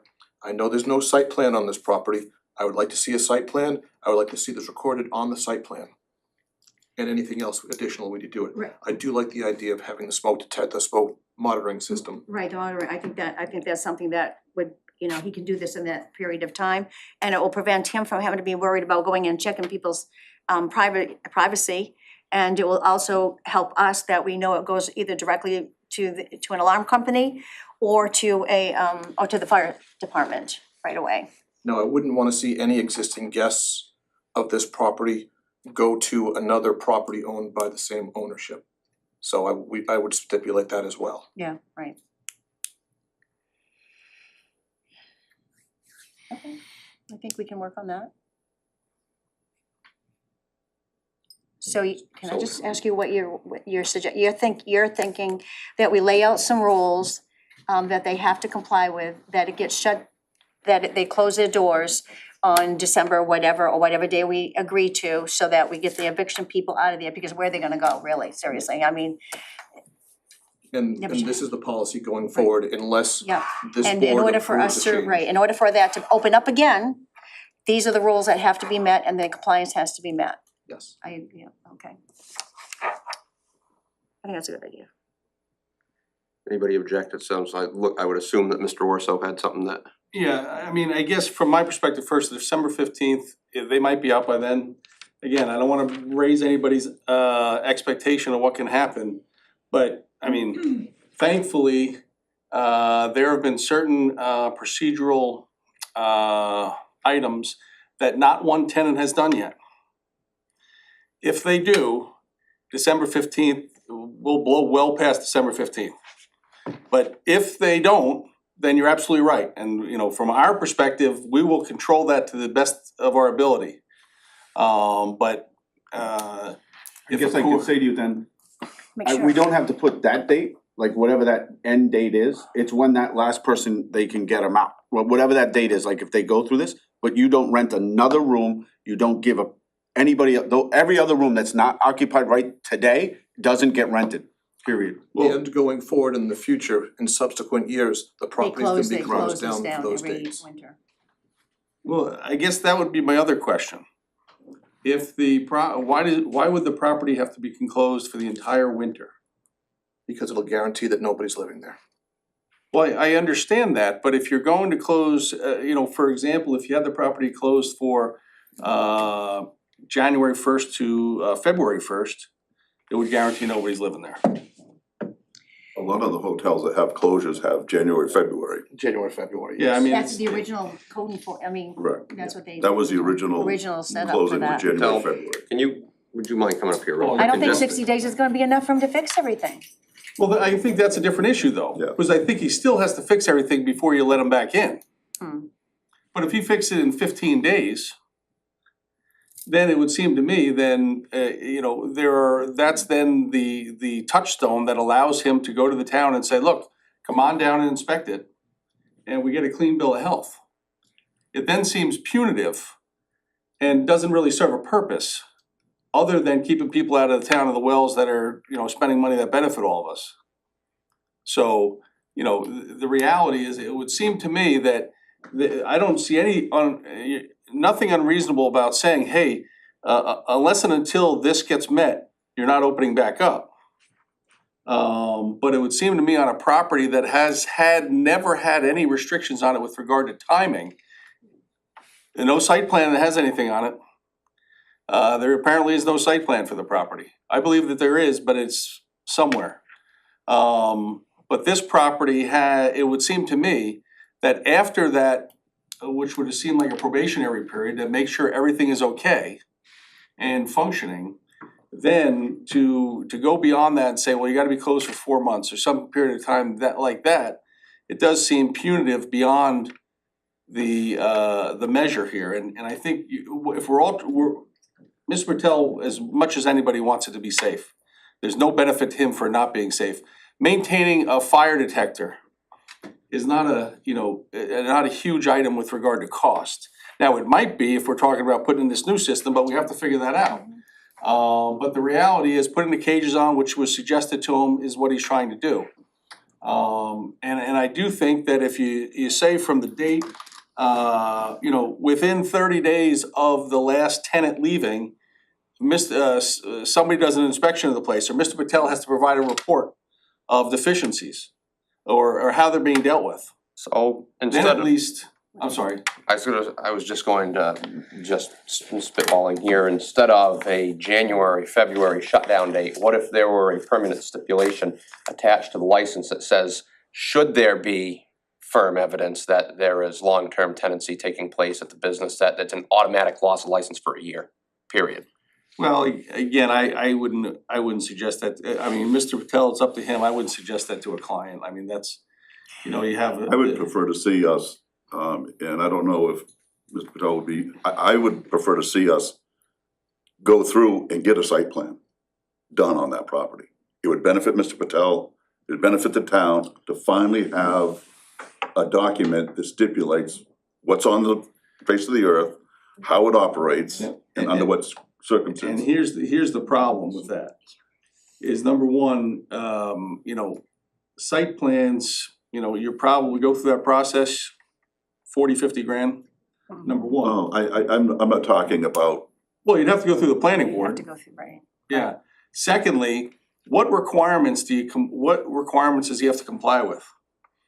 Because presumably, just like many properties up and down Route 1, they were built before the current ordinance. So if he's then gonna be required to comply with the current ordinance for his site plan. Well, that's not what he built, that's not what he bought. It doesn't make any difference, he's required to abide by the current ordinance regardless. Not with regard to a site plan. If there are site plan requirements now that his property is in violation of, if he was gonna build a hotel now, his property would be grandfathered. He absolutely loses every right to grandfathered rights if he's gonna be put into a site plan now for an as-built building. If the town's willing to say everything that's there, okay, then sure. But why would you ever have any hotel go under the current site plan regulations for the building of a hotel? He probably would have to have a traffic study done now. Actually, I'm almost positive you have the traffic study done. A traffic study now costs you $100 grand. So, In all honesty, we don't really, honestly, I threw it out there as a I know, suggestion. that's really, You know, No, but I'm I. talking about but- it as built, Right, this is what's on the right, ground, right. so. Well, new he can changes actually can't be sketch made. that out, but I think we have the authority to put in rules and guidelines that are more effective to whatever his specific needs or problems are. I think that in fact, and the fact that you closed down, you already said you only kept up 14 rooms that only used to be open year round anyway. And I remember Near Beach when I was a kid, that always got closed down in the winter time. So, I mean, that's not an issue, but whatever we decide for closing, we need to have a long enough period of time that all the things that we're gonna put into the requirements that have to be met before it opens up again, he has the time to do it. And so I think realistically, I think shutting down every year, probably the parts that used to shut down, that should shut down anyway, but there would only be 14 that we would have to, units that we would really have to deal with. But I think right now, we need to put together a plan that when do we want it to happen? When we can have it closed down so that he can make these repairs, these fixes, put in the alarm system, whatever else that we're asking to move forward, because I don't want it delayed, because between now and then, nothing gets done. But between now and whenever we say it's gonna happen, unless we shut it down tonight. Well, for me, it's all the rooms are nothing. If we're gonna come up with an agreement, it's gotta be everything. You can't just shift No, I everybody into know. those 17 Right, rooms right. and continue to operate. Right. So I can see us having the property shut down as soon as the last guest has gone through the eviction process. If we wanna say 2 months, 2 months is fine with me. I would like to see an as-built site plan so we know it's on the ground, so there aren't further changes in the future, and I wanna see the dates recorded on the site plan. Site plan or as-built? The as-built site plan, it's the, Well, site plan, I mean, the language is important though, Yeah, because because- yeah, I mean, Site again, plan is the- huge, Scott, I mean, can I ask for clarification from the code enforcement, what's the difference between a You can do an As-built. as-built plan. You can do an as-built plan just to see existing conditions. And a lot of times, people wanna go back to the planning board because they wanna make changes. And what will happen is we'll look at when it was built and look at those the timeframe of what actually was in effect at that time to see how close to compliance it was at that time moving forward. We don't pick up the rules from now, only for new things they wanna build now. So if they wanted to add an additional dwelling unit, if they had enough density in the district for today, they could have an additional dwelling unit. We wouldn't look back at past rules for new things. I'm fine with an as-built plan. Yeah. As-bill's different, that's okay. Understood. Yeah, and then you can know what's really on the face, yeah, I agree with you on that one. Yeah, I guess the, as-built, I think is much more reasonable with regard to that, just because it does provide some evidence of what's there and going forward. The other piece, that I guess I would raise is, does there need to be a time frame specified? Can it be triggered by the town reviewing the site and identifying that it complies with the state and town ordinance? I'd be fine with that, just because it's a nightmare trying to deal with contractors right now. If he shuts down and agrees not to open until it's done, Yeah, because I think the concern here is just that you can't get the people you need to come Yeah. in the 2-month period. Yeah, right? it's just, I mean, you just don't know what the timing of all that stuff is, and if somehow he gets some contractors there earlier, Yeah. then he doesn't have to wait another 15, 20 days just to get it reviewed by the town that he can present it. You understand? Yeah. I'm sorry, I misunderstood you. I thought you were gonna say, we'll let it keep on going until he proves everything is ready. That's what I thought you were saying, but you're saying shutting down Until, and then, you okay. know, with the caveat Yeah. Mr. DeFelice said before about we have to get the people out. Yep. And then, once we get the people out, you know, I can send you a certified letter identifying that this is the last person out and they're supposed to be out on such and such day. And again, and then follow-up letter saying they're out. Because once we get a date that they're gonna be out, there's that process whereby if they don't leave, we have to serve them with another document by a sheriff, and then they have 48 hours before we can physically remove them. And hopefully I you're think not we oughta physically have removing anybody. right, and I agree, it'll trigger from the time, but I think there should be a time in the end that if it does, even if they don't get them out and it's been 3 months and these, so I think we expect the expectation that they would be gone by the end of November. We'll give them to December 15th, but that's, Well, look, I mean, I guess from my perspective, I have no problem with whatever timeframes you put on there, I just wanna be realistic with it. Right. That if they're going to court on November 18th, I think Melissa said, that if they don't even show up, we can't get them out before December 2nd. If they don't even show, we get a default judgment. so he's just. So, you know, that's the thing, but the hope would be, absolutely, if you were told we gotta get them all out by December 15th, okay, that's when we get them out. So The only caveat is that one thing I won't say any further about, that allows them potentially to raise an issue, and if that comes up, then we would Have to deal with it. we would have to deal with it, we would let the board know. In the meantime, it doesn't stop Mr. Patel from dealing with the issues that have to be dealt with on the site. So if we get together, we put down all the requirements that we're gonna have once you shut down and before you can open up again, then we would present that to you before we shut you down so that you have time to get Yeah. prepared a little bit. Yes. So if we said January 1st for a 2-month period, or if there's still somebody on the property, the clock starts whenever that person goes out for a 2-month span. Does that make sense? I don't agree with the 2-month span. I don't, to me, it's an arbitrary thing, the time. I mean, I mean, I think. I'll just say it, I'm not gonna try. I don't care if he's open or not. I care if the business is following the rules. If he can follow the rules and we don't have the problem again, I want him to be open making money. I want people coming in and staying in the hotel. Right. My chief concern is just that there's not one room in there with somebody sleeping next to it that has no fire alarm in it because they can't get in there, and then that room catches fire and the person next to it ends up suffering the consequences, or Right. that, you know, we're not using it as Right. a But apartment building again. If we lay out what has to happen before he can open up, forget how, even if it takes a month, that's fine, and you get it all done, that's really great. But here's a list of things that have to be complied with before you can open it up.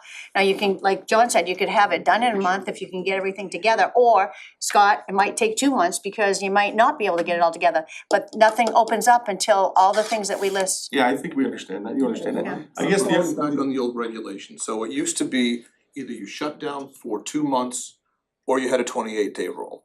So that was the balance that's the precedent. Well, I So- think we can add, even in the requirements, is that there is a 28 rule. We'll put it in writing for a change. Yes, And but you'll how say, this is enforceable the has ordinance 28-day that- rule been? Right, I know, but that's true, that, I mean, that we could put that in. We say that they would have to have the monitor system before they open up, you know? Those are all the things that would be in that requirement. Look at the work out, the man hours that they've spent on this, just to try to deal with Yeah. the 28-day rule. It's very, very, very difficult to enforce. If the property has to be shut down for a 2-month span, there's no issue. There's nobody living there. And if we find somebody that's living there during that time period where they're supposed to be closed down, I for one am not willing to give them a license going forward. So if somebody's gonna cheat on this thing, then I'm not voting yes. Right, but, For the well, next the one. thing is that if you lay out the 28-day rule to begin with, that's one of the restrictions for shutting them down. If we find out they have somebody in there more than 28 days, we can do, right, isn't that not? I don't, wait, isn't that right? You can put whatever conditions on a license that are reasonable that the board wants to put on, so if that's a condition. Right. You might need somebody to be monitoring that and making sure that, you know, that's what's happening. We can even request a third party to go do an inspection on their cost. I think Tim had something he Oh, wanted I'm to say sorry. there. No, it's all right. I struggle with this because, Mr. Russell, you just said it. You said Mr. Patel doesn't want anything, he wants that. But there's no proof in that. There's been zero proof, because from the time we started with him, we've asked him to do these things and it hasn't got done. Listen, if I made a suggestion to him right now, get some better monitor. I worked in hotels. I spent years with the Forbes at hotels. Never once did we have a smoke detector problem. Never once did we have any of these issues. We didn't have them because we were on top of it every second of the day. It's what you do when you run a business, is it not, Mr. DeFelice? It's what you do. And I know you own a lot of them or whatever you do and you're a busy man, and I appreciate that. I think you're a good man. But this is not right. And so I am struggling. We're making all these side deals, like these little deals. I'm not willing to make any of these deals personally. I'm on the vote, so we might not. When we finish here tonight, no rooms are rented. You got the people that are there right now. When they get out, that's it. And then we figure out how many days from that point on. But if you're renting rooms this weekend that we don't know if there's smoke detectors working in or whatever, I'm sorry, I'm out. I'll be the one no vote on this. There's some legal issues with that too. You have a wedding and you have 10 rooms that everybody's already staying in, so. There are legal issues with other hotels that I've represented that you just can't do that. We have no desire, so for example, and I would, even when the December 15th date said, if somebody had a Christmas thing there that they had already, now that's far enough out. But if you have somebody that has contractual obligations over this time frame before they have to shut down fully, that becomes a contractual issue that my client then gets sued and he can't shut down. There's another restraining order. So it's not like it's our intent to sort of try to get as many people in there as possible. But if he has current tenants, current people that are renting out, and they have, for Thanksgiving, for example, they're having a Maine reunion with their family, and they have a block of 6 rooms, 8 or 10 days before that, is a difficult time to tell them they can't do it. And then he gets sued, and then we're dealing with whether or not a court in Superior Court says he has to rent them, because that happens. Where they go in and they get a restraining order and he has to rent them. Now he's in between a rock and a hard place. He's got a lawsuit that says he has to rent them. He has the town of Wells saying if you rent them, you're gonna lose your license. So that's a hypothetical situation. I assume it's based on some truth, but correct me if I'm wrong, the layout and configuration of that property, there are separate buildings. Could you move those into a building that our people sign off on that this building's safe? 100% guarantee that, or is it broken up such that there's a room in every building that is, well, I'll say compromised from a smoke detector or whatever? So the 17 rooms that's attached to the main building where the office is, I think there was only room number 17 had an issue, and 14 that the lady, as soon as we get her evicted, that room should not have any issues. But the other rooms are fine. Normal course of action at this moment, what we do anyways is just keep that line open, because the manager lives on that apartment and the water line has to be open. And the water line actually goes right at the end of that 17th unit. So if managers staying, the water line has to be open. But if 14 had, well, we'd have to make sure everything, I mean, yeah. I would say December 15th puts us beyond the Christmas by the Sea, which is where the majority of the reservations. Thanksgiving's gonna be busy, Prelude, Christmas by the Sea, and then it takes a nosedive. And honestly, there's not very much happening in January. I guess February. then I'd almost want a fire watch or something. I just don't trust it, I'm sorry, I'm not gonna trust this, I want someone there, not who's there currently, cause that's not working. What if I want a fire watch. What if we had until the December 15th date, we had a bi-weekly report to the town? Cause everything in it right now, you You guys fixed can all go, the I'm not. fire. We fixed all the smoke detectors. There is the recurring issue with the electrical that we can't figure out why there's no power to it. But we got battery operated ones in there, but it's also You not. can get an electrician in there, check that Correct. line. Yeah, but Correct. twice a week, you don't think twice a week would be enough, Tim? We said I'm bi-weekly, that wondering- means every 2 weeks, semi-weekly would be I just twice think a they week. need to have someone there on top I of think I this. meant semi-weekly, then I didn't. I do Oh, think you someone don't think needs to twice a be week? there, it's But- just not shown right now that they. Well, I mean, how would that work? Meaning you'd have somebody there, a fireman you'd hire to, Fire watch, I don't, right, What is we've a done a fire fire watch? watch there before, haven't we? We did on the 4th of July of 2021, the weekend. We had a fire watch 24/7 until he fixed all the problems. And he did come in and get them fixed before the weekend was over, so we didn't have to stay there the entire time. But that is expensive and I know that, I mean, I'm just saying, and that's gonna come out of our budget. I just wanna make sure that there would be repercussions for that and I'm gonna burn some of these people out. That's, Alright, maybe not a fire watch, but I'm not I'm comfortable. not saying we can't I'm do it, sorry. I'm just saying, I don't know how long we could do that for. Is there a sprinkler system on this property? No, There's not a sprinkler system. No, that's No, why I- you really need it, yeah, I didn't realize that. so. So it's just a matter of when we want them to, you want them to shut down right away. I just don't want any more room, I mean, if these places unsafe, I just can't live with it. You know what I mean, I'm not seeing safety, I'm not seeing this, like, my point is, we went there today after a month of delay on this hearing. We went there today and it was wrong. I'm telling you, I would be, if I was in the business, I would have like fixed everything and made sure there was nothing happening in that. I would have been on there every day and saying, hey, make sure this isn't here, make sure this, cause they might come, and that didn't happen. It didn't happen. So you have people, so you have the people that you can't get rid of right now because you have, okay, and then you have people that you're renting to out daily. So if we stopped the ones that are renting out every single day, you can't do anything about the other ones that are there. I can't do anything, bro, I understand that. Yeah. I do. So we could do that, you know, where, That would create that issue that we talked about, which I think the December 15th date probably makes more sense. yeah, Because that doesn't put him under any legal, there are, obviously, he's got tenants, not tenants, he got customers coming in between now and December 15th. If you just cut it, you said as of December 10th, So he's already got reservations yes. on the books. Mr. You have Patel, when do This you, for this weekend we do and next weekend. when do you close your other buildings? Normally, this is the time we'll be closing right now, but because folks are staying there, we cannot winterize that building.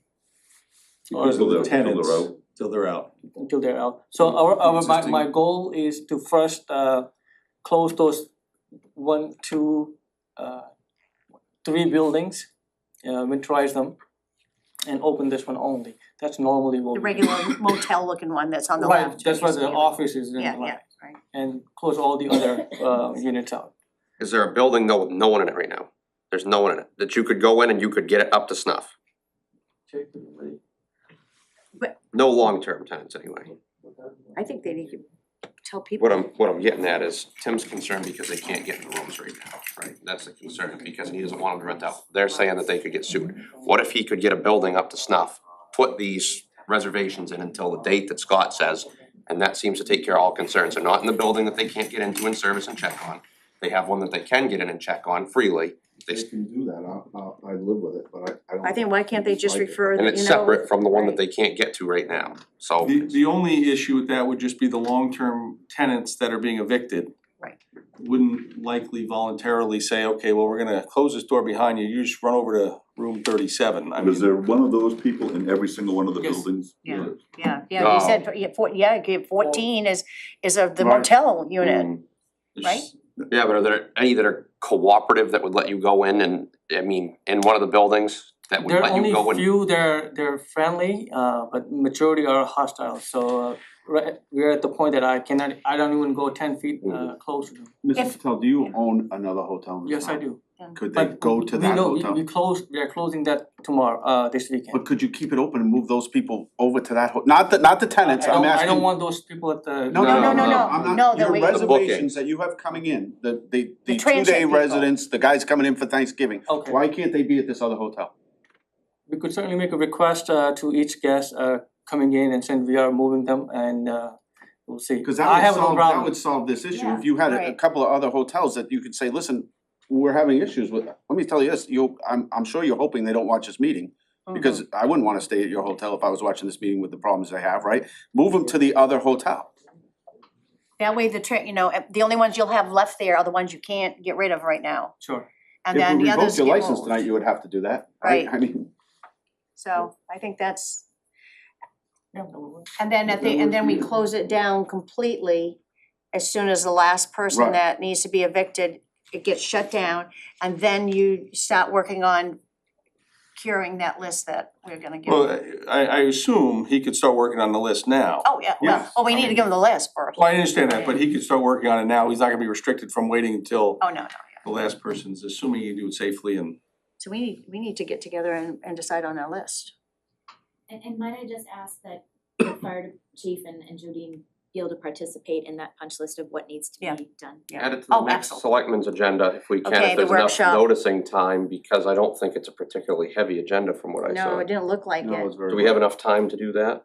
Yeah, we can have a Legally, workshop. can we add it? Well, that's what I'm I don't asking. think you can legally add that now, it's Thursday. Yes, Thursday. Well, if it's not, I mean, we don't object to it, Why can't, you can, on a workshop, you can. if it's not a We're public not- hearing, right? Yeah, It's not a public hearing. Alright, so just a workshop? Yeah. Yeah, just a workshop. workshop, so we can kind of lay it out, have our attorney there, right? Our Is that something my attorney. client could participate in? Of course. Mr. Chairman? Yes, Ah. yes, Bill. I was wondering if you were there. I didn't see your smiling face, so.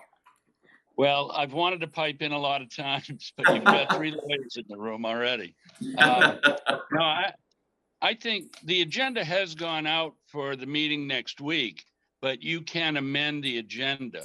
The public hearing's closed. There's no more notice requirement. And you can amend the agenda. The agenda, actually, you could amend it that night. And maybe the attorneys in the meantime could come to some reasonable agreement. I would urge Mr. Patel to try to address what Mr. Roach is talking about and come to some reasonable agreement, not a site plan review, but I think what Mr. DeFelice is talking about are the standards that are part of a site plan review regarding closure or 28 days. It's those conditions that are missing. We don't really need the site plan. What we need are those similar conditions, and you could place them as part of this next meeting.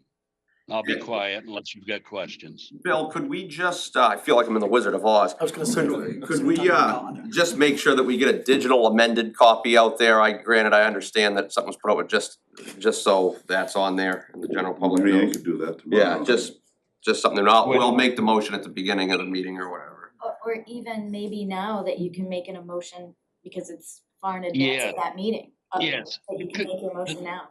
To have a workshop. To at that, amend yeah. the agenda to Yeah, add a amend the workshop. agenda, right. regarding- Because the staff has gone home for the holiday weekend. Oh, that's right, I forgot to go, yeah, that's right, yeah. You could amend the upcoming agenda. You could do it right now, like Leah says. Well, do we have a motion on that to amend the upcoming agenda to include the near beach? Okay, I make a motion that we amend the upcoming selectmen's meeting agenda to include a workshop for Near Beach and the Near Beach. Second. All those in favor? 5-0, motion passes. I think it So- is a good idea to have the attorneys. Yeah. And Mr. Patel get together and talk about some reasonable conditions of approval and have something for us to be able to I think that. talk about on right. Tuesday. I Right. hopefully that, I know tomorrow's a holiday. I Right. think you heard, right, Yeah, for what me. we were looking for. I think we've expressed our concerns and issues enough to get some some stuff on paper. And that would be Tuesday at what time? Well, it starts at 6. Well, yeah, Bill, where do you think that would? Oh, so there would be just regular selectmen's meeting, we just throw a workshop on there, okay. I think the workshops actually were at the end of this one coming up. Yeah, there are two executive sessions. You have a 4:45 and a 5:15 executive session. The meeting starts at 6 and the workshops are loaded at the back of it. But you've now amended your regular agenda. So you could place it anywhere during that 6 o'clock meeting. Let's put it under current agenda items, just so it comes up early in the meeting, it doesn't get loaded to the back end. Yes, and if you would pass that on to Mary Ann on, maybe on Monday. I won't be your manager anymore at that point, but she would then physically amend the agenda. All right, Okay. we'll take care of it. But if we're here by 6, that would be good. Yes. Yeah. Okay, it wouldn't happen before then. Okay, 6 is fine. What were you saying? Just Jen? let's The vote on- agenda's pretty I light, so actually we have could- an early might- planning Right, board go right meeting. there, yeah. I think we'll be fine. If there's Yeah. anything, then Thank we'll you just. for being here yeah, tonight, Bill, thank you. appreciate it. Did you have a conflict? I do, I'm not sure that I'd be as needed that night, happy to work with the I mean, I think if attorneys you on- guys get together and come up with a document that we can work with, that would be fine. I'm assuming that we would have the chief and Jodian working as part of With them, that. yeah. Yes. I The mean, discussion. Sandy, I Sure. defer to you on this one, but we have a hearing here, Mhm. right? And there have to be findings of fact that are Yep. determined, so it seems to me that we do the workshop, we workshop the Yeah. verb to workshop, the various conditions, perhaps come up with some, and And yeah, I just then- wanna have something that we, Yep, but then I think we'd have to reconvene to impose those because you'd need to have findings of fact for this quasi judicial determination, Oh, right? and there needs to be a final decision Yes. on what Yes. the outcome of this is. we could That have a could be at the special meeting next- the next Tuesday. Right, yeah, I was just gonna say the next meeting would be, fine. We could have a special one the Tuesday after next. When we don't have a regular meeting, just have a special meeting for that. In the interim, would you be willing just to give us your word that you'll go in and address the cages and the smoke alarms until we get this, just so nothing happens in the meantime? As a matter of fact, my plan from now on is whether if I get hit or not, but me or one of my maintenance person will be knocking the door each day, whether the guest likes it or not. We'll be calling the police, so I'll give you a heads up. you'll be Ain't me, getting but- calls. I'll transfer the call. Yeah, just until Tuesday. It's a serious concern that we all have Trust me, in it is our regard. property, sir, if something were to happen and if I'm at the night police and if this is public information, I won't even get a dime from insurance payment. So I have a lot more to lose, Well, all right. So, so I just wanna make sure I understand, so the next meeting will be just a workshop to Right, come to up let, with to come that. up with what we wanna put together as a formal thing for the next. And then you'll provide a notice because to have it, so the public aware when you're actually gonna deliberate and make a final decision and vote. Yeah. Which will And be I the think next we did that Tuesday. if we could, well, my only issue is Oh. the 22nd is a bye week, and I know you talked about a special meeting, but I'm not gonna be around, I don't know, I might not need to be. That entire week? That 22nd, the week of Thanksgiving, yeah. Sandy, do we not do consent Those are decrees anymore? I mean, I think that that's up to the board, I think, a decision, the decision, as far as, they're talking about trying to work to a compromise, there hasn't a decision that's actually been made yet about whether a suspension, revocation, Yeah. or some other things. But if you had a consent decree that would have the same conditions and have all the same things on it, I guess it wouldn't have the formality necessary to have a public hearing or any of that stuff. That's why I think in the past, at least, we've done those to, I guess it really depends on the has the final same, decision. and it has the same enforceability. It doesn't have anything, I mean, there's no difference in a decision or a consent decree as far as enforceability. My only concern would be, based on the decision, having findings of fact, I don't, if for any Well, reason. they can be part of the consent decree too, Um, but we can talk about We can that. talk Let's talk about it on Tuesday. Yeah. and I'm happy to talk to you. Sure. about that. Okay. Excellent. Well, it's drawing up towards 8 o'clock. Do we have anything else in the meantime that we feel we need to discuss this evening, or do we have a motion to adjourn? I make a motion that we adjourn. Second. All those in favor? 5-0. Thank you, everybody. Thank you, everybody. Would the board be comfortable with a consent agreement?